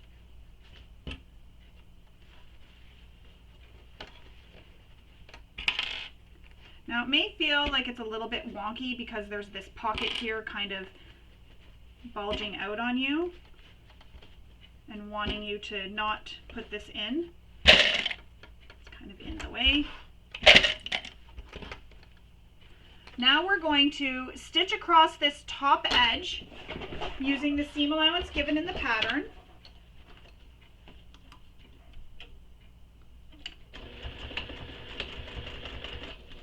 And again, if you're having a hard time, because you do have that interfacing there, so if you're having a hard time keeping an even seam allowance, you can use a zipper foot. It'll help you get nice and close without going over that interfacing.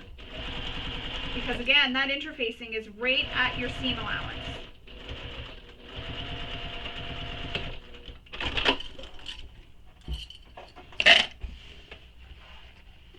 Now we're going to fold the seam allowance towards the bottom. So when you take this, so it's like this on my table right now, I'm going to flip this up, and what that does is that causes this to want to go down, which is what we want. And I'm just finger pressing this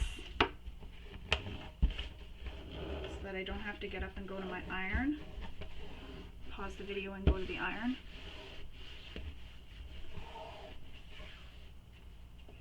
So now we're going to top stitch along this seam here using the seam allowance given in the pattern. And when we come up to the connector tab, you're going to flip it up so that you stitch under it and you're not stitching over it. So it'll be like this. You're going to stitch along your machine and it's sticking up like this.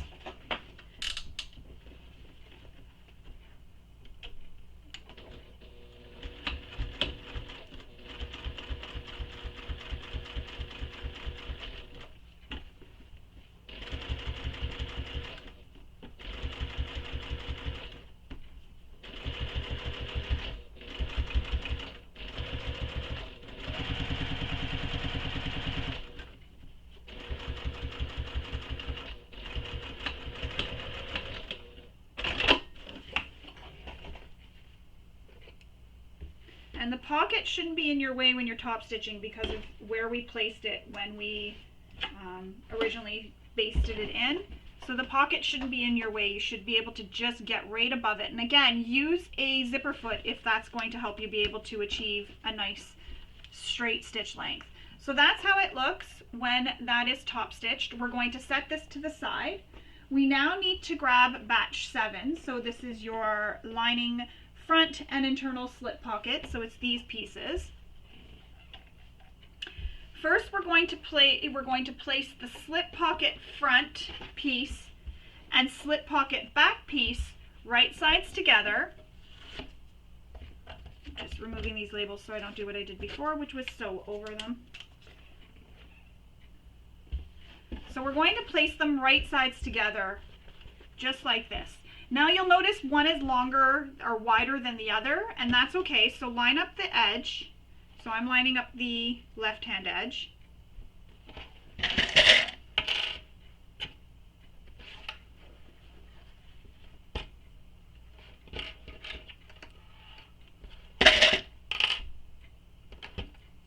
And we're going to sew along that edge using the seam allowance given in the pattern. Don't forget to return your stitch length back to the length you used for stitching a bag together.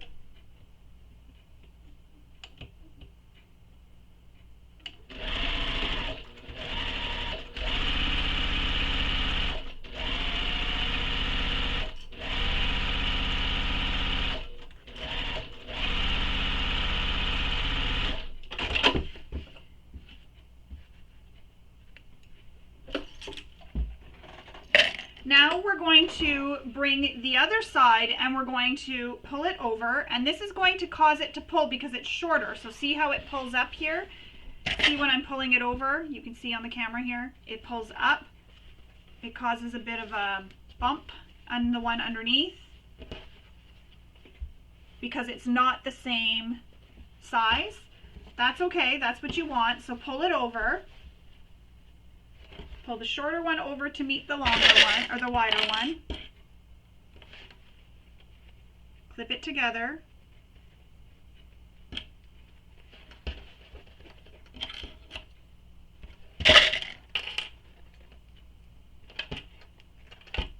And then we're going to sew that seam with the seam allowance given in the pattern.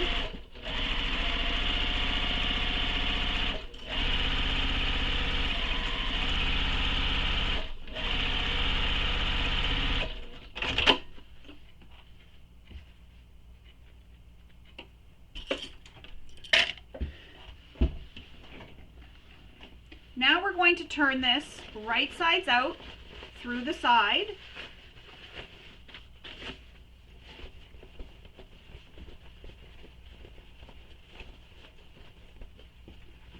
And we're going to roll the seam allowance up towards the top. I'm just going to use my turning tool here to get one of the seams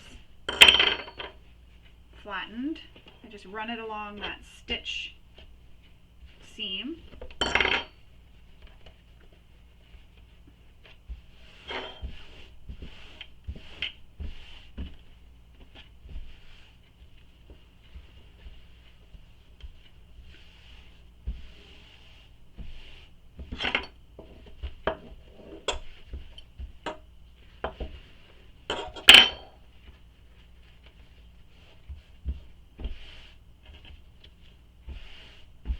And you're going to have a little bit of it, it's going to look like you have a bit of a binding at the top here.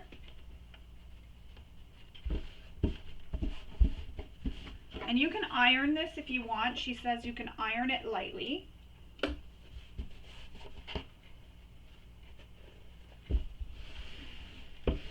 I'm just smoothing it out with my hands.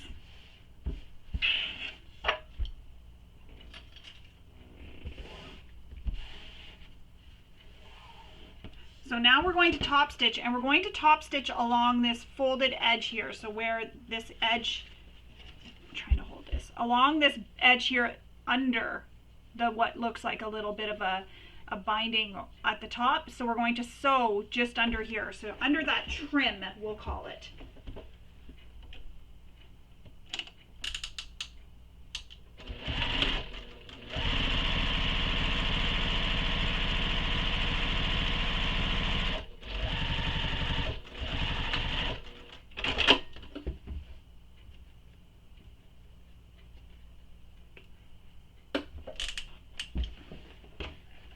So it'll look just like that. Now we're going to retrieve our lining bottom. And there's a measurement from the bottom up that you need to make.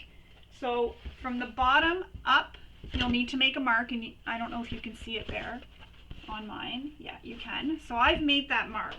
And that mark is going to be where we're going to line up our slip pocket, the bottom of the slip pocket. So we're going to line it up with that mark, and we're going to have it centered. So the bottom edge of my pocket is at that mark. Clip it in place.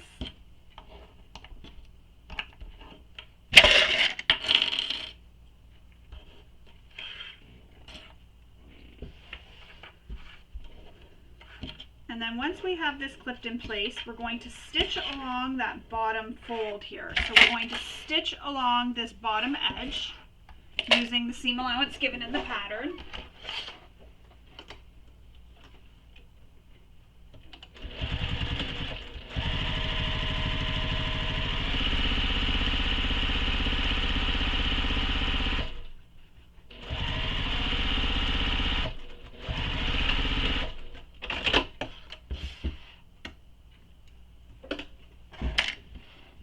Now we need to make some markings for dividing this pocket into 3 sections. So you'll want to use the measurements given in the pattern. I'll need to go off camera to do this. So I'm going to go off camera, I'm going to go make the marks, and I'll come back and we will stitch over those marks. Now we need to stitch over these lines that we drew just now. So there's my mark. So we're going to start at the bottom, come up, then we're going to turn our fabric, come back down that line, back stitch, and then do that on the second side as well. So back stitch, come up the line, and stop when you're just 1 stitch over the top, and then come back down.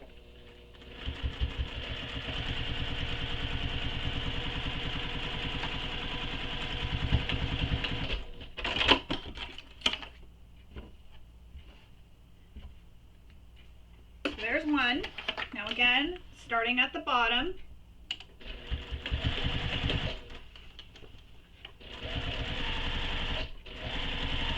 Stitch up the line. Stop when I'm 1 stitch over. And then come back down.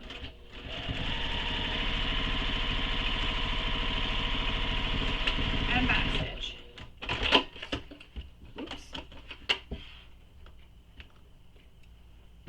Now we need to stitch the sides here. So far we have just 1 pocket, but we don't have these ones sewn.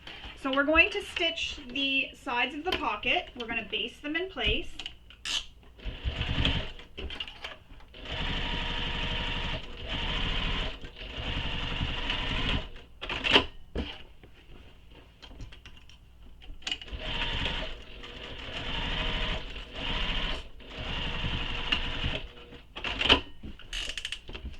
Returning my stitch length back to the length I use for stitching. And another thing I'm going to go quickly do is remove the marks I made with my pen for the lines for the pocket. So I'm going to go do that quickly off camera, and then I'll come back and we will continue on with attaching the lining top to this. So I'll be right back. Now we're going to add the lining top to the top of this. So what we're going to do is lay this lining front or lining bottom pocket piece with the slip pocket right sides up, and the lining top right sides down on top of it, lining up those top raw edges. So the top long raw edge. So pin at the corners, pin your center marks if you have them. I forgot to make center marks on my lining top. Oopsie. And then we'll sew this using the seam allowance given in the pattern. Make sure your stitch length is at the length you like to use for stitching your bags together. And again, if you're having a hard time getting close to that interfacing, use a zipper foot.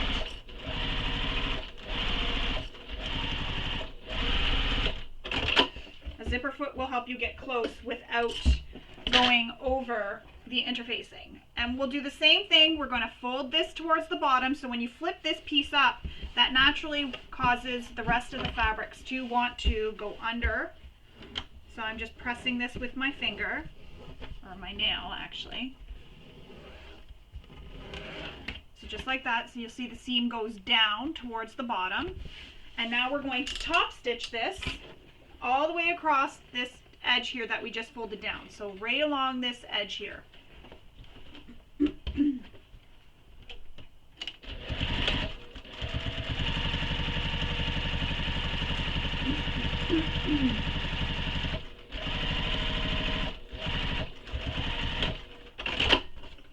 right, and now trim your threads.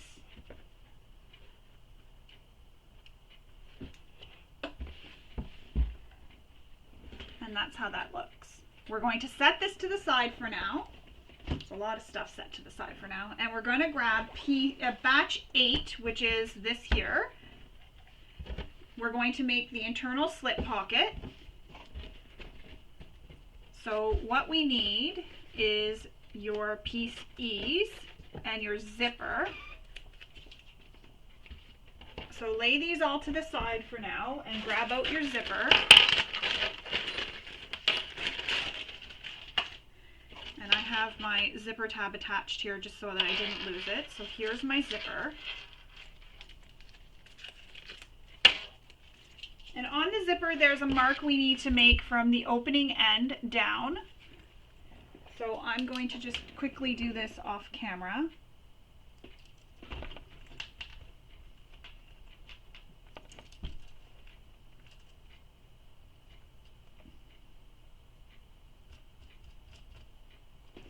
All right, so I just made that mark.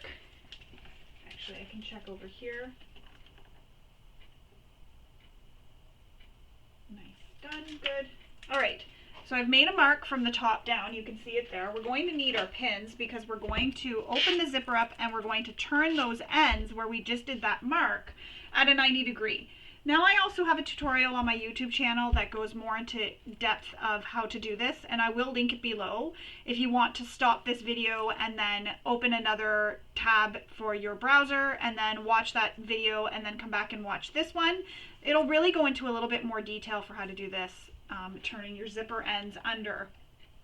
So what we're going to do is we're going to pinch at that mark where you drew your line. So pinch at that mark, just like that, and then turn the pinch to go towards, so see how it's pinched here, and then I have this zipper teeth? Bring that pinched mark up under those zipper teeth just like that. And then add a clip. Excuse me. So it'll look like that when you're done. So that's the back, or the back there, and that's the front. So again, pinch at that mark that you made, so pinch it down so that it goes wrong sides together. Then take this pinch and this piece here that's sticking up on your zipper, bring it over and under that piece, just like that. So pinch at the mark and bring it under the zipper tape, just under those zipper, ooh, that's crooked, under the zipper teeth.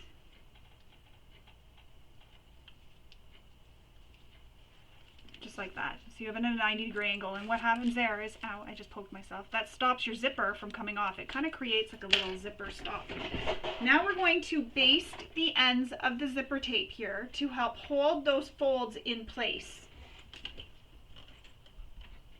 And I usually like to hand crank the first few stitches.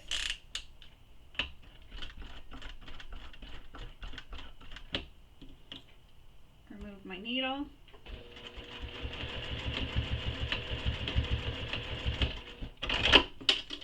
And the reason why I hand crank is just to make sure that it doesn't shift on me while I'm stitching it. So you can see there how it looks. That's the front, that's the back. So it kind of has like a little triangle right here. Onto this side.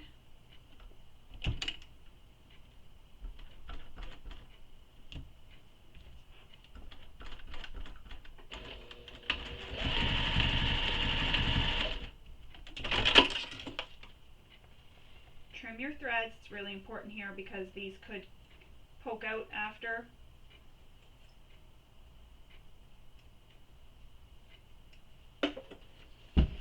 And that's how it looks when we are done. Now we need to fold our zipper in half and mark both the front and back within the seam allowance. So fold it in half, and I'm going to mark the front and back in the seam allowance. And I'm going to use a pencil here just so that it doesn't erase, but I'm going to keep it within my seam allowance.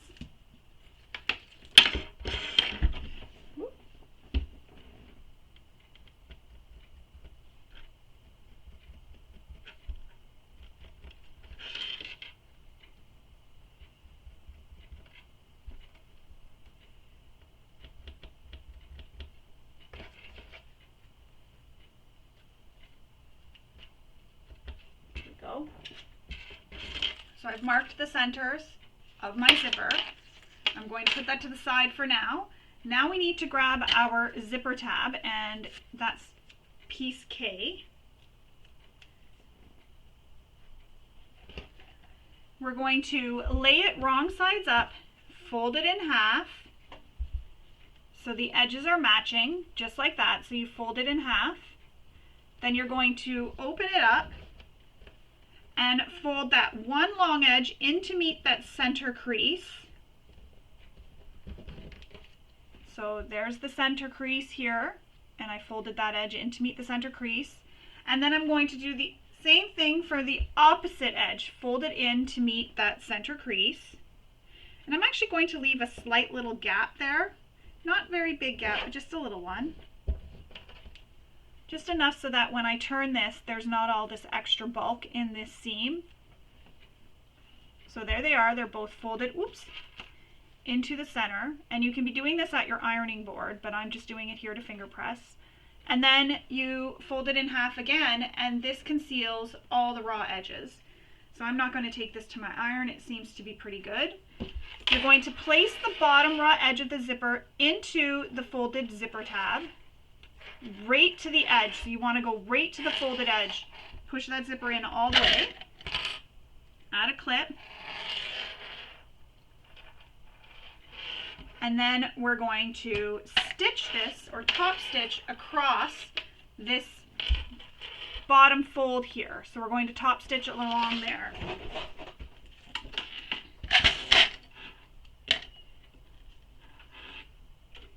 Just the width of the zipper. Don't need to go right over because we're going to actually trim this zipper tab. So start and stop where the zipper starts and stops. So you're just going the width of the zipper.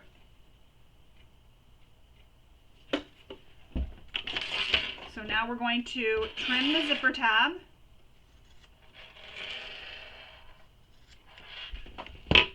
Without trimming our zipper, and that's how it looks.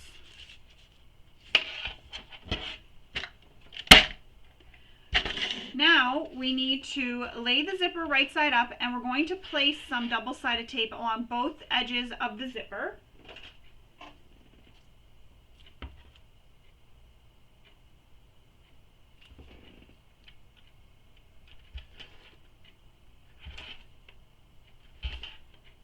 So both edges of the zipper all the way down.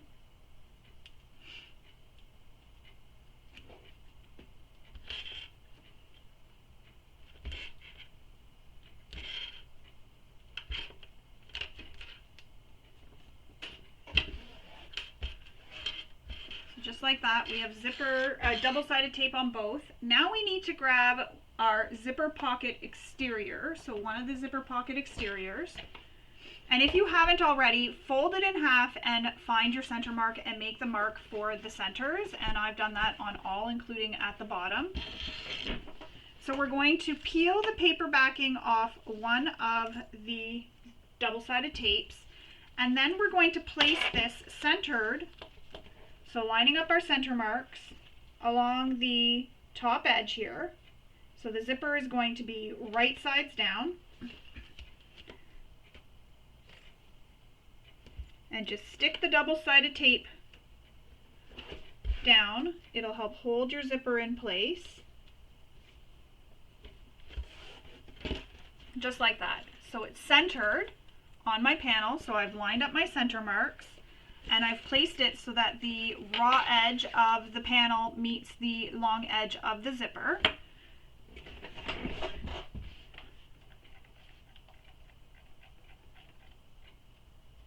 Now she has a measurement for how far over the pocket the zipper should be from the edges of the pocket. I'm just checking mine are accurate. And we're now going to baste this zipper in using the seam allowance given in the pattern. I'm just trying to move this. So you'll want to slide your zipper pull out of the way so that you don't hit it. And also, not just so that you don't hit it, but where the zipper is, it causes a bit of a bump because there's that space that the zipper pull takes.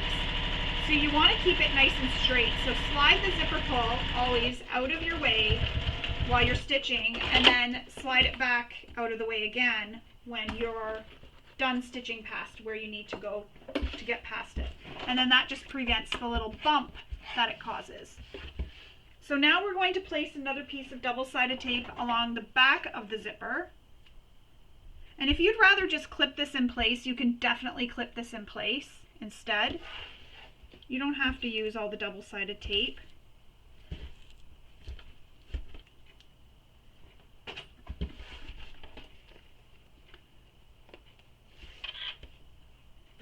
Now we're going to grab one of our lining pieces and we're going to lay this right sides down on top of the zipper. Ow.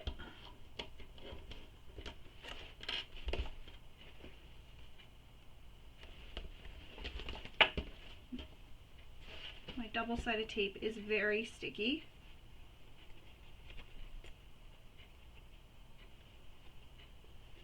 And I'm just using clips on the ends. So the pieces are right sides together with the zipper in the middle, so it creates like a little zipper sandwich. Now we're going to stitch across this seam using the seam allowance given in the pattern. You're stitching from one end all the way to the other. And this is where I'm going to need to switch to my zipper foot.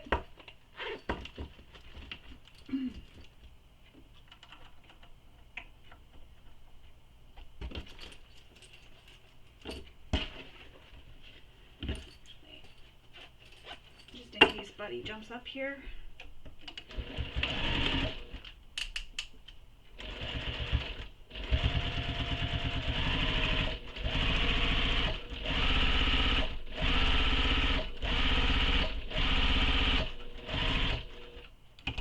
So I'm coming up to where that zipper pull is, so I've lifted up my presser foot and I've zipped it out of the way.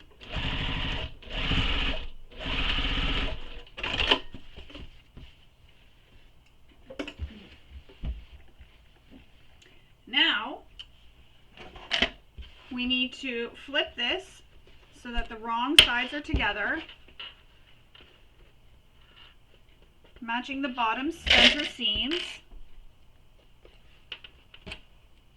Flip it along the bottom here just to help hold it in place.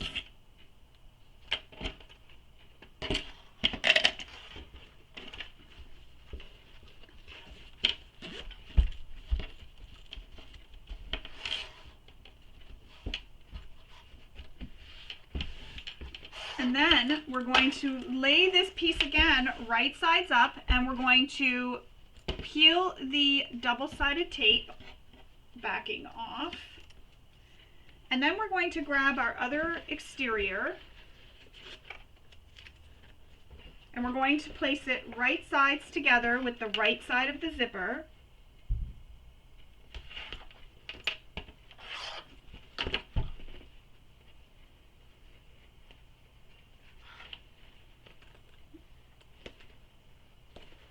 Go all the way across. And again, you can check your measurement, make sure everything lines up.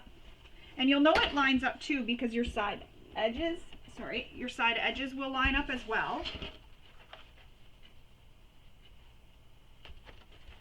So now we're going to stitch this in place using the seam allowance given in the pattern.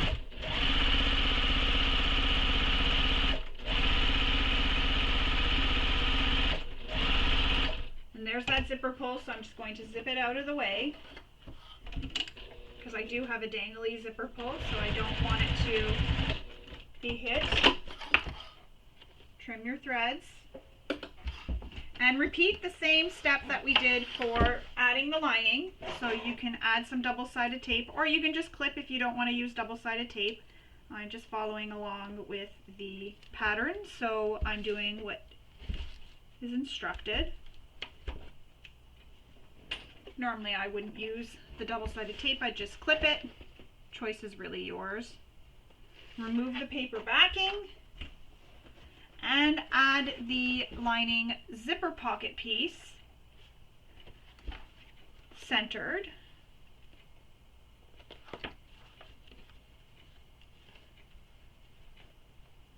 Add a clip to the end. And again, your edges, your side edges should all line up. That's how you know you're nice and accurate. The nice thing about the double-sided tape, I will admit, is it does help hold everything in place so nothing shifts on you. So because I'm starting at the end where my zipper pull is, I've just opened it up and moved it out of the way so that I don't have to do that after, or right as I'm sewing. And once I'm far enough, like I can feel it, that I'm far enough away, I'm then going to zip it closed. There we go, and now it's just smooth sailing.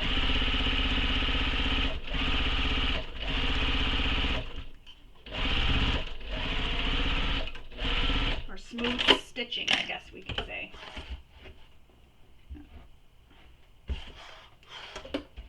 Now we're going to flip this so that they are, again, wrong sides together.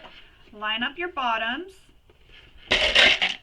And then we're going to take this to our iron and give those seams where we've attached the zipper a press so that they're nice and flat.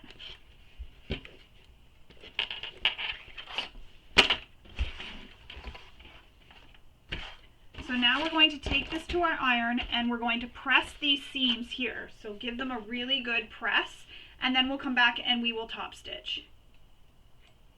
So I've given both the edges under the zipper a press, both on the exterior and the lining. Now we're ready to top stitch, so I'm just going to switch back to my regular presser foot. And we'll top stitch under that zipper.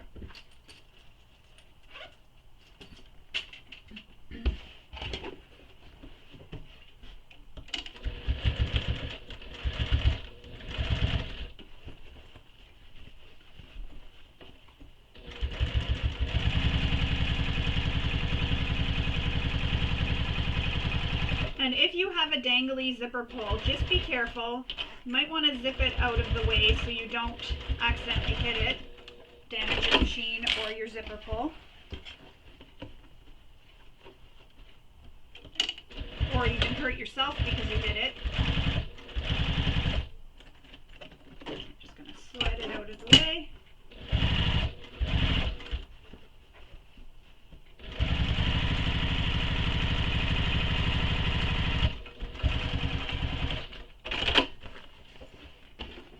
Trim all your threads.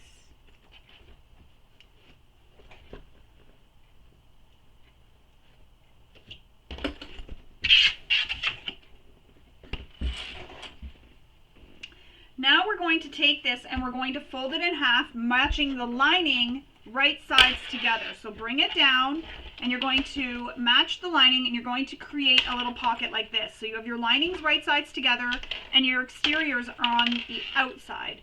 So we're going to clip it all together, all the way around. And if you see threads, this is a good time to trim them, any threads that you may have missed.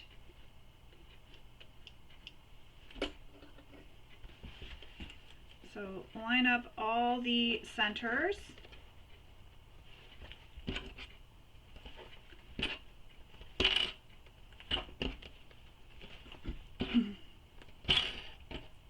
Clip it all the way around.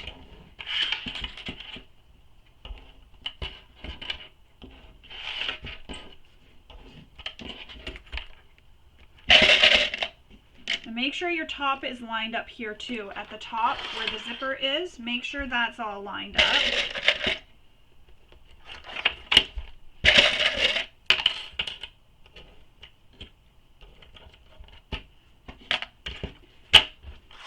So starting at the bottom, we're going to baste, and I'm saying at the bottom because that way there it'll prevent any shifting when we're coming around. So I'm going to start at the bottom center and I'm going to go up and around. Then I'm going to come back over here and go up and around. And just to baste this together, and all that does is it just prevents any shifting on me. Because sometimes I find when I start at the top and I come around, I get shifting. So this way here, there's no shifting.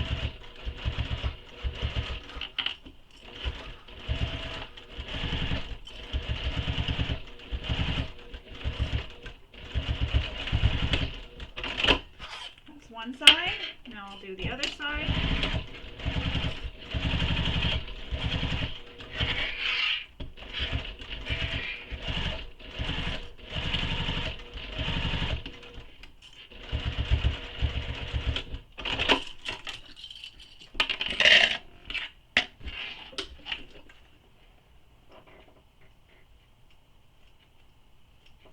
So I'm just clipping any threads.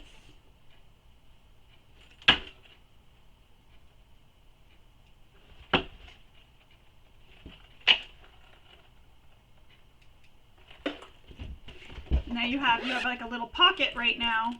When you look inside, that's what it looks like, and that's the exterior, and that's your little pocket. So now we're going to set that to the side. Now we need to grab the batch number 9, and that is our lining side tops and our gusset, our laptop pocket, and our internal zipper pocket, and our slip pocket. So it's all the pieces that you have left that are constructed. So we need to grab the lining bottoms and we need to fold them in half, matching the short raw edges. And the reason for this is we're now going to mark the centers. So do that on both of the lining bottom pieces, mark your centers. Then once you have those marked, you then need to lay this right sides up. And from the top short edge down, you need to make a mark on both edges of your lining bottom, on both lining bottoms. So you'll do that on both lining bottoms. Once we have that done, I'm just going to remove these. We need to grab that zipper pocket we just completed.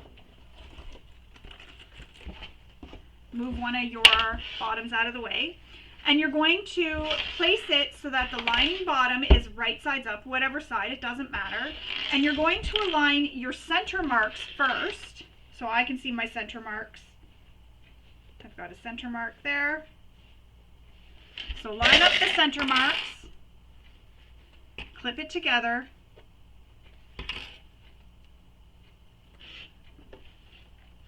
And then the top here, so I've added a few clips just to hold this in place.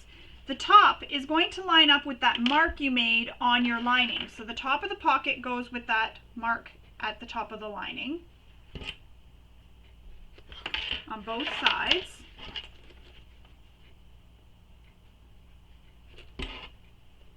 And then you can clip it the rest of the way around. Excuse me.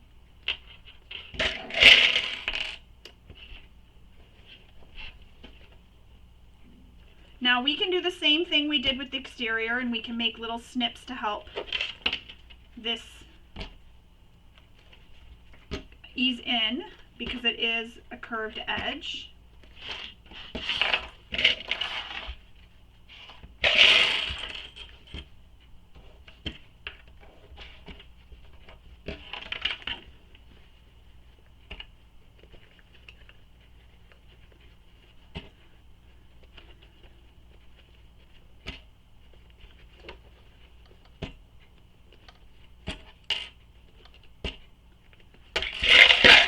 So I'm just going to add a few snips in the curve just to help it ease in.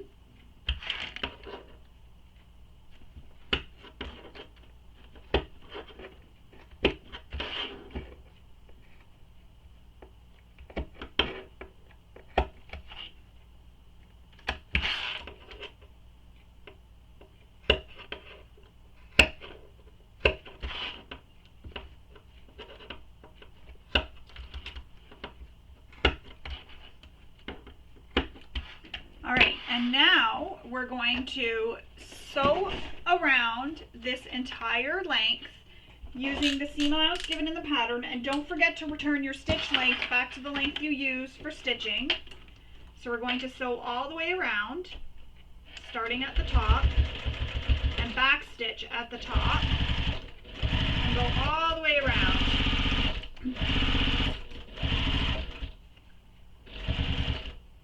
Smoothing out the fabric too as you go to help avoid those puckers as much as you can.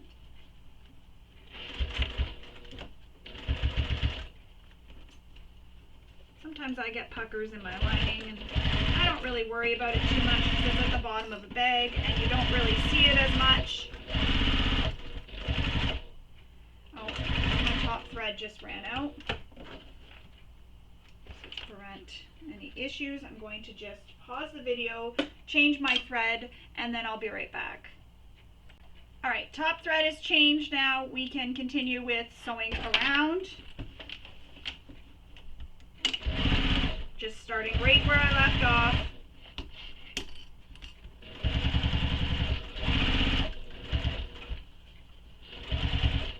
Going around the curves.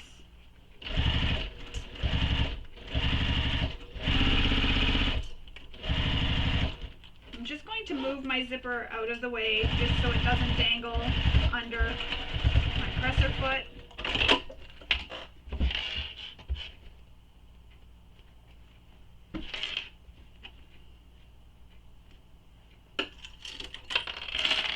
So now that that's attached, we have one side of our lining attached. We now need to attach, the second side. So now we're going to retrieve the second lining bottom, flip this over so we're now looking at the opposite side, and you're going to line up your center marks.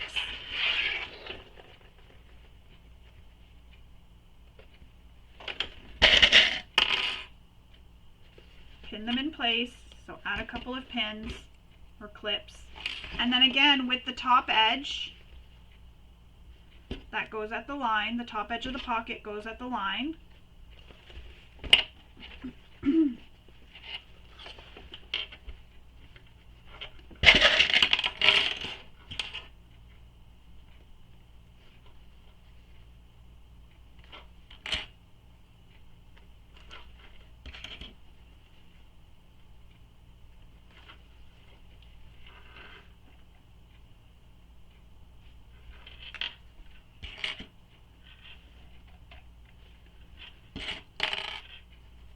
So I'm just clipping all the way around. Excuse me. Now, when we're sewing this, you're going to want to make sure that the lining bottom underneath isn't turned and getting under your presser foot. You're going to be sewing through it, but you don't want the edges of it to be under your presser foot.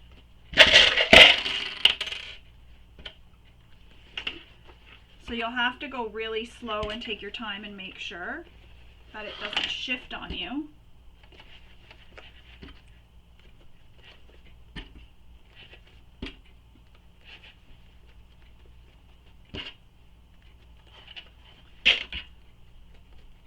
And I'm going to add clips again, or snips, sorry.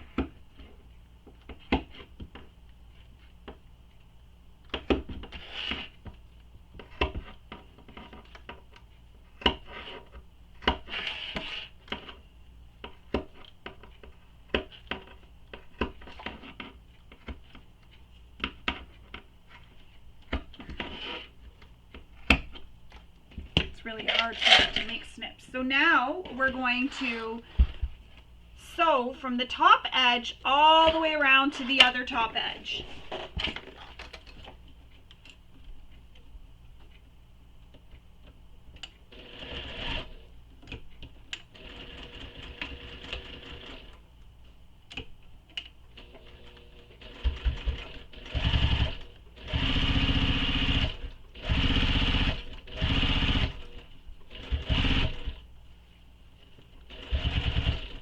Again, make sure this lining bottom is out of the way, so I'm just checking, and I made sure it's out of my way.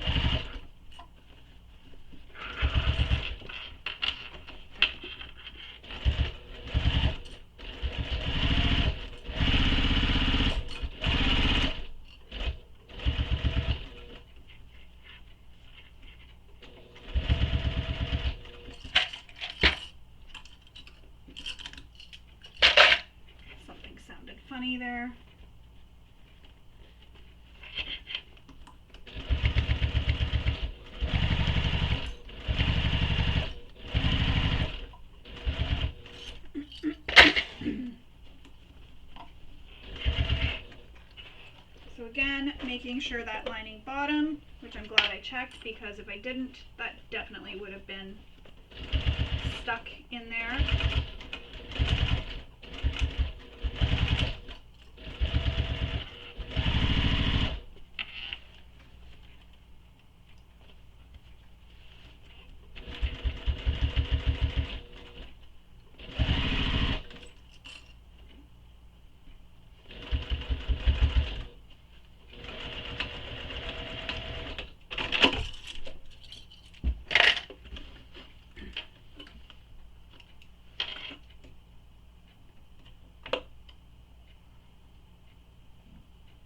Piece of thread was stuck in there.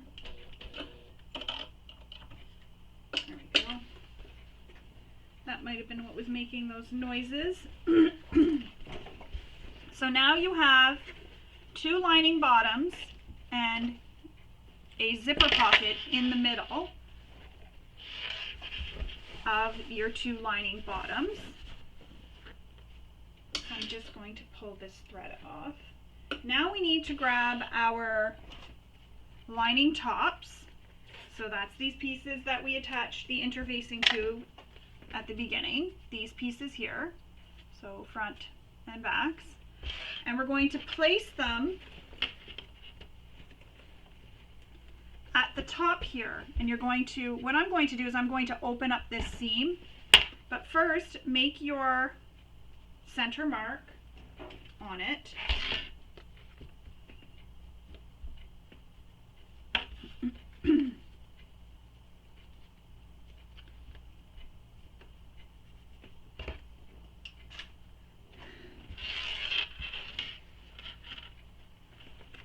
Now we're going to line this up, so open up the seam, and this is going to be a little bit tricky to do because you have the pocket attached, but you can do it. Might be helpful to use a zipper foot. So we're going to align the center marks and the sides, so the center mark is your seam. And that's how you're going to know that you sewed an accurate seam allowance all the way around, because this should be the exact same width as the two lining bottoms together. And I'm going to clip both sides now. And then I'm going to switch to a zipper foot because I think that's going to really help get nice and close without going over the pocket.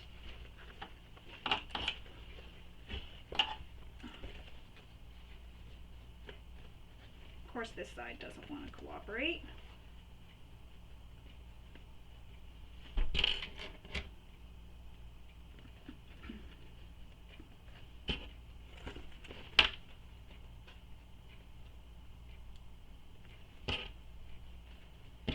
All right, so I'm going to switch to my zipper foot. Excuse me.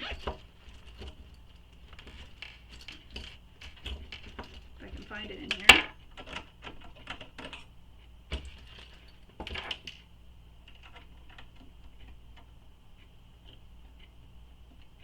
And that's just to make it easier for me to sew. Now we're going to stitch this together with the seam allowance given in the pattern. So first you'll start with the zipper pocket flipped towards you. Then when you approach that center, flip it this way, and you'll see as I'm sewing, it's going to make it really easy to sew this.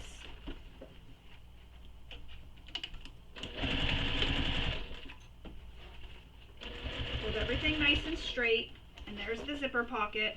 So I'm flipping it now. I kind of have it sort of flipped centered right now, and now I'm flipping it over and out of the way.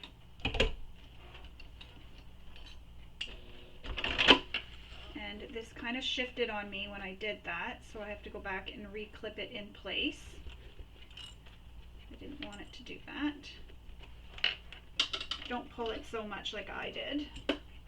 I'll re-sew that.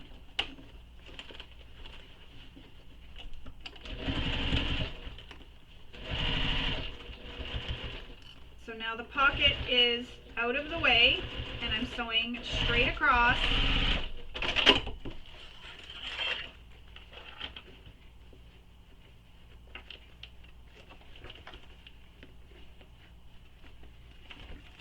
And then if you have to go over because your seam allowance is not accurate, go over.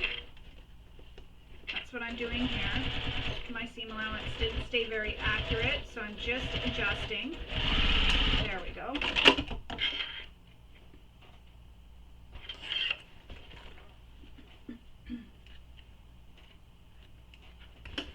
Oops. So now we have that one together. So you have one side stitched to the lining top.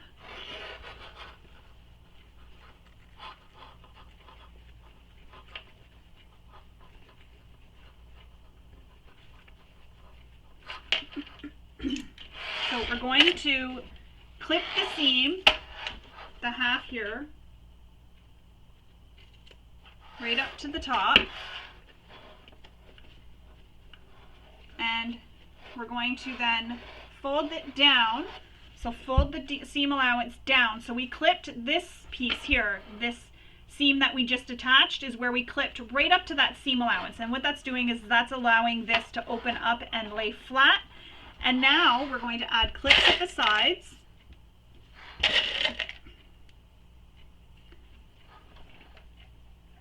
And we're going to top stitch along this folded edge here. And again, keep that zipper pocket out of your way, so move it out of the way.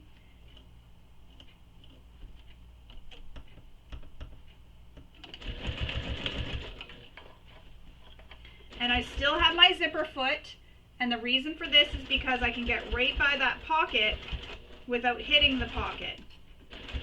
So you definitely want to use a zipper foot if your foot can't get past that pocket. And that's how it looks when it's top stitched.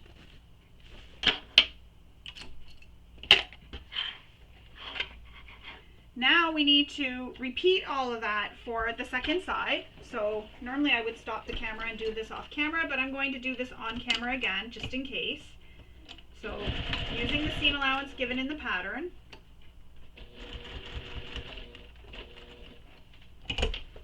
Flip the pocket out of the way.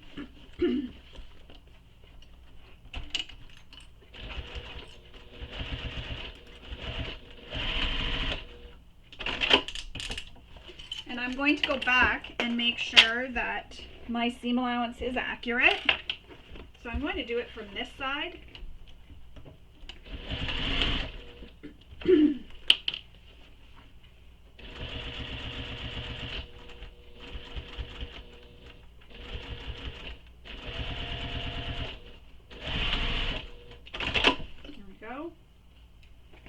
Now we're going to snip into this seam here. So the seam we just attached, we're going to snip into it right in the center, right up to those stitches. Don't snip your stitches though.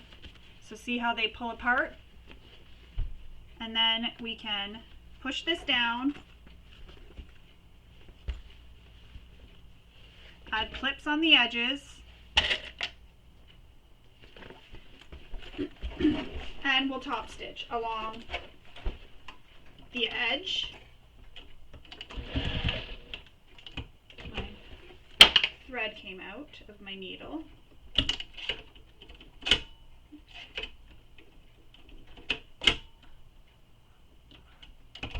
There we go.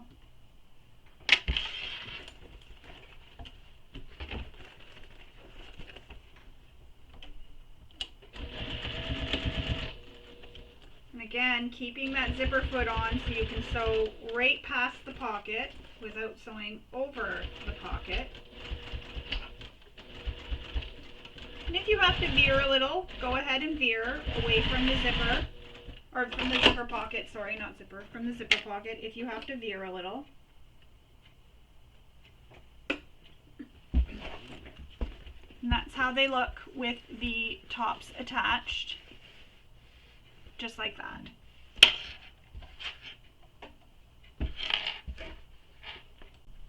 Now we're going to grab our lining back, the one with the laptop pocket,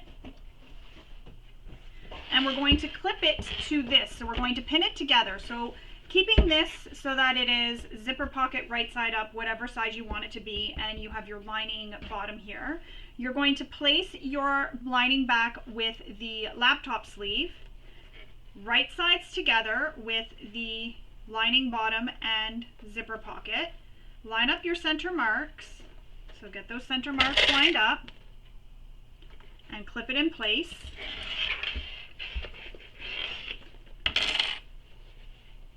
I just find it easier to look at it from this angle. So line up your center marks, clip it in place, and then align the top edge with the top. So you'll unfold that fold that we have, and pay special attention to where the lining top and the two lining tops, so the one on the side and the one on the back, line up, and line up those seams as well there. You want those seams to line up so it looks like one continuous seam.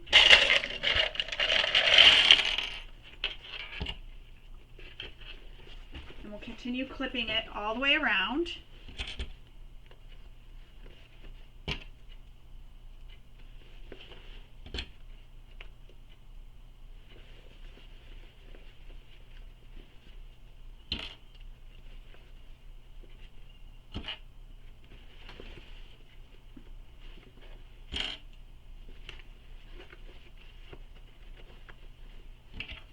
And remember, you've got this laptop sleeve here, so that's going to make things feel a little bit puffy because the laptop pocket wants to puff up.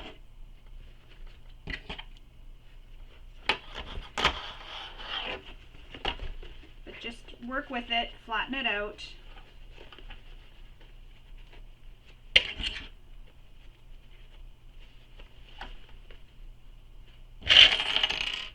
Lining up those top seams there where the tops meet the zipper and the lining back.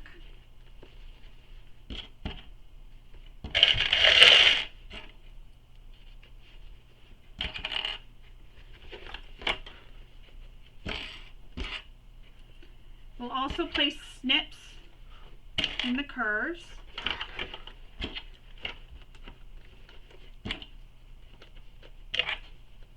And this will help ease the fabric's in. So just on these curves.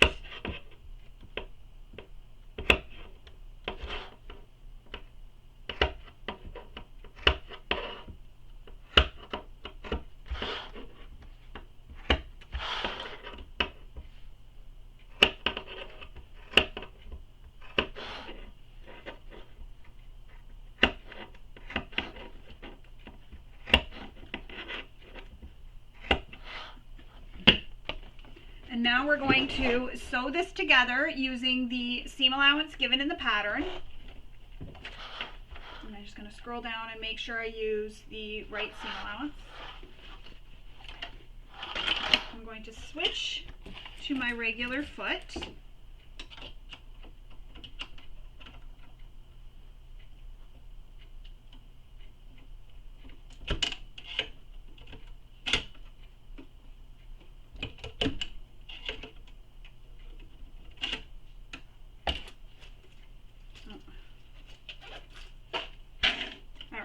So, starting at the top, we're going to sew all the way around, starting at the very top, so those folded edges are unfolded at this moment.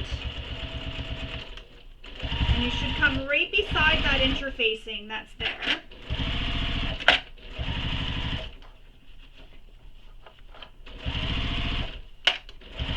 I should have used my extension table. Grab it out after. I'm going to grab out my extension table.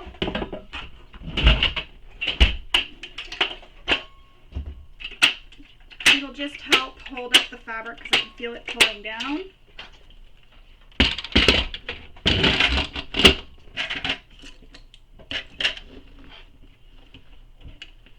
Whenever you stop, if you have to stop to make adjustments or anything else, always stop with your needle down in your fabric. This way here, nothing will shift on you.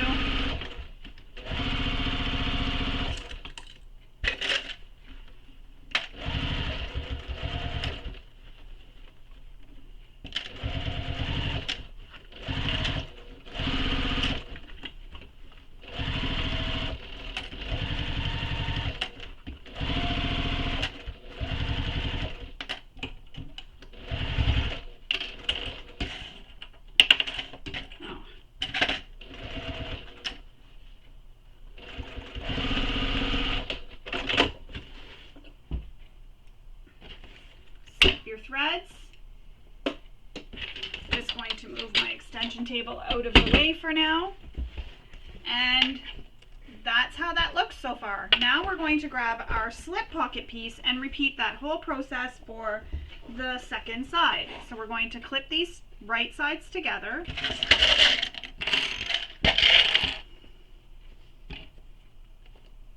Clip it all the way around. Line up these tops. Again, line up those seams. Got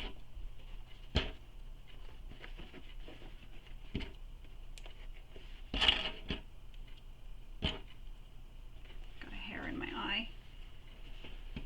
Or a thread. Or fluff. Something's in my eye. Sorry. There we go.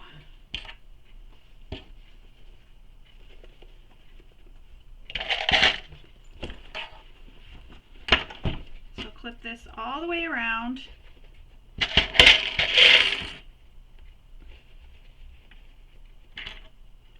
And we'll do the same thing. We'll make snips in the curve to help ease this fabric in around the curve.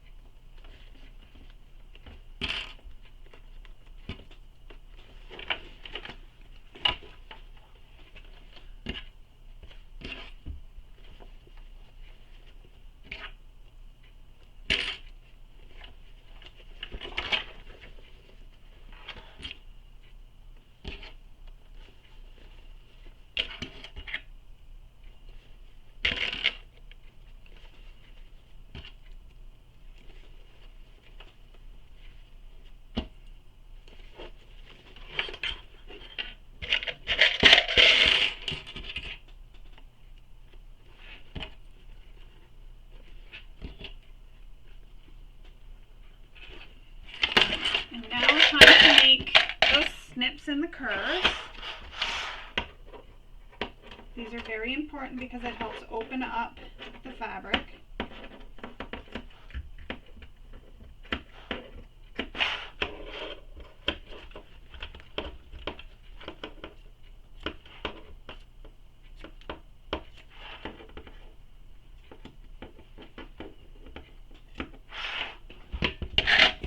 All right, extension table again.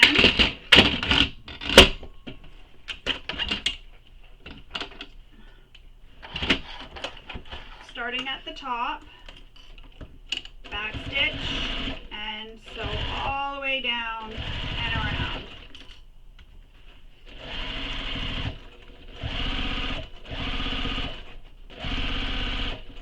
So I'm just sewing all the way around using the seam allowance given in the pattern.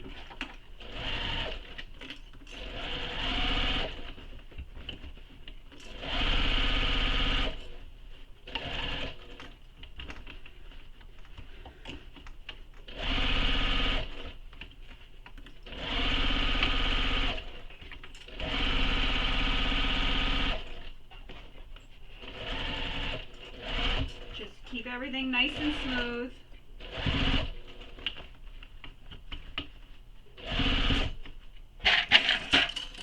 Put these clips away because they're going to start getting in my way.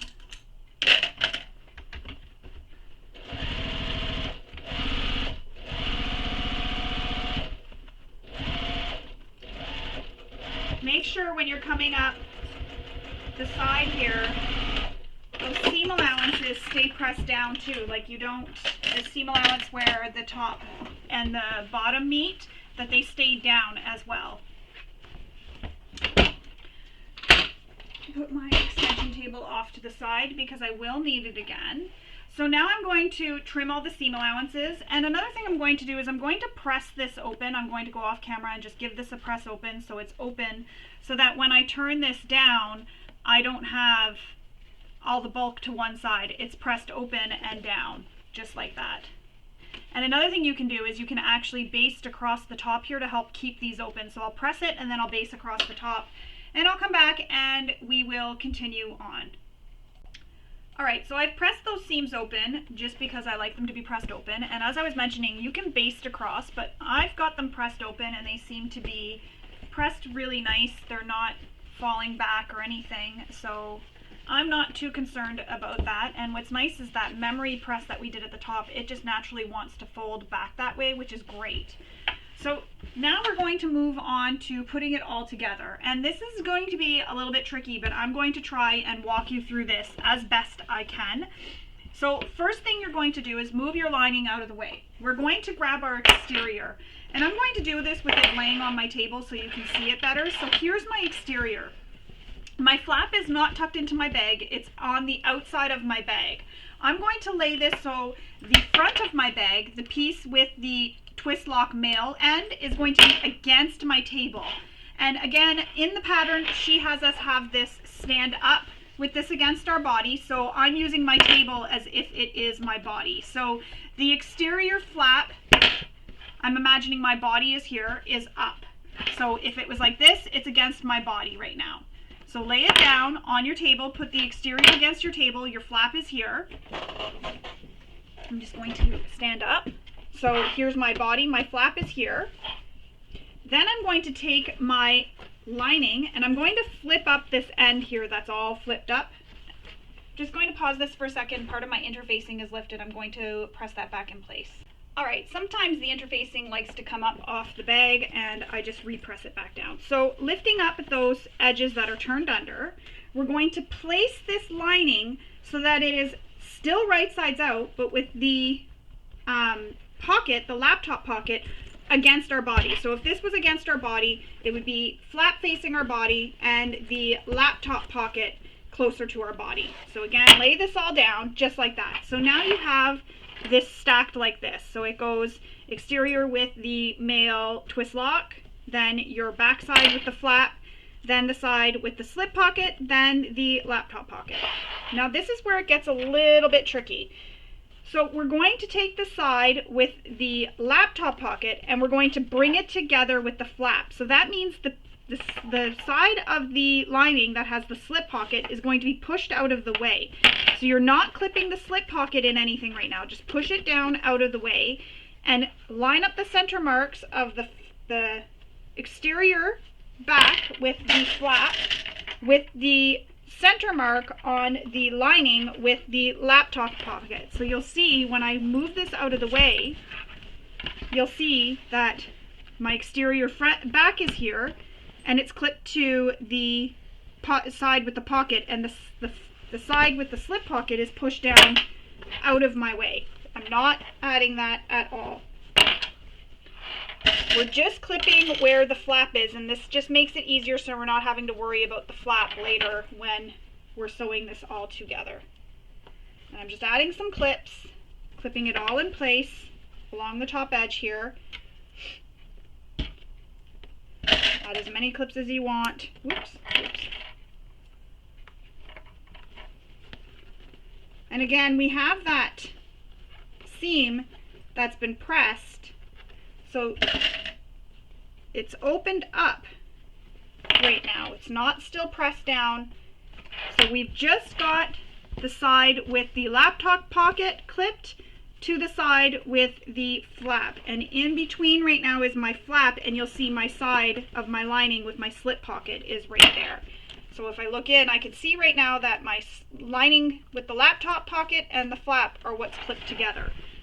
So now we're going to sew this with the seam allowance given in the pattern, starting and stopping where she mentions in the pattern.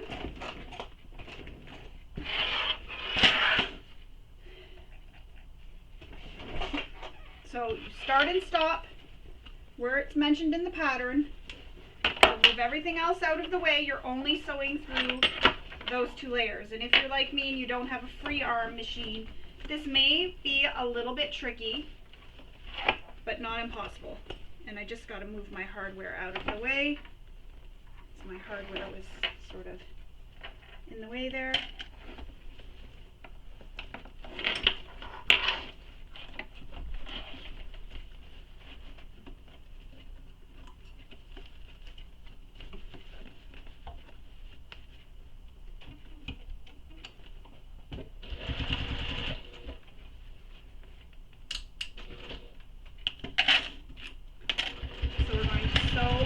way across.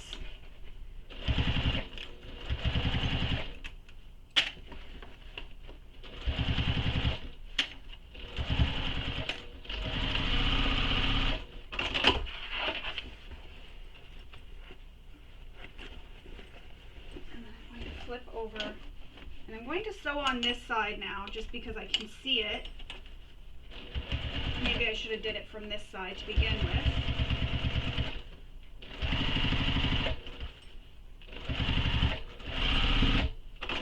Alright, so now we have that. As you can see, it's stitched to the laptop pocket, the laptop sleeve pocket to the back, because when we now take this and we're going to flip it so that this goes inside of our bag.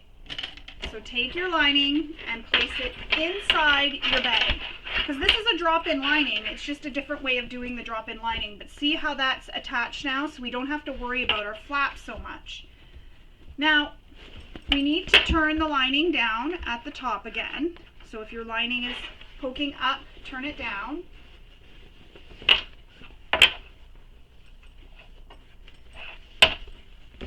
I'm going to pull my lining out, and I'm just going to give a little trick here. What I'm going to do is I'm going to place double-sided tape all along this edge where we have to turn the top edge. Ooh, I almost tipped my chair over.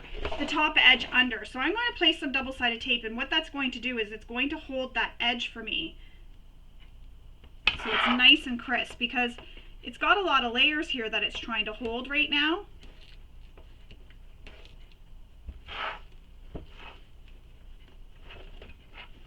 And remember, there's that foam that's there. So the foam is going to be right at the top of the edge where your exterior comes down. So just use some double-sided tape all along those seams, and we're going to fold it under and use the double-sided tape to help hold that in place.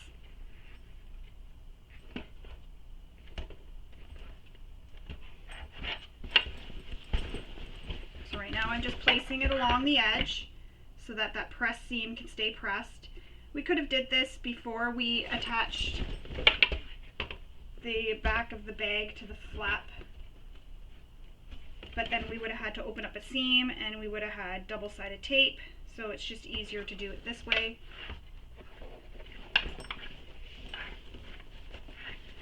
So I'm going to go straight across. I'm going to lay my lining. Oh, I can't get that unstuck from me. Just flipping everything out of the way.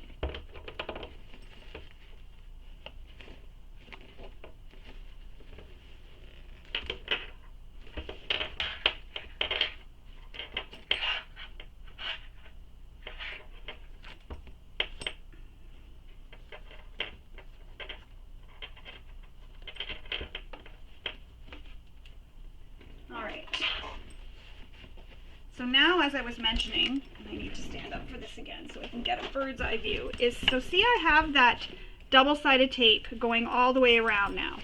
So now I'm going to remove the paper backing, and I'm going to fold this down at that seam where we pressed previously.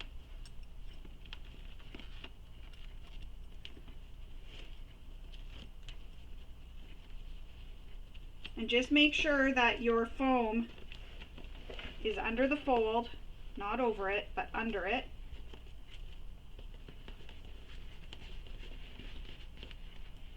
And if you have to use some clips to help hold things, go ahead and put a couple clips. I'm not going to worry about that right now.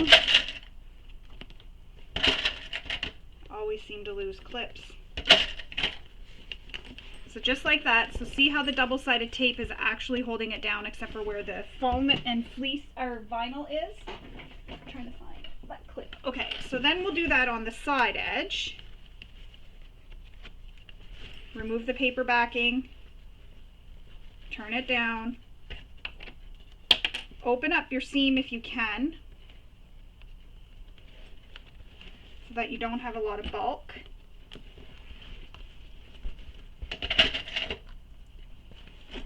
On the other side.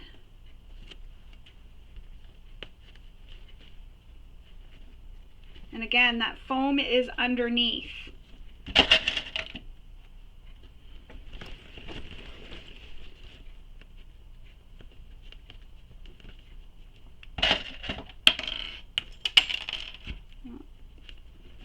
I have broken so many clips with this bag, it's crazy.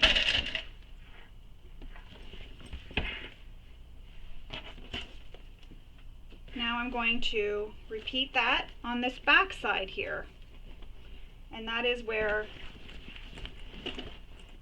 the flap is currently attached to the lining of the bag. So I'm going to stick the lining in because that'll be easier to do, to turn it down.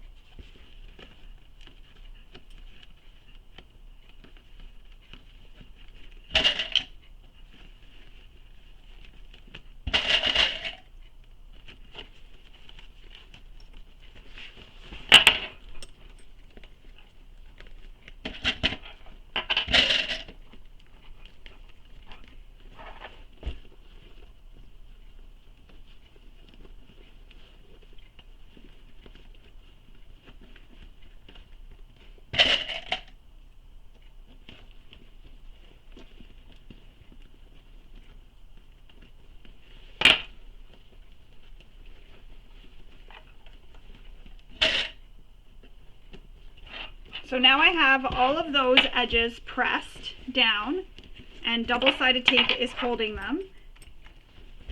Now we have to line up these top edges, and this is where it gets a little bit tricky again, because you have to line up all these top edges, and I usually use double-sided tape for this just to help hold everything together. So I'm going to use more double-sided tape.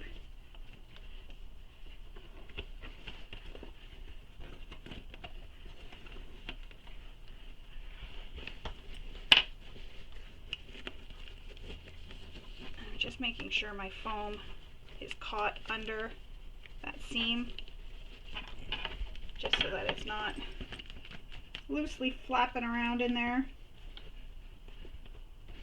So more double-sided tape. This is going to be a little bit more difficult because we have that flap attached and it's all flipped this way. So you can place it on your lining piece or on your exterior piece. This just helps hold everything in place while I sew around. And I'm just going around the entire bag.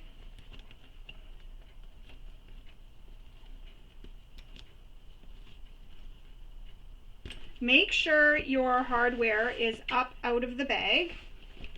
You definitely don't want those tucked down into the bag.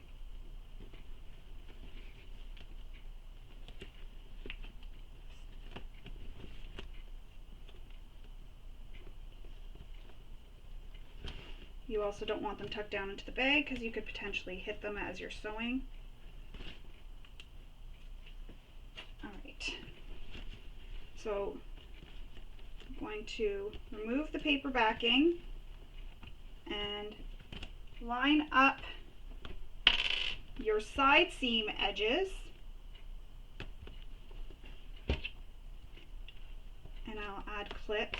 And you want to line up your tops so that they're flush, they're nice and straight and even.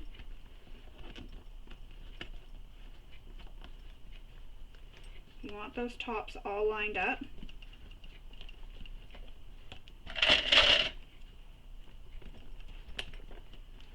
So make sure these tops, and I just broke another clip, I think. Yep. Another one gone. I don't even know where that came from. Alright, so you want them to be lined up at the tops, and you want your corners of your sides lined up.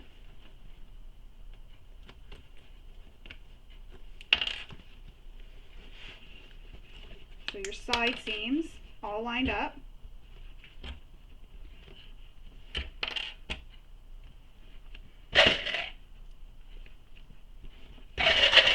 You can use as many clips as you feel you need for this.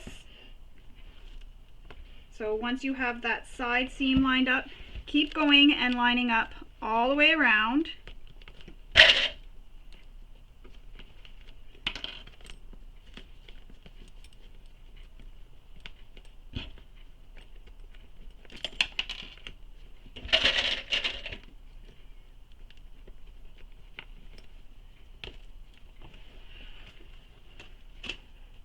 I should have kept track of how many clips I broke during the making of this.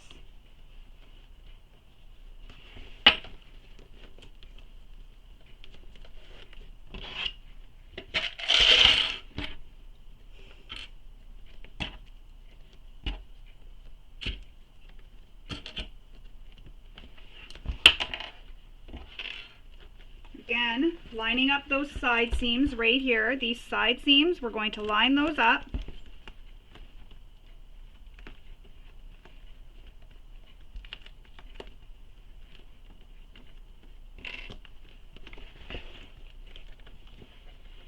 And you want to make sure everything's nice and flat.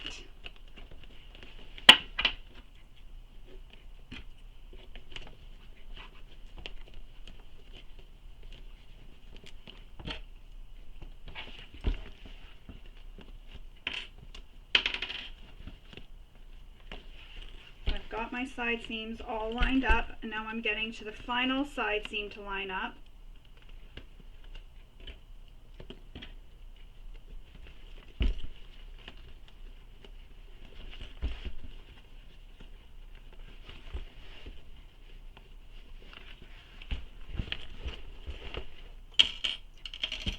Oh, there's a broken clip in the bag.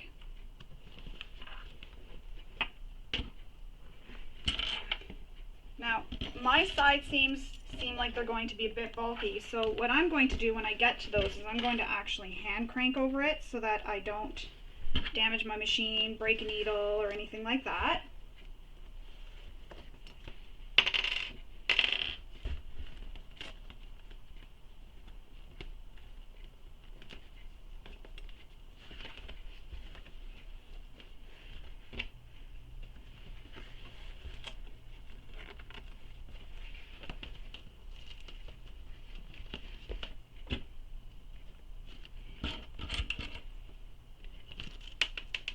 Because I don't have a free arm, I usually turn my bags right sides out, or right sides in, sorry, not right sides out, right sides in, so lining side out when I'm sewing a bag like this. However, I can't really do that with this because we have the center pocket. I could, but it would make it really difficult for turning, and my hands will not be happy if I try to do that, so I'm not going to.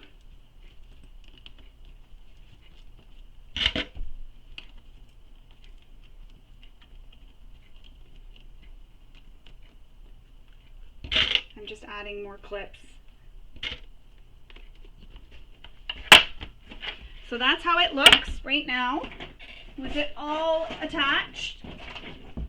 Lots of clips, and we have the edges pressed down, and they are flush, so they're nice and flat, and they meet each other,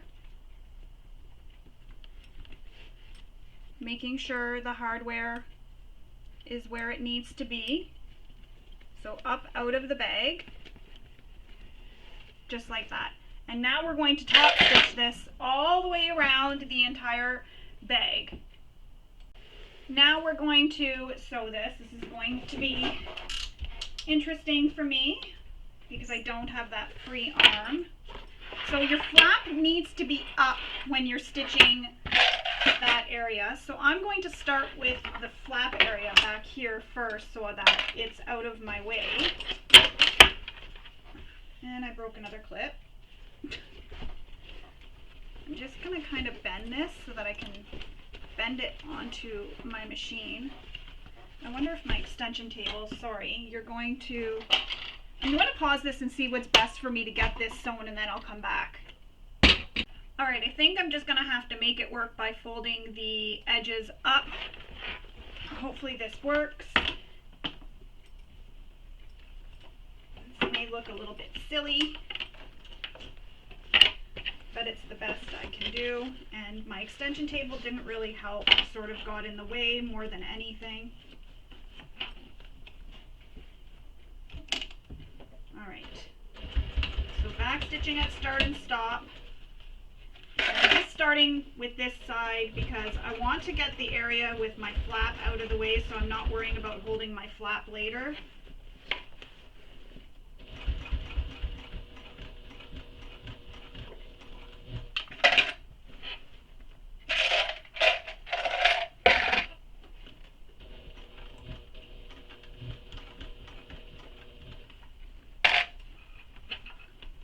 And this is where I may have to hand crank because I may get some skip stitches. I'm just worried about that.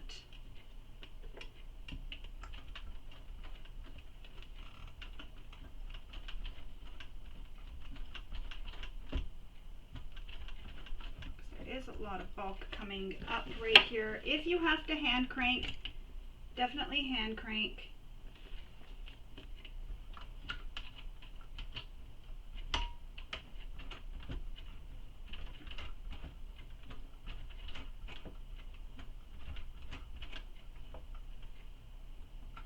Hand cranking is better than trying to sew through and potentially causing damage to your machine. Yeah, there's a lot of bulk there.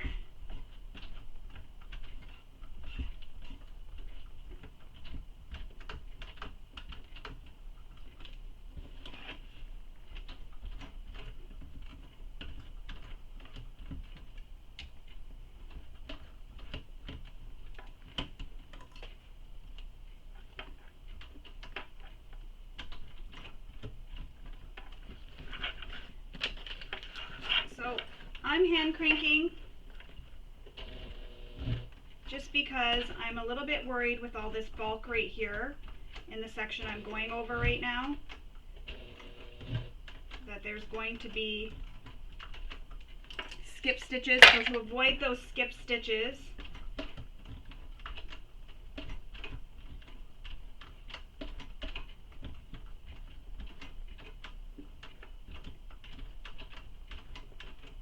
and it is skipping. I think I need to switch to a bigger needle. Oh, my thread at the bottom broke for some reason. All right, I'm going to pause the camera. The thread at the bottom broke for some reason. I think it was going through all that bulk. The thread broke. So I'm going to switch to a bigger needle, but also I'm going to fix my thread because for some reason either it broke or it ran out. It broke. So I'm going to fix that all up and come back. I'll unpick all these stitches that I did too. Alright, so I've got back to where I've started from when I ended there, when I found that my bobbin thread had broken. So I'm just hand cranking again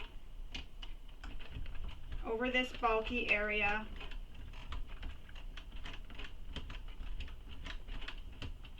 And I did change to a larger needle.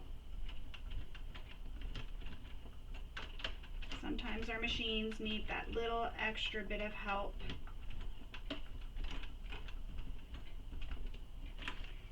And a few more clips had broken too. So the larger needle is definitely helping, and hand cranking is definitely helping because there is that bit of bulk. So every time I get to that bulkiness, I'm going to have to hand crank. I would rather hand crank than break a couple of needles. But you can hear that there's a lot of bulk that I'm going through.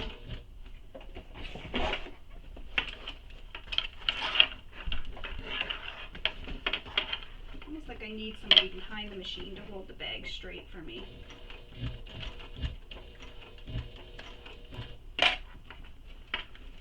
So I'm coming back up to where there's some bulk here in this side seam. So I'm going to start hand cranking again. You can do the same thing. And I'm using an 18 needle. I went with the bigger needle.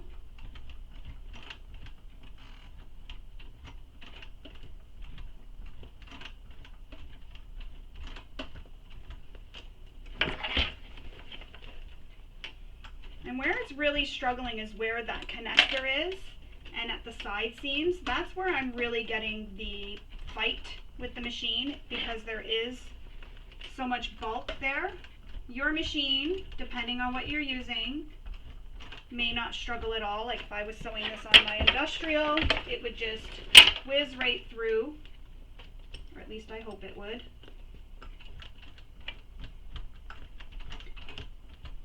And that's why at the beginning when I was saying use materials that you know are good for your machine and interfacings and your needle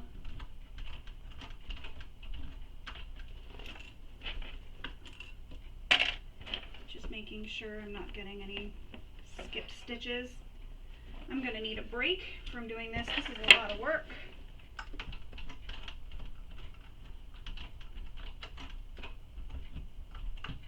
And see, when I'm pushing down with my needle, my hand wheel, I can feel it hitting my plate. So I just stop and sort of shimmy the fabric around so that I'm not hitting the needle plate.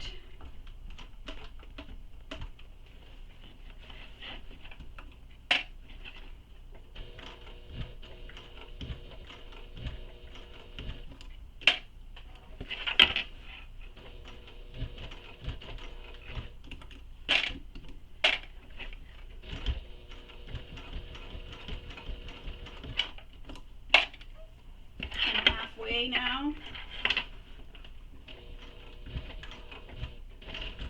my hands are hurting.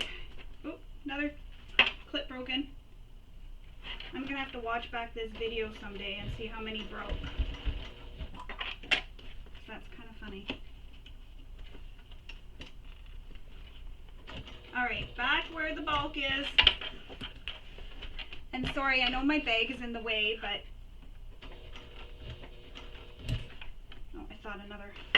thought a needle was breaking. Just a clip. I'm going to squish the bag down.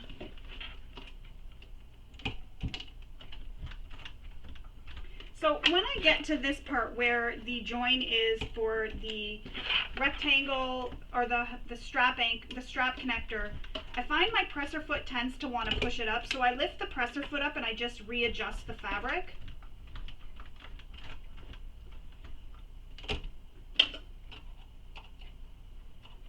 Have to smooth it out using your turning tool or anything.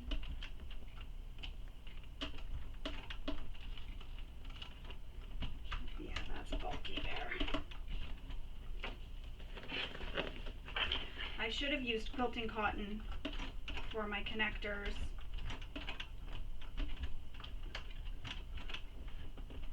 Rather than the vinyl.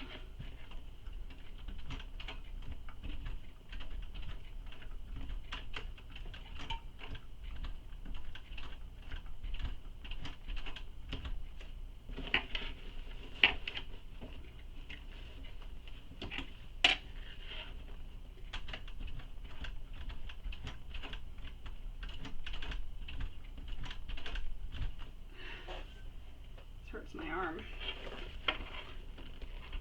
So just keep going all the way around. I'm going to pause the video and finish going all the way around because I feel like this is making it really long and you don't have to watch me do that. But again, hand crank over the bulky areas if you need to and continue going all the way around. We'll come back when this is done. I'll cut all my threads and we'll come back and see how the bag looks when we are done. Alright, so I was able to go all the way around and hand crank most of the way where the bulk is. Sorry, Buddy's in the way. So now I have it completed. Excuse me, Buddy. Now I have it completed here. The bag is also sewn. Watch out, people want to see. People want to see the bag. Let's go on this side. So it's all sewn all the way around, top stitch, and considering that I was having issues, I was worried that it wouldn't look as nice, but my top stitching actually looks really good. I'm really happy with it. So that's how it looks.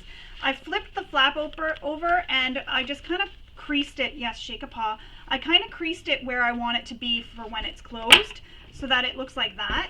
So now we need to add our straps. And remember in the beginning I was saying that if you don't have rivets, I will tell you what you can do to attach your straps without rivets. So what you can do instead of riveting, because you have those marks still made, is you can attach your straps to your bag. So put one through one loop, and I just want to make sure I'm going the right way and that they don't go outwards. Yes, thank you. So put it through the strap. So there's your rectangle ring. Put the strap through and then add a clip on each side. And then you can sew, just like we did for the other strap, you can sew a box and then put an X in it, and that way there you don't have to worry about rivets, but you can sew the box and put an X through it if you want, and that way there no rivets, no nothing are needed. You were able to make this bag without any of the rivets. But I'm going to rivet mine, so I'm going to slide the other side through. So here's my bag, here's my strap, vinyl side up right now, through. I'm going to add a clip to clip it in place. Somebody's starving for attention here. And this way here, the back of the strap is on the back side, so where I folded it through is on the back side, and this is the front side here with our little accent piece on the top. So I'm going to go add my handles again, finish adding the handles that same way, and I'll put the rivets through and I'll rivet them in place. And if you can't rivet and you only have Chicago screws, you can use Chicago screws. If you don't have either of those, you can sew a box as close to the hardware as you can and then sew an X through it, and that is it. So I'm going to go add my straps. So again, I'll show you one more time. You have your rectangle rings. So with your strap, so that the accent is on against the bag itself, you can feed it through, add a clip, and then rivet in place or sew it. So I'm going to go do that off camera and then come back. So I've added the rivets to my straps, and as I mentioned, you can sew this and create a box there, but that's how it looks. So the right side is on this side and the wrong side. So depending on how you have your bag sitting, you'll see one side or the other side of the strap. This is a really big bag, so it's hard to see everything. But there it is. There is our Kayla Commuter Tote. You have your flap that helps hold everything inside, held closed with a twist lock. You have your laptop sleeve here, your zipper pocket, your divided slip pockets, and you also have another pocket on the back held with a magnetic snap, and then a foam pocket back here, and as well as a pocket under the flap. We can clip our crossbody strap to the D-rings. So you can clip it to each of the D-rings. And the nice thing about this is you can, if you're wearing your bag crossbody and you decide, oh, I would rather just carry it with my shoulders, so make sure the straps are down when you clip it. But if you want to carry it with your shoulders instead, you can just take this strap, roll it up, and put it inside your bag, and then you have it for when you want to wear it crossbody instead. So there it is. There is your Kayla Commuter Tote. We have finished it all. You are ready to take it out and show it off to the world. But before you do, don't forget to take some photos of your beautiful bag and share it on social media using the hashtags given in the pattern, and also share it in the Facebook group as well so we can all ooh and ah at your bag. I hope you enjoyed sewing your Kayla Commuter Tote with me and maybe picked up a few tips and tricks along the way. Hope you all have a wonderful day. Bye, and thank you for sewing with me.